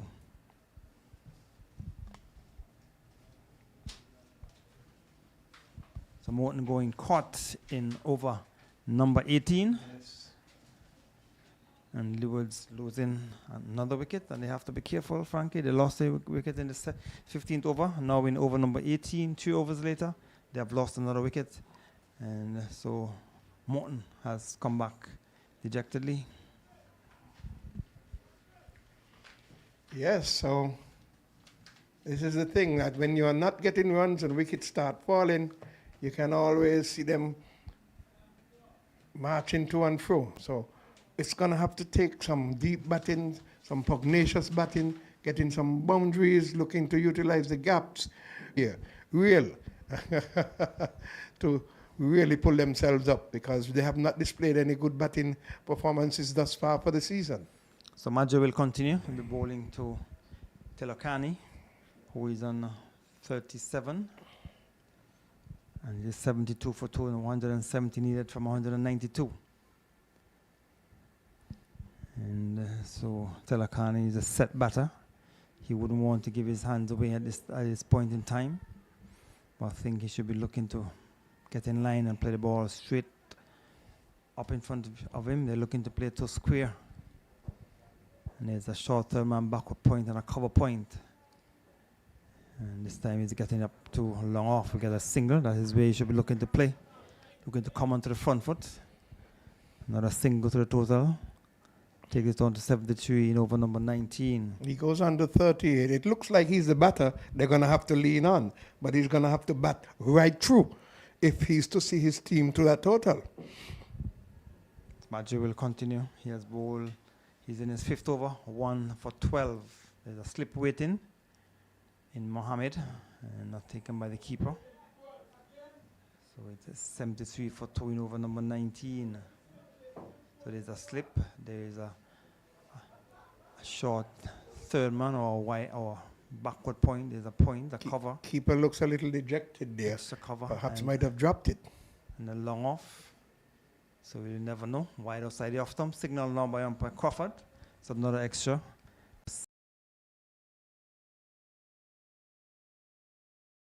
.19. It would have been nice, Gary, to know. I think I asked the question already, where which of the islands these players come from. And San Martin has been producing some. St. Kitts, Nevis, very few.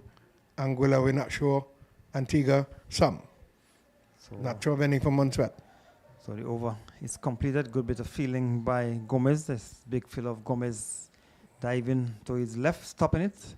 Over is completed. Over number 19, 75 for 2. 75 for 219.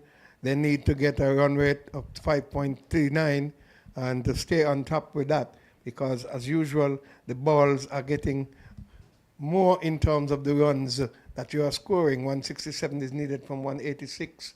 It's going to almost be equal. So he's getting up to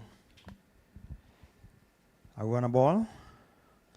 And once they start to get in that region, the youngsters might start to think that they need to go after the bowling and create a chance for the fielding side. So the fielder at long on has been asked to come inside the circle. That's Mohammed. And the fielder at cover is coming inside the circle. So the only fielders out are long off and mid wicket. Now the cover fielder is going back. So he will go over the wicket. Look at the swing to the outside, taking on the pad. Yes. A lot of peel is Yes. out. Playing Yes. across the line. Yes. And the Leewards have lost another wicket. And DeAndre Jew has been dismissed LBW for 1.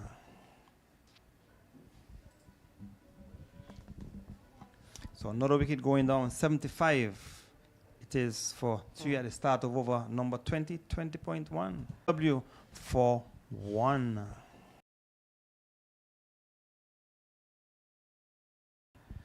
And so the procession has started. Leewards have made for the season, 154. He probably should have looked to play the on drive, looking to sweep a ball which was on the stumps. And the youngsters need to understand it into play. And now we see the captain Miller will have to play a captain's knock if the Leewards are to get close to the 242 that they need to make to win here against Trinidad and Tobago. So Trinidad made 241 in the first innings, or in the first batter in the first half of this match. It's 4th round encounter here at the El Camino Willard Park. So Matthew Miller is the captain. He picked up 3 wickets when he bowled, so now he'll be looking to get amongst the runs to take the Leewards close to victory, if not to victory. Sterling, I'm still awaiting your batting depth. From the reports, we have not heard of any who have made anything outstanding, not even a half century. I think 40-something was the highest by one of the players, and they have now got 38 from Tilokani. I said he's going to have to bat through if he has to see his team through, whether or not they'll be able to up the run rate. It's required now, 5-4-2, and they need 167 from 185 balls. So it's Bodo will continue. So picking up a wicket he has picked up 2 for 3. So the wrist spin of Bodo, and so they are so he has now given his team is going to get some points from his bowling. So 0.4 of a point. So every wicket a wrist spinner gets 0.2 of a point. So they go so quickly for a single. He has picked up 2.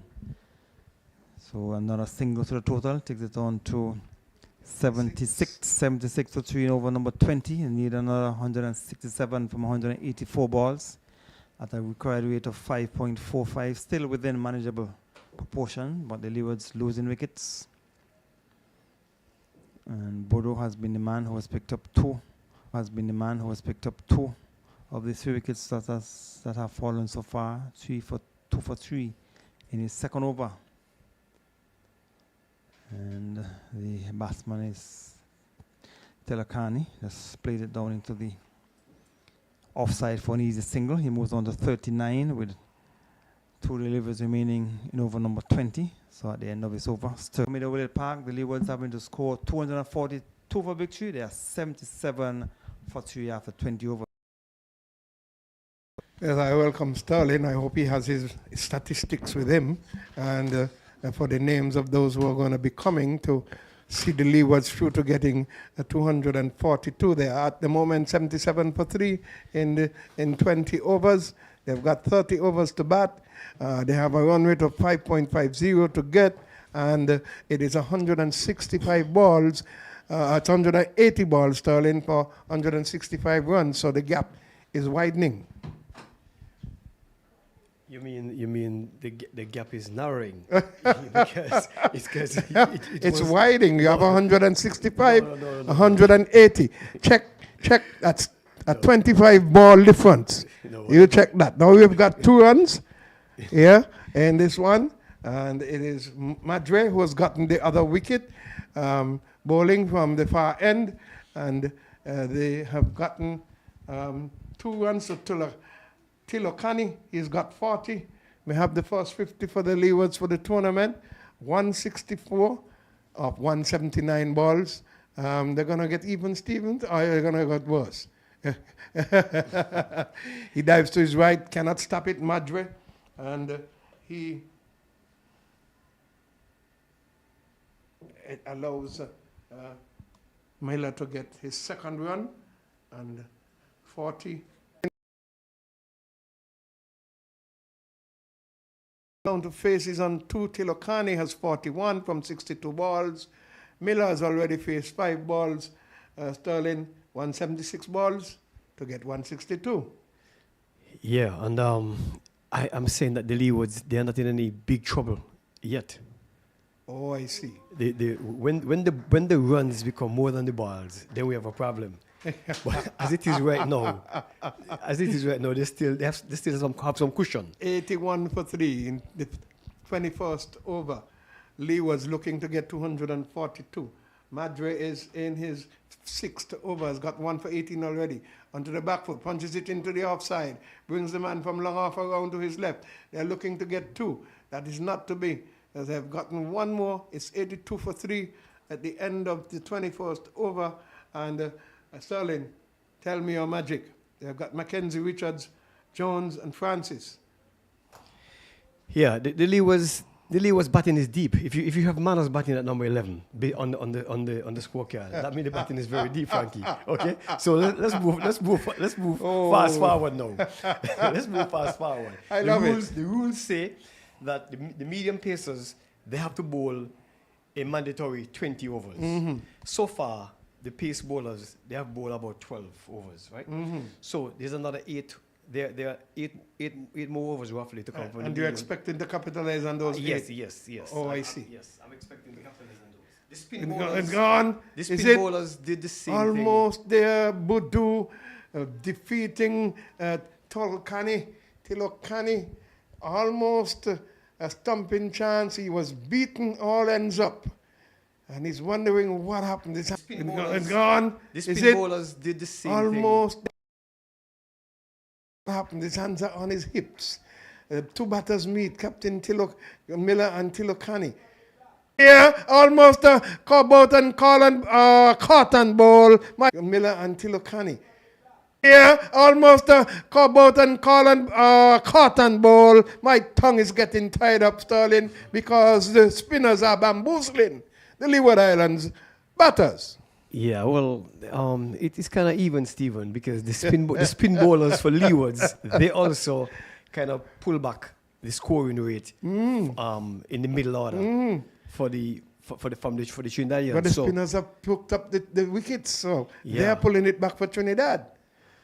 In goes Budu onto the back foot now. The captain plays it into the hand. That's Tilokani. Sorry, onside gets a single, and he moves on to 43. The score on to 83 for 3 in the 22nd over.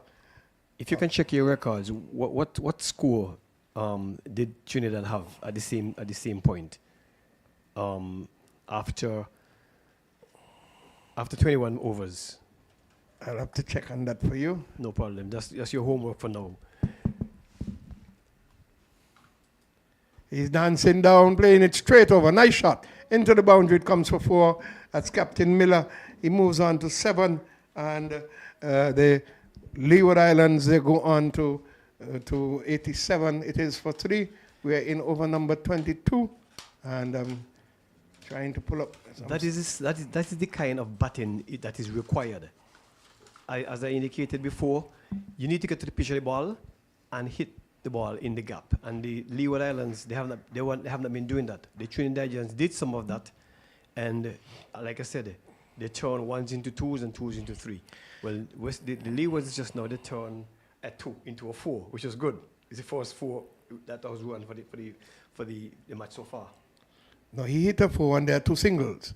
Here he's playing it upishly again into the offside, backward point, bumbles to him, and there is no run. It's the end of the 22nd over. The Trinidad and Tobago team in the 15th over was 80 for 2. This is 22 overs, and the Leewards are 88 for 3. Yeah, that's a big difference. Big difference. 154 And off it's getting once- closer. 168 balls to get 154.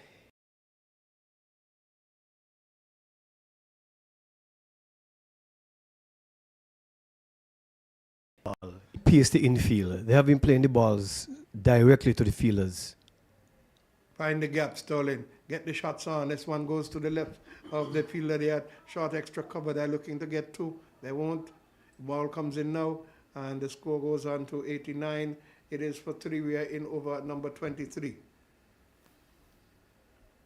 It's not over yet, Frankie. I still think that there's hope. Some aggression is needed. Some quick rotation of the strike is needed. It means you're going to have to get from now on at least 3 or 4 overs, big 15 or 20 runs in those overs, Sterling. I agree with to pull you. things back. I agree with you. All right, and we're always almost halfway there. So you're going to have to start making inroads now as this batter is played. Tilokani 43 from 67 balls, 68 balls now, and he has get no runs. Miller is on 9 from 10. Madre has picked up 1 for 20. He's into his 7th over. I'm sure they're going to look to bowl him out. Lattice delivery brings the batsman. And there's a suicidal single here attempted, but he got his wits about him and was able to turn back. Keeper hustled there. The man in the short area was a little bit slow, and the keeper got there before him. Suicidal, captain looking to run. But they have gotten back. Everything is safe. In comes Madre into bowl to Tilokani. Sweeps this one around now and gets a single. He goes on to 44. We are in over number 23, 22.5, and it is 89. There's a difference between the way the Trinidadians approach their game. Every now and again, the Trinidadian substitute fielders went out with a message or went out with water, something. I'm not seeing that from the Leewards camp. I'm seeing that only the mandatory breaks. The dressing room is probably sending out a message. Somebody needs to basically encourage them. Bodo, the man with the weapon, has beaten the man Tilokani there. He's on 44. Bodo has had 2 for 11. He's into his 4th over. He is the man with the weapon. He is going to put the Leewards in dire straits. He plays this one into the onside there. Tilokani picks up his 46th run and in 72 balls. 91 for 3. We're in over number 24. Almost halfway there, Sterling. We'll look at the halfway mark and see what the difference between balls and runs. He's onto the back foot, plays it to the man there at that extra cover region. There is no run. It's a slip, a backward point, square cover, on the cover boundary deep. And here comes Miller playing it into the onside, finds the straight mid-wicket, and there is no run. Score remains on 20. It's 91 for 3 in 23.4 overs. Looking to get 242 in this West Indies Rising Stars Under-19 tournament. It's been held here at the E.T. Willick Park. Easily comes forward Captain Miller. He remains on 9. He has faced 13 balls thus far. It's going to have to take some big overs. And this partnership has yielded some 16 from 28 balls thus far. Let's see what will take place. 5.77 is the required weight. It's onto the back foot, finds it into the gap, but man is there to cover on the cover boundary. A single to Miller. He moves on to 10 from 15. The score goes on to 92 for 3.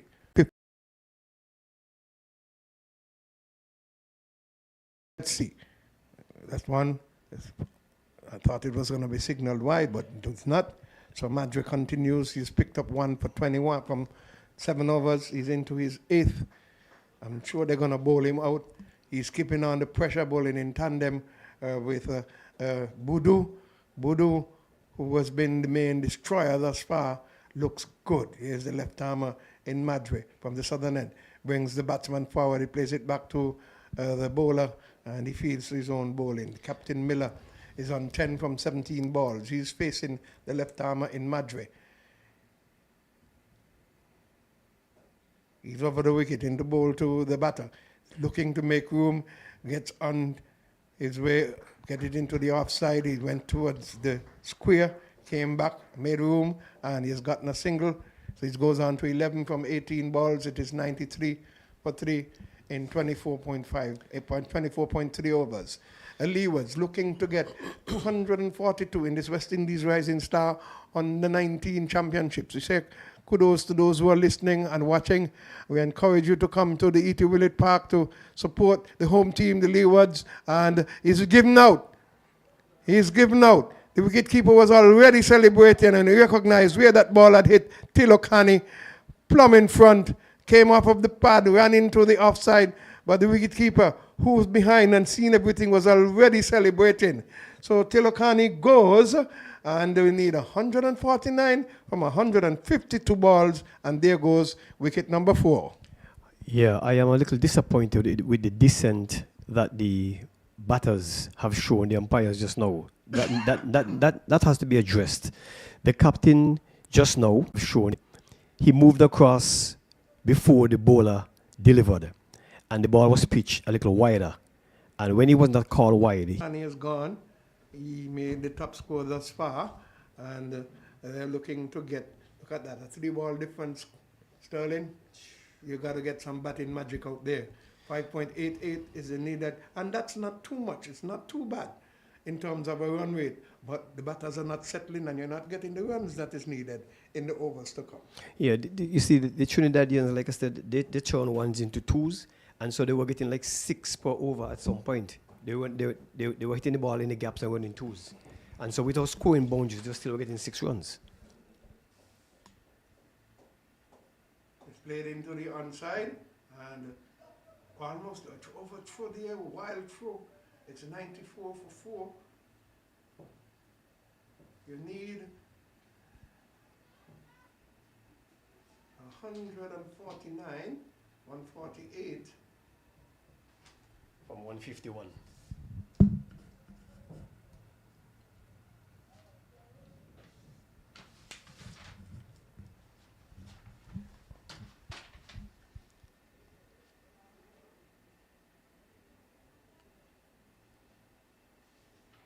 He's playing it into the offside, and there is no run. It's the end of the 25th over, and so you have Skilokani made 45, good knock, Singh made 25, Miller is out there on 11, and he's playing it into the offside, and there is no run. It's the end.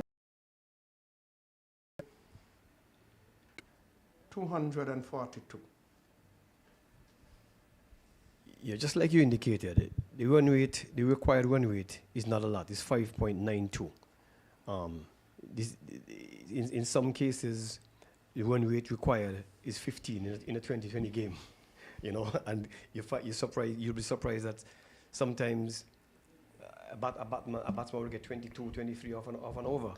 I don't expect them to try and play a 20 innings here now, but I expect them to get more aggressive. Bodo has bowled to Richards, the new batsman. He's looking to sweep. He's on 1.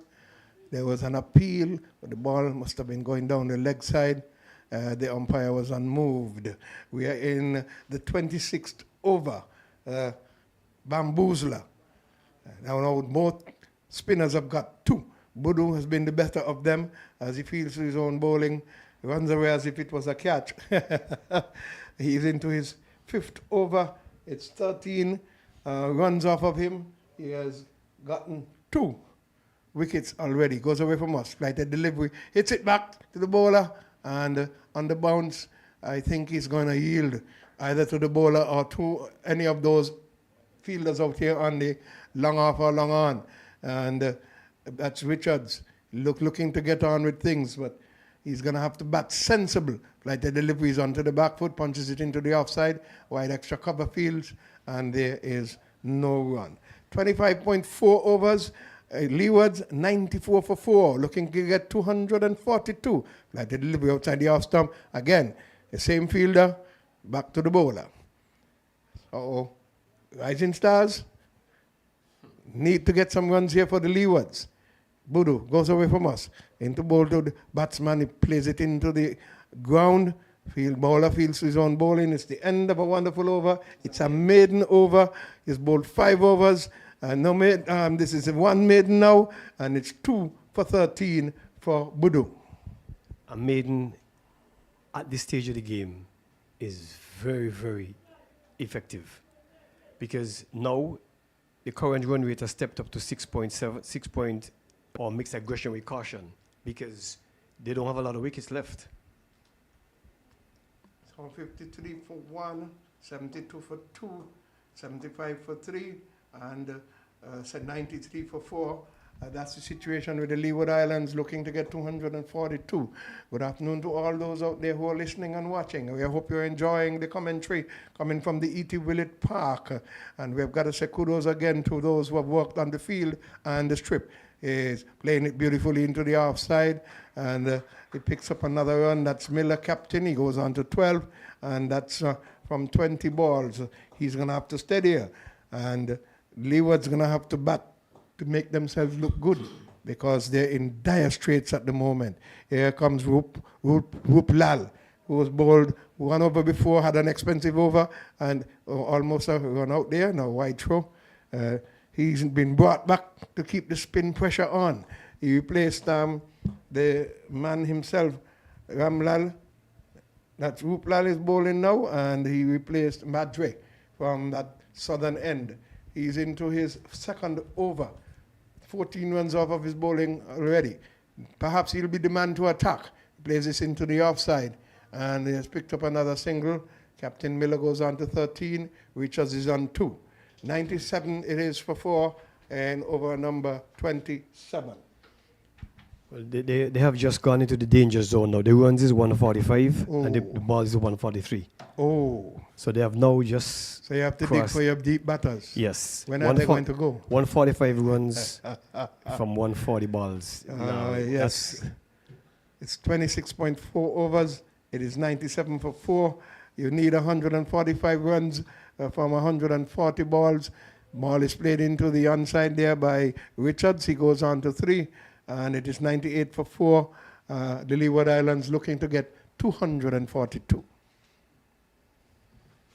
6.22 is the needed run rate, Gary.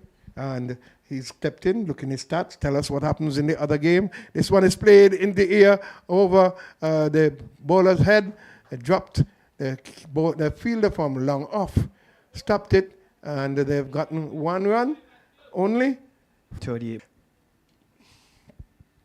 It's still gettable, Frankie. 140 for 137 balls is still gettable. Because you're going to have a few bad balls between where you pick up 4 runs and maybe a 6. I know you're a DJ, so you're going to have to find that song, I Believe in Miracles. That's a light moment. That's all right. Bodo brings the batsman forward. He plays it into the onside. Richards remains on 3. He has faced 11 balls already. It's 100 for 4. We are 27 point in the 28th over. So Bodo goes in. Flight delivery brings Richards forward. He plays it into the offside. You've got a compact field there. Backward point, square cover. He found square cover. You've got a man deep on the cover boundary. You've got extra cover, wideish mid-off. As Bodo goes away from us. In to bowl to the batter in Richards. Plays it into the onside this time. Out into the long on area. And he's picked up another run. And so he moves to 4 from 13 balls. And the score goes on to 101 for 4. It's 4 balls in that over already. Flatter delivery onto the back foot. Oh, there's no slip. It comes off of the outer portion, looking to place it. And they took the outer edge. It got the better of him. But as you would say, an educated run got in there. Yeah, I want to give the batsman some credit. I don't think it's an edge. He deliberately steered it through the vacant slip and third man position. I Yeah. like your style. Yeah, I like to call it down the middle. I like to call it fear because there was no venom. There's no venom in the bowling. He was is a right arm leg spinner. He pitched on the offside. The batsman went back on the back foot. And Okay. yes. All right. And the fact that he opened the face gave it some momentum. Okay. And this is a beautiful shot now. Beautiful shot. Oh, wonderful stop there by the fielder from the long off area.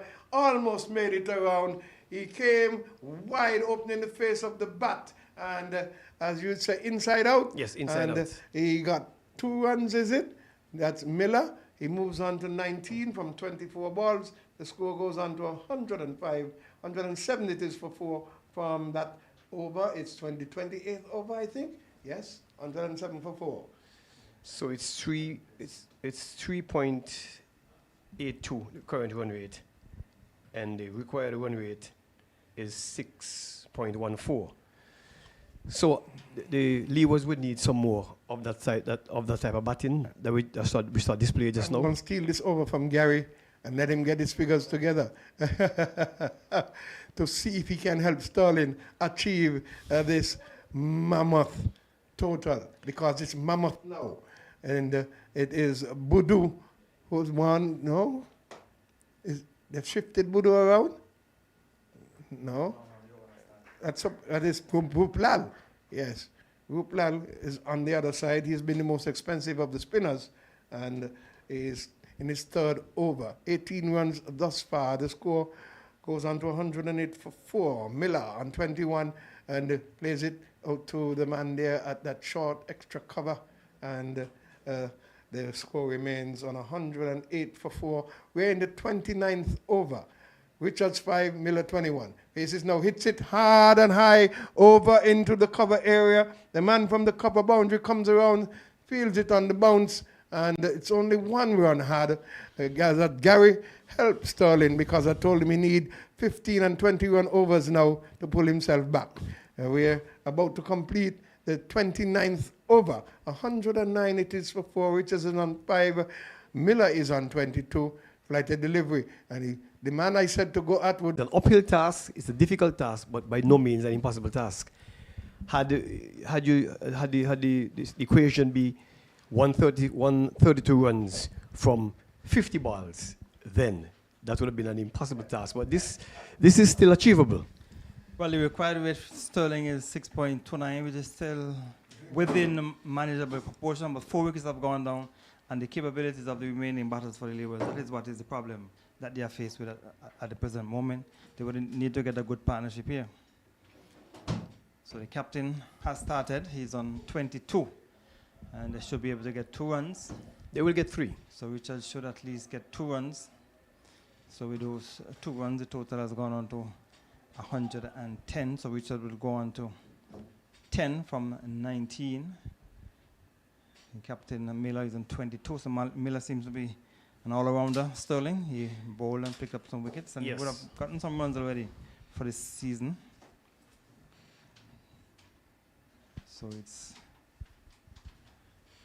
So Bodo has bowled. He's in his 7th over, 2 for 23. So the Leewards lost the first wicket on 53, second on 72, third on 75, and then the fourth on 93. So they hit it in the air, out of the reach of the bowler for 4 runs. So it was powerfully driven. The fielder at long off is wide, couldn't get around, and the ball went into the boundary for 4. Very good shot, Gary. Very good shot. He smothered all the spin that was afforded, and he struck it nicely, straight back, past the bowler for 4. The return went over the head of the keeper. Down on the boundary, but the batsman didn't have enough time to come back. So 2 runs to the total without misfield or bad return, went over the head of the keeper. So over is completed, over number 30, 119 for 4. Are you sensing, Gary, that the Trinidadians have become complacent? The way they're running into the balls and picking up the balls, the accuracy is not there like it was earlier. it seems as if they have concluded that they're going to win this game. I don't know who is feeding them with the information and the scores, but for some reason, they have definitely not been applying themselves as effectively as they started in the first power play. So they leave you wide outside the off stump. Tug back on the strip by Richards. So the fielder came in, he was a bit off balance, and he still tried to flick it to the keeper. It went over the head, so maybe there is some semblance of complacency, but it's a game that we all know anything is possible once you put your head down, and it is possible that Leewards can get close to the total, but based on what we have seen in the competition so far, it will be difficult for the Leewards to get up to the 242. So with a single, total has gone on to 120. So one more will be added to the total. So Miller will have to be there until the end, until the 50th over is bowled. So they have to bat the 50 overs, Sterling, if they are to get up to the 242. You can see they're trying, and I have to give credit to the camp, the Leeward's camp. Every run scored, the team claps and give encouragement to the players. Well, I can see it seems as if one of the players is going to change his bat. So maybe that's the six hitting bat, because someone like you have a bat that you normally would use when you want to hit sixes. So maybe the batsman now, that's the captain, has indicated that he need to get his six hitting bat. Well, from what I'm seeing here, it appears as if he has decided that he is going to take a light bat because the pace bowler has returned. The one that he had probably was a heavier bat. He probably now going to bat with a 2.6 ounce bat as opposed to a 2.8 or 210, because he has indicated instantly as Chase returns, the opening pace bowler, he changes bat. All right, so Chase, who bowled 4 overs, none for 14 in his first spell, will be coming in from the commentary end, and we're bowling to Richards. Richards is on 15, and the captain leans on his bat at this non-striker's end. He's on 25. I know a lot must be going through his mind. They would have played some 2 matches. They have lost 2, and they're in danger of losing another game here at the El Comida Willett Park, which would mean they would have won only 1 out of the 4 matches that they have played. So, as I said, the required weight is still just 6.32. Anything is possible at the El Comida Willett Park, which would mean they would have won only. So Chase has come back with his first delivery. A run per ball, but not too bad. 120 is required from 113. So the number of balls getting smaller and smaller while the score getting required weight is increasing. So the weather has held up nicely. Hesitation. Return comes in, misses the stump. If he had struck it, it would have been out. That is Gomez at straight his mid-wicket had a try at the stumps. There was hesitation between the 2 batters. Return came in, misses the stumps. If he had struck Sterling, it would have been out. Yeah, that's the difference between the Leewards and the Trinidadian batsmen. They carefully calculated their runs, and there was never a chance of a run out on the Trinidad side, and the footage is there to see. I've realized something. At no point in this game has the Leewards been up to the required run rate. They started off at 2.7, they reached to 3.3 now, and 2.9, and they have never reached to the required run rate at any stage of the game. That is not very good. So that's a worrying sign. That's for a you, worrying sign, yes. Sterling, because you indicated that there's some big batters to come, but the required rate is slowly but surely increasing. I'm sure that Chase will want to continue to keep it increasing.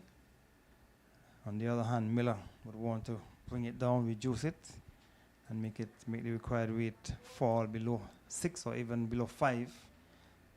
You cannot do it in singles at this point in time when they should have been scoring singles in the beginning, in the first power play. They were not doing it. And now they're supposed to be scoring boundaries or 3s and 2s. They're getting singles. So in over number 32, 124 for 4. So the sun has come back out. So the threat of rain has disappeared. So a single to the total.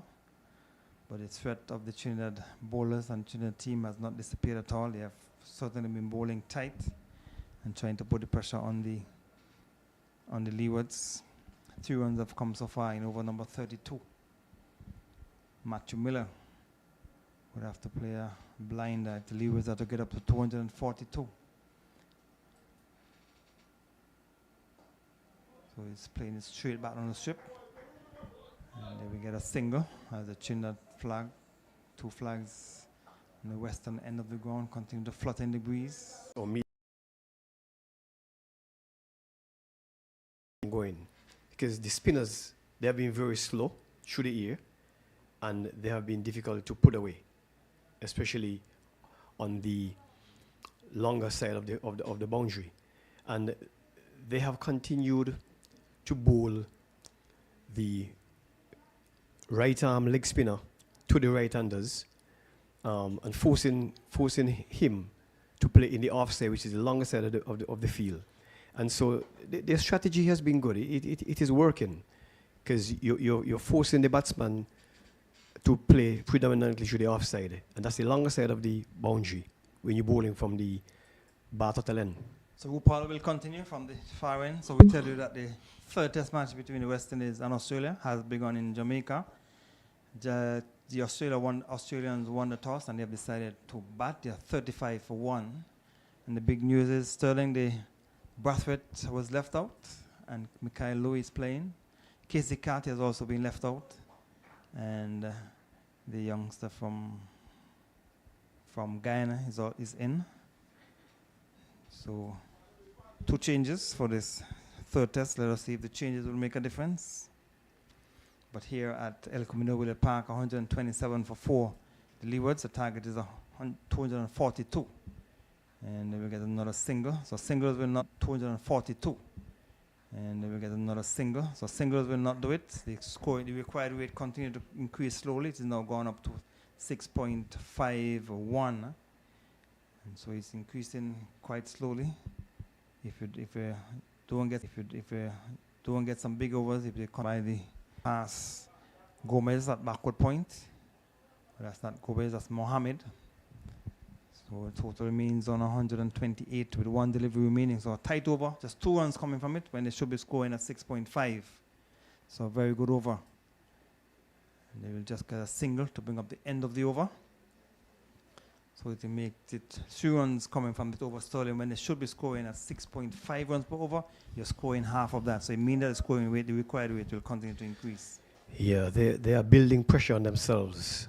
I don't know what is the message from the dressing room. They have no the batsmen for Leewards, they are signaling to the dressing room. There's communication. There's a feeler going out, and it seems as if he has now changed his bat back to the one that he had previously.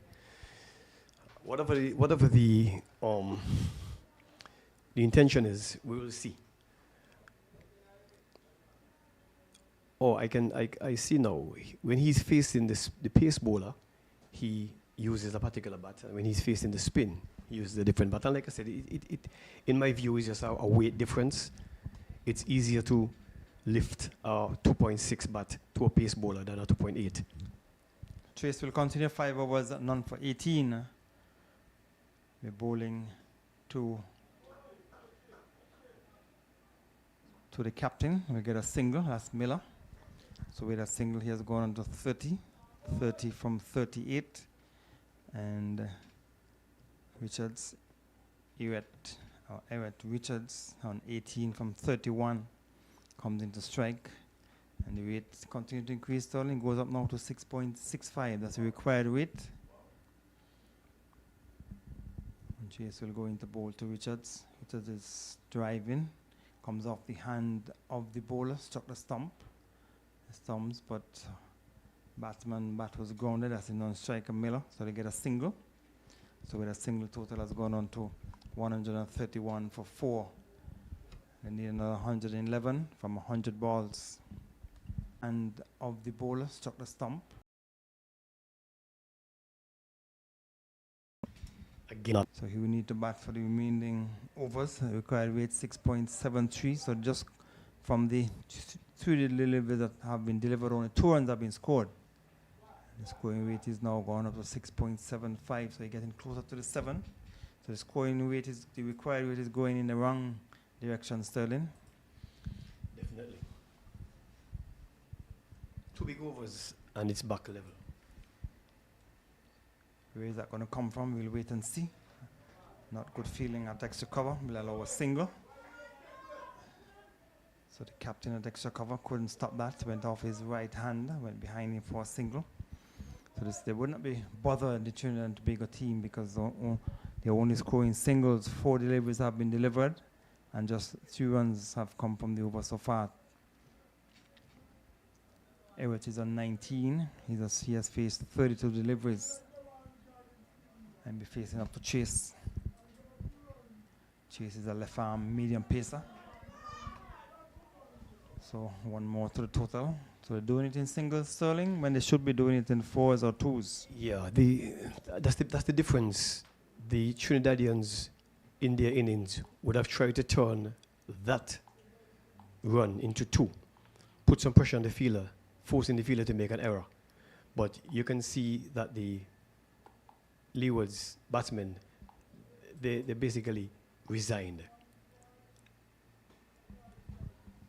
So we wait and see what will happen as that overs come to the end, and over in which just less than the required rate in terms of the runs have been scored in it over. 34 overs completed, 133 for 4. Required rate has crept up to 6.81. At this stage of the game, what was the score for the Trinidad team, if you can recall? So after 34 overs, the Leewards, the Trinidad got to the 150 in the 33rd over. So after 34 overs, they would have been in excess of 150 runs. Okay. Well, there's a drinks break right now, and let's hope that the team can come together and plan the strategy.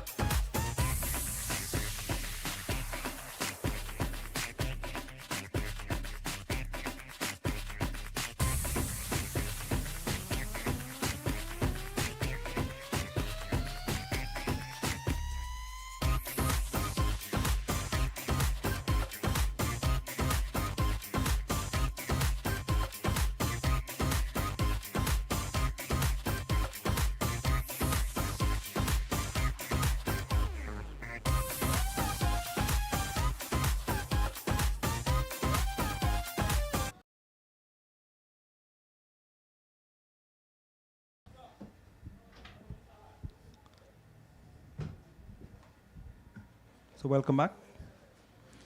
So first delivery after that break. Gopal is continuing from that far end. And there is Richards looking to turn it around the corner. Return goes down towards the far end. Captain spotted that the fielder, Ratcher, was a bit deep or a bit slow in coming in and called Richards through for the single. So with that single, the total has gone on to 134. So leg by. And there's going into the big swing down towards the wide lawn area. That's the captain. Maybe he's going to look to open his arms, Sterling, and try to get the score in the required rate below 6. So we have seen 3 deliveries after the break. 2 runs have been scored. Captain with a single has gone on to 32 of 42 deliveries. The game is still within the reach of the Leewards. It's right now it's whoever hold the nerves the longest gonna make it to the end. Definitely. Well, that is left to be seen, but I don't think there's anything nervy happening for the Red Force team as they feel the bowler move across his right, had a return to the stumps, to the keeper's end. Not collected cleanly, they've gotten a single because the Leewards are just scoring singles when they should be scoring in excess of 6.8 runs per over. So no pressure will be on the Red Force, so the onus will be on the Leewards to try and take the attack to the Red Force bowlers. And that is what he got batting it, so we would not know what would have happened. So we got a boundary, so the total is 140 for 4. So the captain with a boundary will want to continue to bat, so Chase will continue from this the commentary end. His 7th over, he's in his 7th over, none for 22.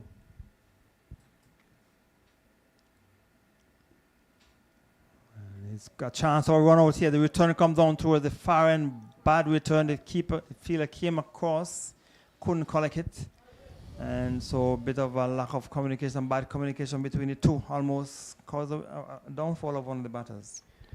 Yeah, poor communication.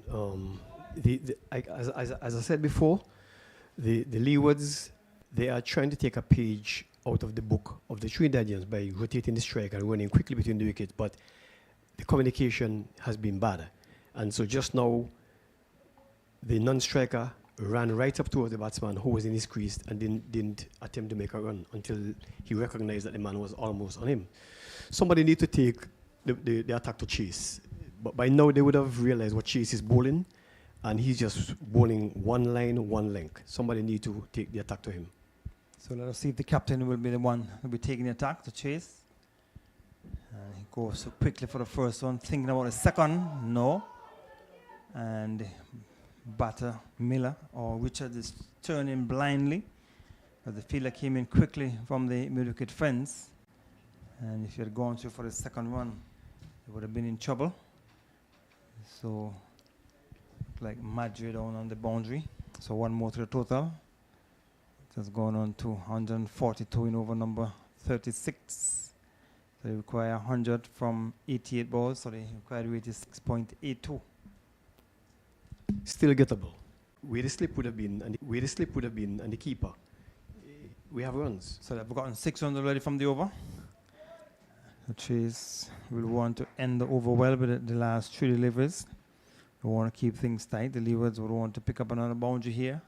Anything that stayed between the short third man now and point is 4 as well. So the fielder third man just move across to his left a bit. Oh, another easy single. So with that single, they've scored the 7 runs that they required in the over. So they need another 86, 85 runs. Or 95 from 86.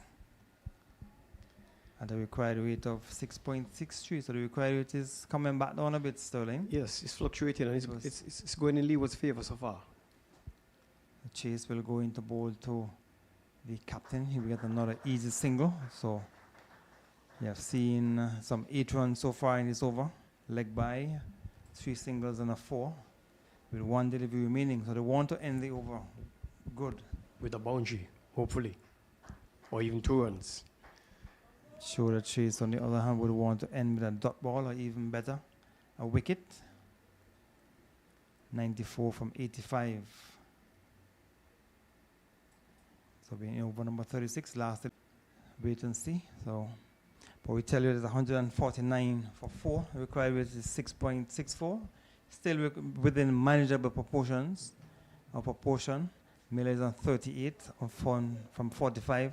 And this is a good little partnership, Sterling. A partnership, the partnership has come up as a matter of fact. They are 56. Partnership is 56. And except for the free run out chances. They have been playing well.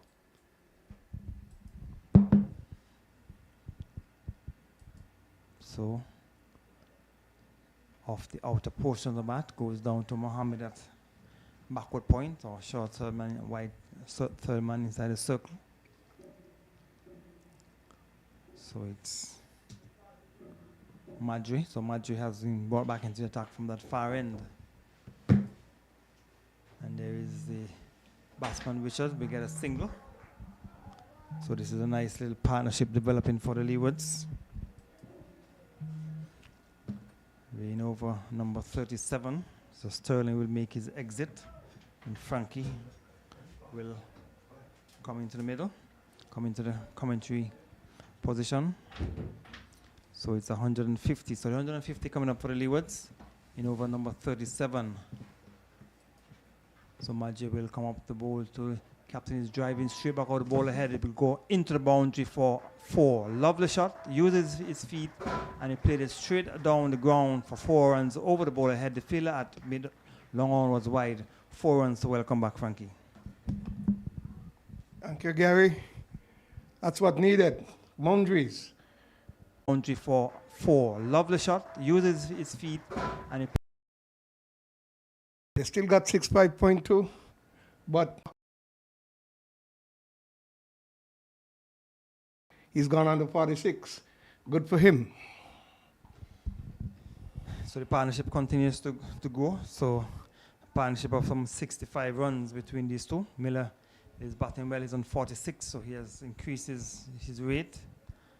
And Richards is on 28 from 43. So we're seeing some 9 runs from the 4 deliveries. What you don't want is to the batter to give his hands away here right here. Just want to continue to pick up a single. Not good fielding by the captain at extra cover. They allow a single, and every run has been shared by the teammates of the Leewards, the teammates of the captain and Richards. So in the middle, putting on a good partnership. So 83 from 79, and the required rate is coming down slowly. It was increasing, but now it's going in the other direction. And Richards will get a single. So a good productive over for the Leewards. Some 11 runs coming from it. At the end of it, 160 for 4 after 37 overs, Frankie. Yes, good. That's good going. And they just have to keep this. So you see this, the over that you got there? All you have to do is to keep that. That will put the pressure back on Trinidad and Tobago. Couple of overs, 10, 15, 12, you're good to go. And you capitalize with your singles in between, but the boundaries are very much needed. 82 needed from 78 balls. They still have to keep the momentum up. So a good partnership, 67 runs between those two. And so Miller is on 47, so 2 runs shy of a half century. He's faced some 48 balls. See whether chase will continue from this the commentary end. So it's turning out to be a good game if they continue.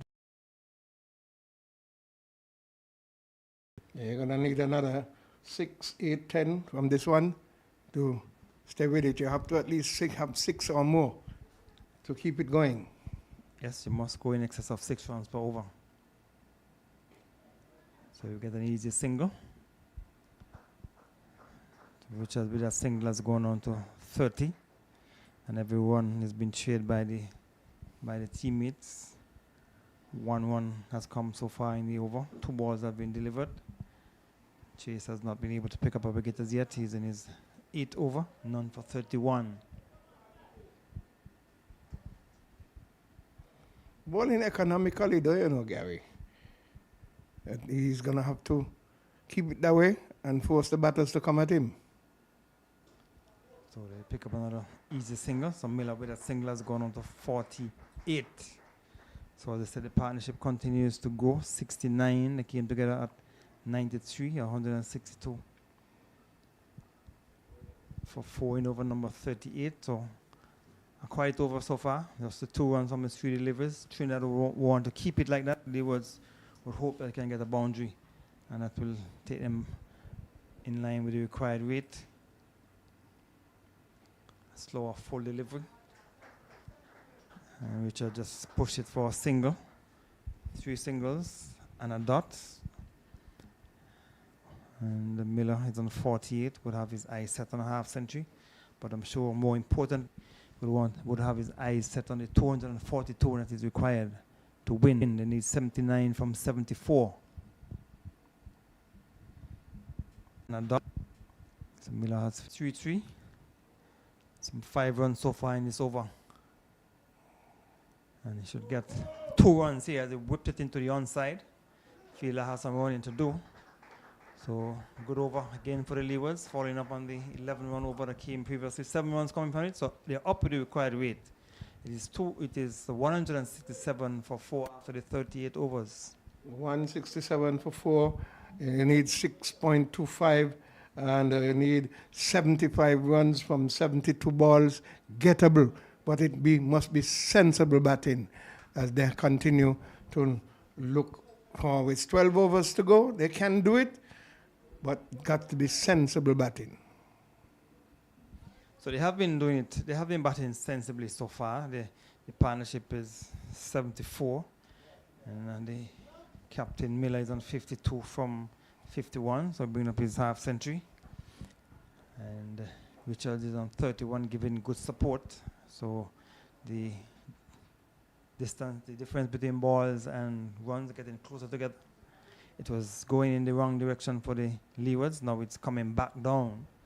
The required rate has gone up to 6.99 at one point. It's now come back down to 6.25.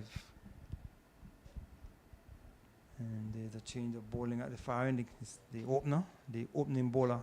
Topping. He will come back into the attack. So let us see what will happen if it will be a change of fortune for TNT. Leewards have bowling at the far end. It's the opener, the opening bowler.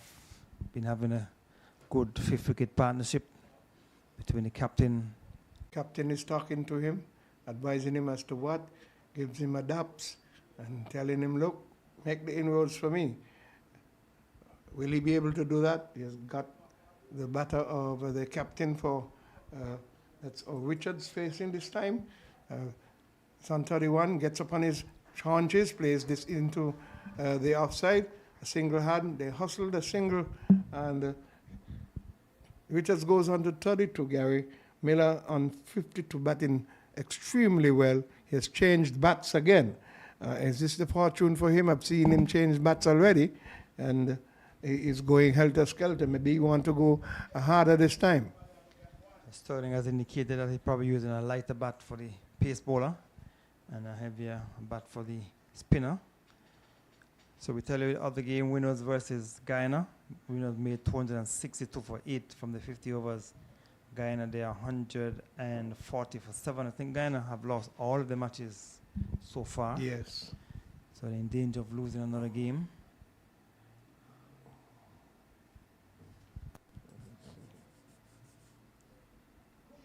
Oh, somebody has given it away. Somebody has given it away, and it's gone. Changing the bat. You said lighter for the faster.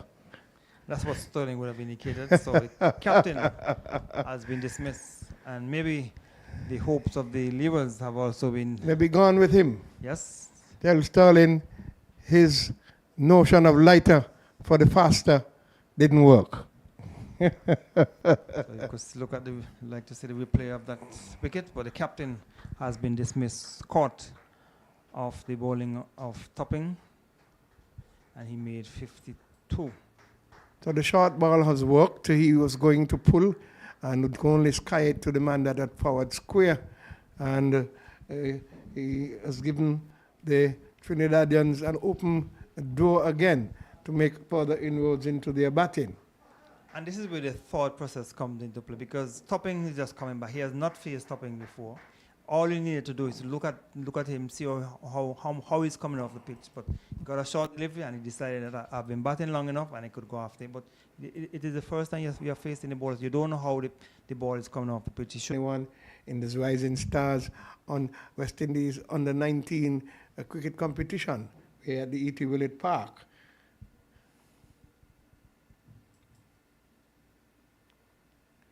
Nice delivery. He gets under it and goes through to the keeper. Another bouncer, Gary. Francis just bent back, allowed it to go through. Wisest thing. Miller might be looking at that and say, that is what I should have done. Yes, because you're batting well, you're rotating the strike, you're increasing your current rate, and your first time facing the ball, and you want to go after him. Yeah, and getting behind it, and there is no run. This is United States 1, is it? Yeah, the two U.S. teams playing against each other. United States one made 274 and 107 for 4 after 25 overs. The United States 2. Putting up a fight, just like the Leewards. Will they be able to do anything better than the Leewards? The Leewards would have to keep their heads and take it through to the end in order to bring this match home. Toppin comes into bowl too. He's trapping it into the offside and take it through to the end in order to bring this match home. He throws it back in, just one run, and the score goes on to 169 for persisting with hope as a keeper. Gary, he looked weary when he came into bat, as he's not accustomed to such long, fielding stints behind. Toppin comes in, the ball, the batter plays it, there is no slip, it falls short of the gully man. It's the end of the 39th over. Richards remains on 32, and we have got Mackenzie, Jones, Bergen, and Manners to come. They score 169 for 5. Francis is on 1, Richards on 32, and they need 73 from 66 balls, Gary. A successful over there for the Trinidad team. They broke the partnership. That's when they got the captain. He was out. So good. Just as he got his 50. Yeah. So Kawaja not out on 16, and Contas was out. Able to Graves for 17. Lucky Cameron Graves. Green is not out on 6. They call him the golden arm. I am not really too particularly impressed with him, but he seemed to be a lucky bowler. Yeah, he has been able to break some partnership, and that's the thing now. He's supposed to me. His main discipline is batting. Now he probably might be thinking, okay, I'm not making any runs, so now I'm going to be a bowler, and I probably don't want to make any runs.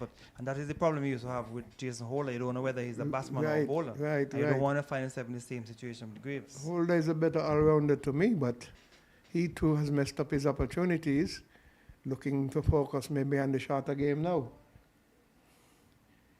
We've got a change in bowling. Aiden Racha, he has bowled 3 overs, and for 17 runs, he has been reintroduced into the attack, replacing the left arm in chase. Plays it into the onside. Oh, off, was unable to get around. So it's a 4 there. For Francis, hit it back straight, and it went through the legs of the man there, 3/4 of the way in the mid-on area. So he moves on to 5 from 4 balls. The score goes on to 173. In goes Racha, and he gets another run. They're looking to a second, but it's not there. He now moves on to 6. The score on to 174, Gary. 69 from 65 balls. They have to continue to get the singles, but the odd boundary is very key if they want to keep the pressure on, because they still need 6.38 for over. 68 balls from 64, 68 runs from 64 balls, and they have got to ensure that they keep the pressure on. 5 wickets have gone.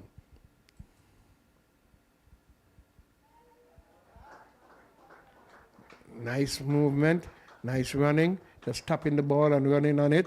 Richards has been able to up his game. It's 33 for him on 50 balls. Francis is there on 6. 175 it is from 39.3 overs. This tall, lanky Racha. Now they have moved the mid-on back, almost on the boundary as Ratcha runs away into ball two. It's a locker length delivery, plays it into the onside. It came off of the bat, but a lovely delivery it was, Yorker length. He got down on it and has picked up a single. That's Francis. He goes on to 7, and the score on to 176 for 5 in the 40th over. So 10 overs after this, which is going to be particularly interesting as to how things go on from here on. In goes Ratcha, slapping delivery and picking up a run there is Richards, growing in confidence. He goes on to 34, and the score on to 177. Leeward Islands in this West Indies Rising Stars under 19 competition. Leewards looking to get 242. They're 177 for 5 in the 40th over. Some 8 runs into twos, get the odd boundary as they've been doing for the last couple of overs. 6 point is needed, and it is not impossible, but they need to keep their heads on and bat deep. 6.2, and the last 10 overs is about to be bowled. Message is going out again.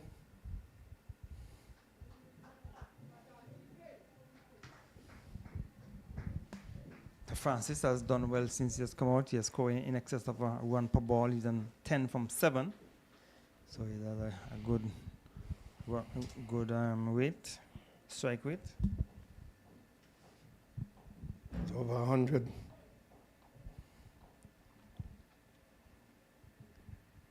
So Toppin is going to continue from the southern end.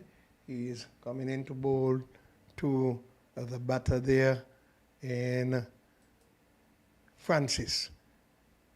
A short delivery, gets up on it. Hustler, as far as single. Oh, not only overthrown, but it was over the wicket. They got home safely. Score 181. Francis goes on to 10, and Richards comes to face. He's on 34 from 51. 181 for 5. First ball single. A nice delivery there.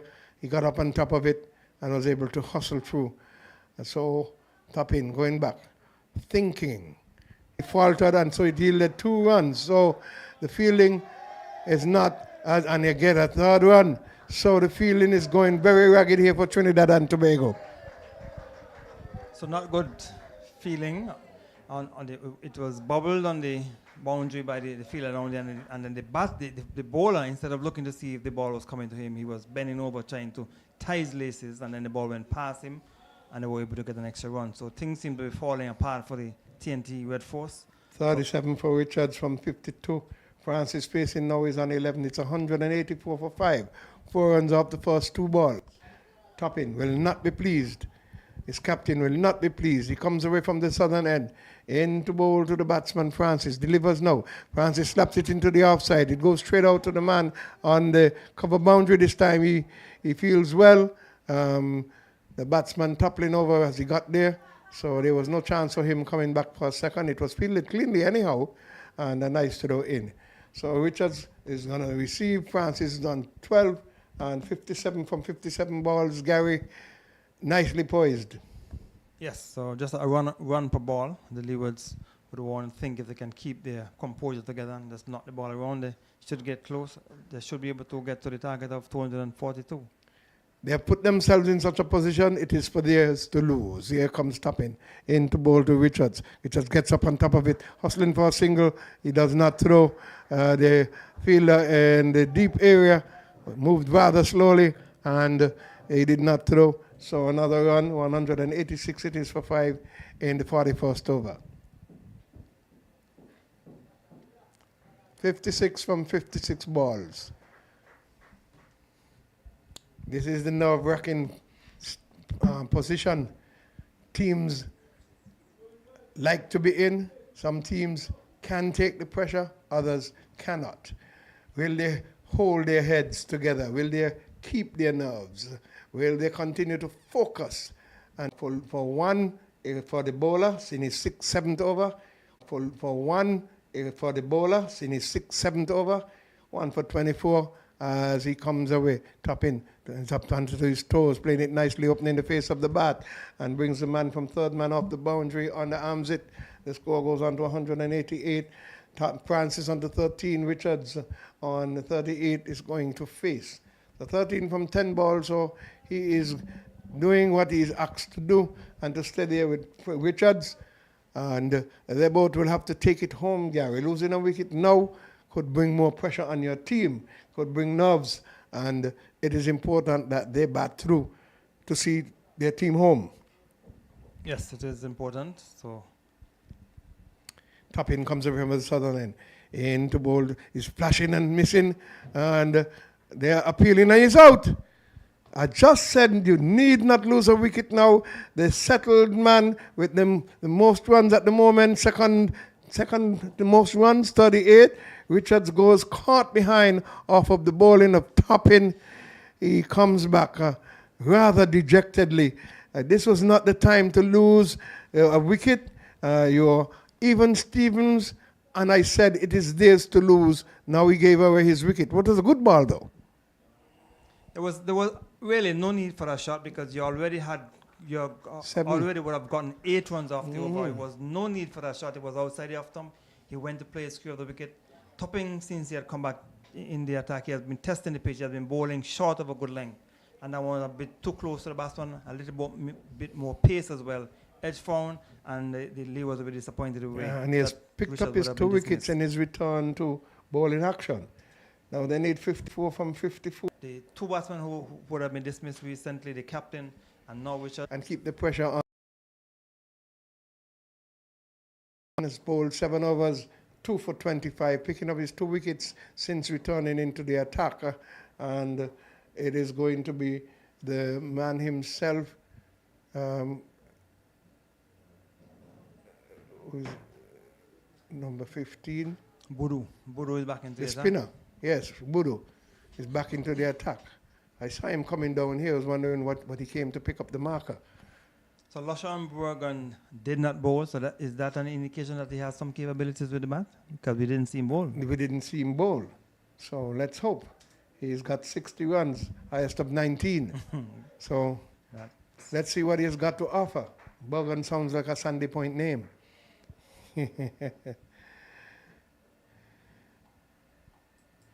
Here goes Budu. In his 8th over, he slaps it into the offside.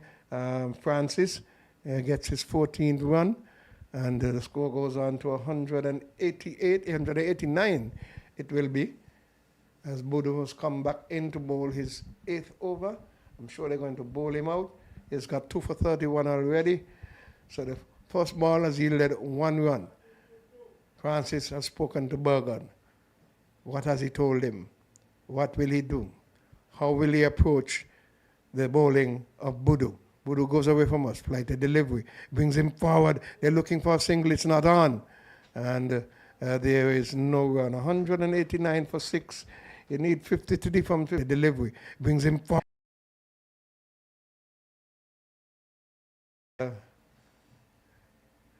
We are at the El Camino Tonito Willett Park, a single. So looking to get 242 is the Leeward Islands. They're 189 for 6. We're in the 42nd over. Budu goes away from us. Early destroyer. And this one is played into the offside. Single has been had. And so Burgan is off the mark. Score goes on to 190. And with 24 fours and 3 sixes, the Leewards have 190 for 6 in the 42nd over. It's West Indies Rising Star. As this one is played into the onside there by Francis, nicely played. They're looking to go for 2, but it's not on. And so the ball gets back to the bowler quickly. And they've been restricted to a single, 191 for 6 in the 42nd over. 1 ball left to be bowled in this particular over. Budu goes away from us. Right, a delivery, brings the batter forward. There's that yawning gap there, and so they capitalize upon it. They're going for a single. They got that. They can't get the 2, and so they have stayed their grounds. Score goes on to 192 for 6 at the end of 42 overs. Yes, so with the fall of that wicket, with the Red Force team were able to come back into this game in terms of the over restricting the scoring. They would have gotten 2 good overs prior to this dismissal of Richards. So Richards would be disappointed that he would have given his hands away, but they're hoping that the two batters in the middle can put a good partnership together. They still need 50 from 48, so the required rate is going back. He was coming down, now he's heading back into the direction that the Leewards would not be happy with. Toppin is going to continue. Has picked up 2 wickets on his return and is there to continue the support. Budu has 2 wickets and Badre has 2 wickets. So those are the 6 wickets gone. 2 for 25 from 7 overs. Toppin comes into bowl to his 28th over, pulling, missing, and it's a wide delivery. So the score goes on to 192 in the 42nd over. For the 3rd over, that is not going to be counted. He is 49 runs. at 6.13. We are in the 43rd over, and the Leewards are in a position to win it. Are they going to throw it away? Here comes Toppin into bowl to the batter, and it's a bouncer. Wide delivery call. So it's now even Stevens again. It's going to be 48 from 48. The score goes up to 194. Leeward Islands looking to get 242. And on the road to doing it. Can they stay on the road? Can they stay on the road to bring it home? It is 42 overs gone. We're in the 43rd already. We had 2 wides. Toppin, trying too hard, comes in. And he plays it there into the offside. And heads are being held at that throw was just missed the stumps by a whisker. They've hustled the run. They've gone on to 195 for 6, 47 for 47. And Tantimol is in the oval. Sterling? Seems so. Definitely. 47. From 47.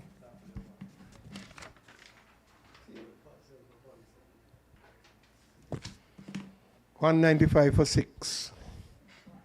42.1. As Papin comes in to bowl to Francis. Up on the taunches, plays it easily into the offside. They have gone for 1. He's looking to get 2. It's going to be an run out. It's going to be a run out. Suicidal. Suicidal. Just when you're about to take it home, you're on the home run, taking a chance of going for 2 when they easily could have settled for 1 because you're going well.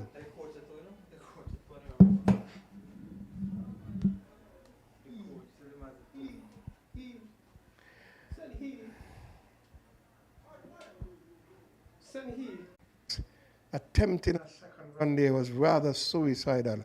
A very good throw in from the boundary area, and they are going to have to still look for the singles and dispatch the bad balls. Boundaries are still needed. You get dot balls, you're building pressure on yourself. 196 for 7, looking to get 242. Jevon Manners has gone to the crease. He was slated to bat number 11, but they've sent him. And so let's see if he will be able to do some of that powerful batting that he has shown. Divisions up at the various fields around the island. In comes Toppin into bowl to him. He comes easily forward. He comes out off the bat and the inner portion into the leg side. Toppin holds his head, and that is 197 for 7. We are in over number 43. The game is even, Stephen. 40, run a ball, 45 from 45. Run a ball. Wickets are on the low side for the Leewards. But if they can rotate the strike, pick up the 1s and the 2s, they can win the game. The song comes out of Sink It, keep it coming. Keep it coming. The DJ is playing it. The crowd is behind him. And the crowd here is behind the Leeward Islands as Toppin comes into bowl to Bergen. Yes, foolish delivery play. Toppin. Delivery. He was at his full height. And he's pointing his one over the shoulder. He don't go two over the shoulder now. See? Yeah. He indicated one before. No. Yeah, he indicated one before. He indicated one before. Yes. You're tapping, thinking, turns at the southern end. It's coming into bowl to Javon Manners. He's on 1. 199 it is for 7. He comes and plays it on the offside, on the onside, sorry, off his body. They're looking for 1. There's no need to take a chance again. So the score goes on to 200. They need 42 runs. We are in the 43rd over. And the 42 runs from 43 balls. And the Leewards could be cruising if they keep their heads on. Need to bat deep. Something is wrong with Manners. He is flexing himself. He is not comfortable. His muscle is gone. Nobody was warming up. He was just sent down. Our commentator here says, send him down. Everybody needs to be stretching and padded up. He's beaten by this one, looking to play it into the offside. Was Bergen. He's on 4. And it's the end of the over. 200 for 7 at the end of the 43rd over. And Miller for 52. 7 at the end of the 43rd over. And Miller for 52. 45 was it for the man himself who got out there last by the run-out route. Bergen is on 4. Manners is on 2. 200 for 7. With 7 overs to go, Sterling, 6 runs and over is needed. 42 from 42. It's a straightforward calculation. Bergen is on 4. Manners is on 2. 200 for 7. He has bowled 8 overs already, I think. Toppin has bowled 8 overs, 2 for 33. As Budo goes away from us, flighted delivery, brings the batter forward. They're hustling for a single. They're able to get it. He gets home quickly, despite showing an injury. And so 201 it is. We're in over number 44. Budo has bowled 8 overs, has picked up 2 for 35. He's into his 9th over. The support from the Leewards camp has been tremendous. They clap for every run. Every run, every good stroke, they have been clapping and supporting the batsmen. And the majority of them are on their feet now. So, playing it into the onside, the fielder not fielding it, the bowler throwing himself, and Manners, who is under pressure with a leg injury, is staying out there. You could see him not walking properly, he's walking gingerly. It's 202 for 7 in the 44th over. Budu goes away from us into bowl 2. And he, flashing and missing. There was the batter in Bergen. Or is it Manners? Manners. Bergen is on 5. Manners is on 3. Budu going into bowl to him. He comes forward, misses again, and there is no run. So we have 43.4 overs, and we are 202 for 7. 24 fours and 3 sixes have been hit.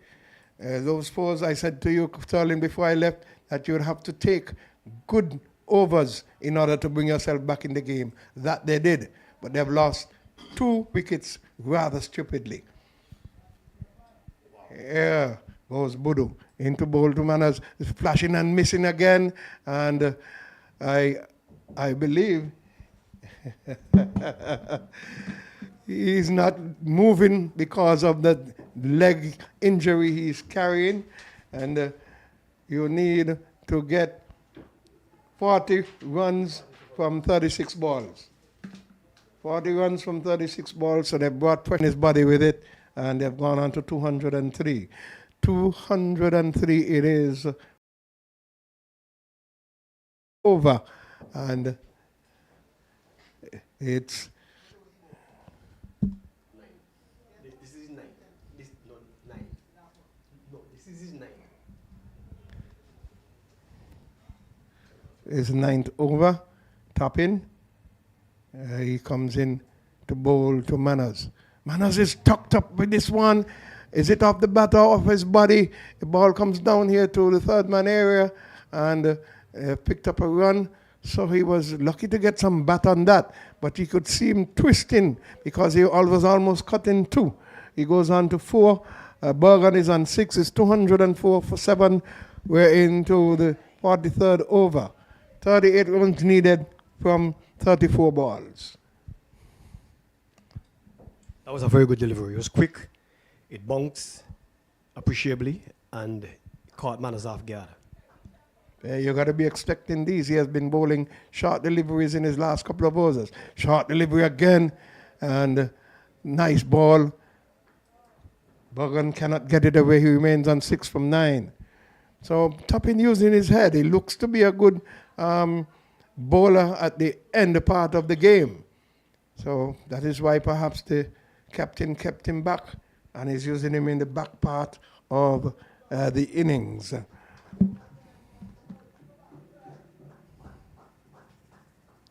There we go. There we go.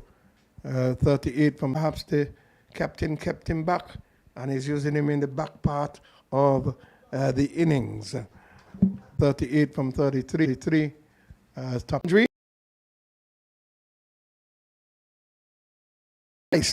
And so Bergen has gone on to 7, 200 at the E.T. Willett Park. The Leeward Islands are looking to get a second win for themselves. They need 36 runs from 32 balls. Can they do it? The Trinidad team made 241. Here comes Toppin, their ace fast bowler, in tucking up. Manners plays it into the onside, gets a single, and the captain is not the captain. The bowler is disgusted with it himself. I see the man there is a little too deep, and so he allowed a single. The score goes on to 207 for 7. One more ball to complete the 45th over, and the 9th for Toppin. He has 2 for 38 already, and he was trying to keep it tight. But the fielders, some of the fielders to me are a little too deep. I would have brought them in closer, Sterling, and make the batters try to go over the top. So that way you can build more pressure. But let's see what Toppin is going to do. He comes in to bowl to Bergen, and Bergen punches it into the offside. The man at backward point collects and holds on to the ball. It's the end of Toppin's 9th over. He's not happy at all. He's dissatisfied with it. But the score remains on 208 for 7 at the end of 45 overs. So, 30 balls to go. Sterling? 31 runs. 34 runs. Still balanced. The score remains on 208 for 7 at the end of 45 overs. So, 34 runs, 30 balls, 3 wickets in hand. You don't have to play any rash shots. You just have to work the ball around, play each ball on its merit, pick up the ones and twos, rotate the strike, and you'll get home. Bodo, who has picked up 2 wickets for 36 from his 9, is going to be bowling his final over. Toppin has 2 for 38. He has 9 overs bowled already. These 2 overs are meaningful for the Leewards. Will they be able to hold their heads? This one goes outside the off stump. Keeper collects. The Leeward Islands are crying out wide. But it was a very good delivery. And Bergen is going to have to keep his head on. He has 8 from 13 by the delivery. He puts it into the offside. The man from the square cover fields. They have hustled a single. 209 it is for 7. We're in the 46th over. And so we are seeing another 33 runs needed from 29 balls it is, 28. Lighter delivery. He flats it and wide delivery this time. Ball dropping and spinning away. So that caused the wide to come into fruition. It goes to 209 for 7. So Bodo feeling the pressure a little bit. Flight and delivery. Beaten beautifully. Bowled by Bodo. And it was Manners who knew nothing about it. A wicket keeper collected cleanly. So 3 balls have gone in this. and a wide has given away, and he punches it into the offside, brings a man from the cover boundary off, and he collects another run, and Manners goes on to 6. Bergen on 9 is going to be facing. It's 211 for 7. We're in over number 46. Away goes Budu. Flighted delivery. And he slaps it. Oh, one bounce. And luckily, it was not fielded cleanly, but they've gotten a single. One bounce to the fielder there. He stopped it effectively. It yielded a run. Score goes on to 212. Manners is going to face. Now he's on 6. Budu flighted delivery. Manners tucks it into the vacant mid-wicket area. It brings a man from the cover around. And he's run out. It's not out. Get home. He's got home. He started shooting from a very long distance out, and that is what saved him. And the umpire was in a very good position to see. He was smart. He came in early. He came in quickly and he stood Yes. right by the crease. So No stump. Not a good shot at all from Bergen. the dressing room just sent a message. It was loud. Everybody could have heard it. 28 from 24. I don't know what prompted the batsman to play such a rash shot because it's still within reach. But I guess he thought that with a short ball on the leg side, he could whack it through mid-wicket and pick up a boundary, and then it would be 4 runs less to get. But it was right over the stumps. He backed away trying to hit it and missed it completely. He come tapping to bowl to Bergen. And he's flashing again and missing. And there is no run. So, again, the idea of sending messages at this point in time is not good. I don't believe in it. They need to let the batters, they have been going good, let them continue. You wait until maybe the last 2 overs, if needed, to send a message out. As all he's going to do is now play rush shots. Need 7.6 runs and over. They're 214 for 7. We're into the 47th over. Bergen on 10 is facing Toppin, who is bowling his final over. He comes away from the southern end, and he's onto the back foot, plays it into the offside, hustles a single, and gets... How the runs come. Once the runs come, this song, keep it coming. Got to add the musical tempo with it. Toppin goes back, contemplating. He's a well-built man. He has bowled well for his team. He's into the 10th over and has picked up 2 for 41. What will happen? He goes into bowl to Bergen now. And flashing into the offside. And a beautiful stop there by the man at extra cover. And there is no run. So 216 it remains for 7 in 46.5. So one more ball in this over. And Toppin has done well to have yielded 2 runs thus far. Really keep it that way. He's going back, and you could see that he is meditating on what he wants to do. Comes away from the southern end. Toppin, the well-built man, picked up 2 for 41. His final ball. He plays it into the onside there, and he ends a very good spell. 2 for 42 from his 10 overs for his team. He stretches as he finishes. And I'm sure he'll be mighty happy with what he has done himself. And they expect to get 25 runs from 18 balls. So much more pressure on the Leewards. They're going to have to pick up a boundary or 2. Who is going to come into the attack? We'll wait and see. Toppin has completed his spell, 2 for 42. The Leewards, 217, need 25 runs from 18 balls. Who is going to... Can they do it, Sterling? I think so. In these batsmen and restrict them to the total. The batting team, the Leewards team, they have to take into consideration that they cannot play rash shots. They have to, like I said, mix a little aggression with some caution because you only have 3 wickets in hand.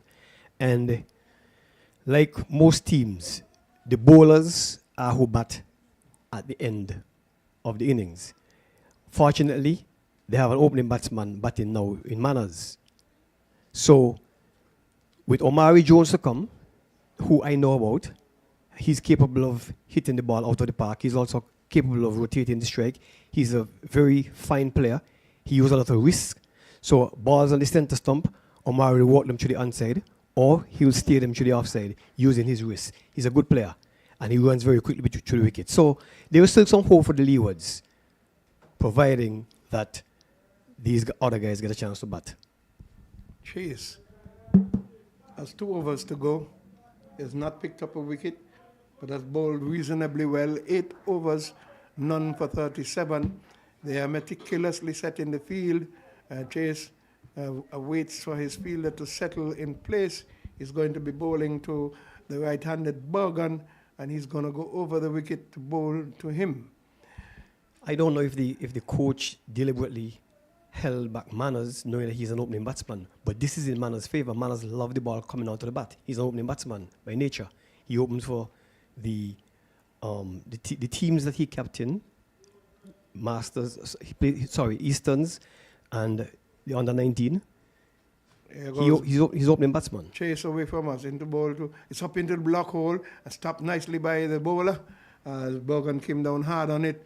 He remains on 12 from 21 balls. Manners is on 9 from 14 balls. He's a non-striker at the moment. 217 for 7. We're in the 48th over. They need to get 25 runs from 17 balls. It is by no means over. It still hangs in the balance.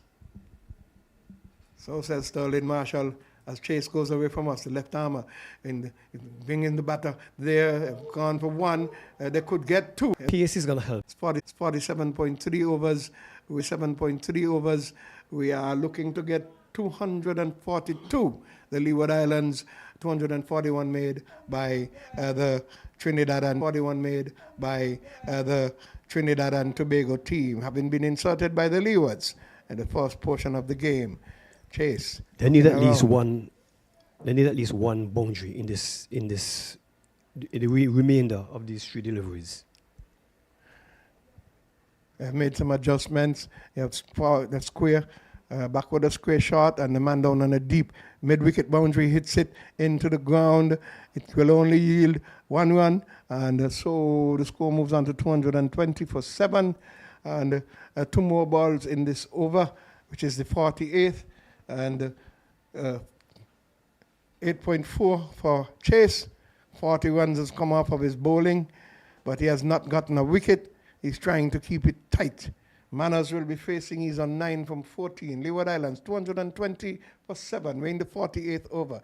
Chase, left armer, and he's bowled him. Come off the pad. Something ricocheted there, and it went down past the keeper, and they've run. Must be off an edge. Must be off the edge. And so it went away from the keeper. I thought it really had gone into the stumps, but it went away from the keeper. And so they've gotten 1 run. 221 it is for 7. 1 ball to complete the 48th over. The Leewards needing 21 from 13 balls. Sterling, can they do it? Here goes Chase away. Bowls to Bergen. And Bergen flashing it into the offside. Brings the man from that long on off there. 1 run. 221 it is for 7. Of the Trinidad captain at this point in time, we would assume that Chase has another over and he will bowl it. And so this penultimate over will be crucial. Let's see who's going to bowl it. Might be Badre.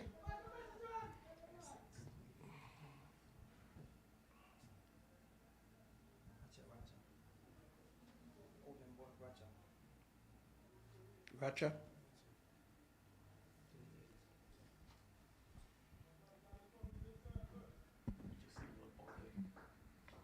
17 from 12.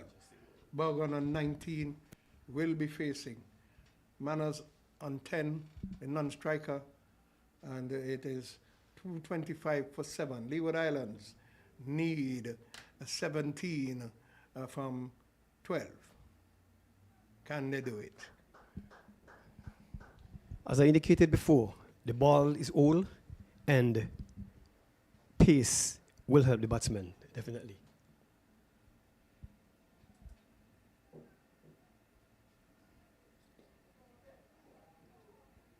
It's played into the onside, and there is 1 run. So 16 from 11. 226 for 7, 48.1 overs. So we're into the 49th over. He needs 16 from 11. Bergen is on 19. Manners is on 11. 20 overs ago, nobody would have thought the Leewards would be in this position. That is so true. In comes Madre. Over, he needs 16 from 11. Bergen is on 19. The outside, trying to throw the ball, and gesticulating, perhaps teasing the batter. On 11 will be facing. Bergen has gone on to 20. 50 needed from 10. A boundary would make it impressive. Flashing and missing is the batter there in Manners, and there is no run. 227 for 7. We're in the middle of the 49th over, and they need a run rate of 10. It is 15 runs required from 9 balls. Can they do it? 12 balls for 12 runs from one over would be interesting, Sterling. Let's see what happens here. Can he give them more than that, less than that? What? They pick up a single, and the score goes on to 228. We need 14 from 8 balls. We're in the 49th over. Madre has yielded 3 runs thus far. 9.4 overs, 2 for 37. Leeward Islands looking to get 442 in this West Indies Rising Stars under 19 competition versus Trinidad. Is playing it into the air, and it takes a lovely catch there, one-handed. There goes Bergen, caught in the mid-wicket area, looking to play it over into the extra area there, over the ball, the fielder's head in the mid-wicket area. He took a lovely one-handed catch. Bergen has gone for 20. It is 228 for 8, and we're in the 49th over. 14 runs needed from 8 balls.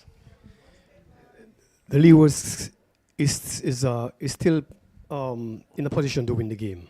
The next batsman is Omari Jones. A quick runner through the wicket. He's a left-handed batsman. A historian gives us the statistics. I'm going to tell you now, he's not going to go down without a fight.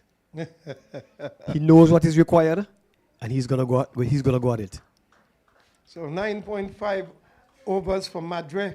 He has picked up his 3rd wicket. It is 3 for 37, and we need 14 runs from 7 balls.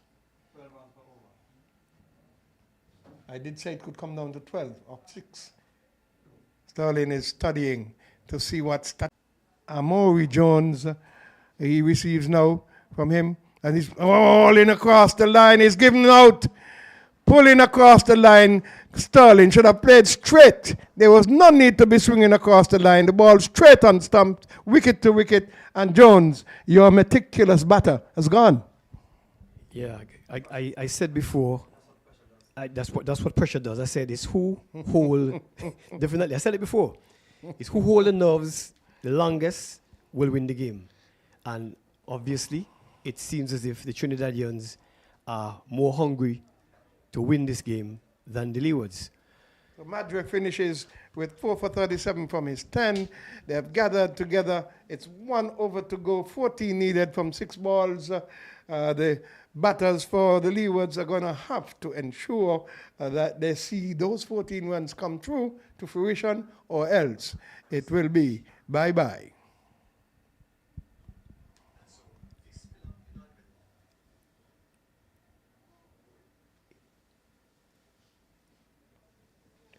Nobody would have thought, Frankie, that this game was going to come down to the wire. The Leewards, they were written off after 25 overs. Yeah, they were going, but then you had a wonderful partnership between Miller and the other batter Richards, some kids. Richards, yes. And they took over 15-run partnership, I think. Leewards, they were written off after 25 overs. I think Miller get into his 50th to Jevon Manners, who was on 12 from 18. Can he do it? Can he do it? Can he do it? Needs 14 runs from 6 balls. 3 fours, 2 singles. Do it. 1 6 or 4. And 4 singles. You'd have to get a boundary off the first ball, Sterling, to put some pressure back on the Trinidadians. Here goes Chase, and this is played into the ground. Single has been had. Manners gets 13 runs, and Micah Mackenzie is going to be facing the next 5 balls if he lasts from Chase. Their score is 229 for 9 in the 50th over. The Leeward Islands looking to get 242. 241 made by Trinidad. Leeward Islands inserting them here in this Rising Stars, West Indies Rising Stars under 19 competition. And the Leeward Islands need some 13 runs from 5 balls. Up, and it flashes over the offside. Another single has been had, and the score goes on to 230. 230. We need 12 runs from 4 balls. Are you going to get 3 fours, Sterling, or 2 sixes? I'm hoping that Jevon can clear the boundary. He's capable.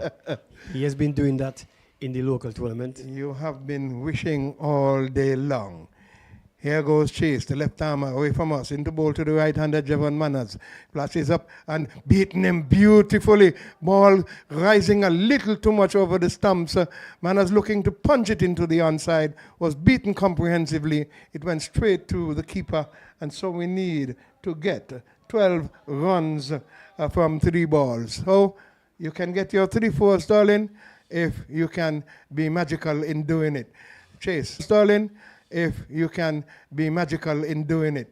Chase has been bowling well, economically, in his 10th over. Goes away from us, into bowl to Jevon Manners. And Manners also off of it. You need 11 runs from 1 ball. And we are no more 8 ball overs these days. So you need 11 runs from 1 ball. 1 ball, Leeward Islands staring down the barrel. Very good over indeed. By Chase. 3 runs he allowed, and there were 3 singles. He is with his final ball. Into bowl to Mackenzie. What will happen? Wicket or sticks? This is played into the onside. They pick up 1. No need to go for the second one. No need to go for the second one. And almost giving a run out there. It's the end of it. Sterling 232 for 9. The Leewards in reply to 241 made by the Windward, the Trinidad and Tobago team. The Leewards, they have fallen short by 9 runs. It was a tough ask after the first 5 wickets went quickly, but all along the line, you would have noticed that at just at one critical point, the runs became less than the balls. No, sorry, more than the balls, and so the effort made by the captain and Richards from St. Kitts was a tremendous effort. Just as we indicated, they needed some strong power hitting in the middle. They did so, but then 3 chances a man. Before I left here, they had 3 chances where they could have gone out, and it was sloppy feeling by the Trinidadians that saved them. And I guess the 4th one, good game, definitely was a good game. There's a lot that the Leewards team can draw from this. Everybody was saying that the highest run they made was 150, and that was the perception that people had. However, I think that the Trinidad team, they became so complacent after they realized the Leewards team were behind the 8 ball after the halfway mark, that they themselves, they seem to be flat-footed in the field as well. Gary, our next game is on, I don't see the schedule here, sometime next week. The 15th, Tuesday, the 15th. Tuesday next week, and it's going to be between who? schedule was moved. I don't know where Well- it's gone. But once again, the pitch played well, played true, and we have to definitely compliment the groundsmen for the Nevis, for the E.T. Willett Park. So from the E.T. Willett Park, the 2 or 1. position is that Interesting. game, Trinidad Jamaica, USA. made 241, Yeah. and Leewards fell short by 9 runs. We say thank you to the groundsmen, thank you to Huey and his team, and thank you for, it was Gary Sterling and myself, Frankie Claxton, bringing you the ball by ball and comments, and we hope that you enjoyed what we brought to you from the E.T. Willett Park in this West Indies Rising Stars under 19 competition. Trinidad and Tobago winning by 9 runs, having made 241 after being inserted by the Leewards. Leewards were only able to get to 232 for 9, making a fight back after being behind the 8 ball around the halfway mark. We say goodbye here from the E.T. Willett Park to all those who came and all those who watched. We want to thank you very much. Join us again on Tuesday with our next match where Jamaica will take on the United States 2 here at the E.T. Willett Park.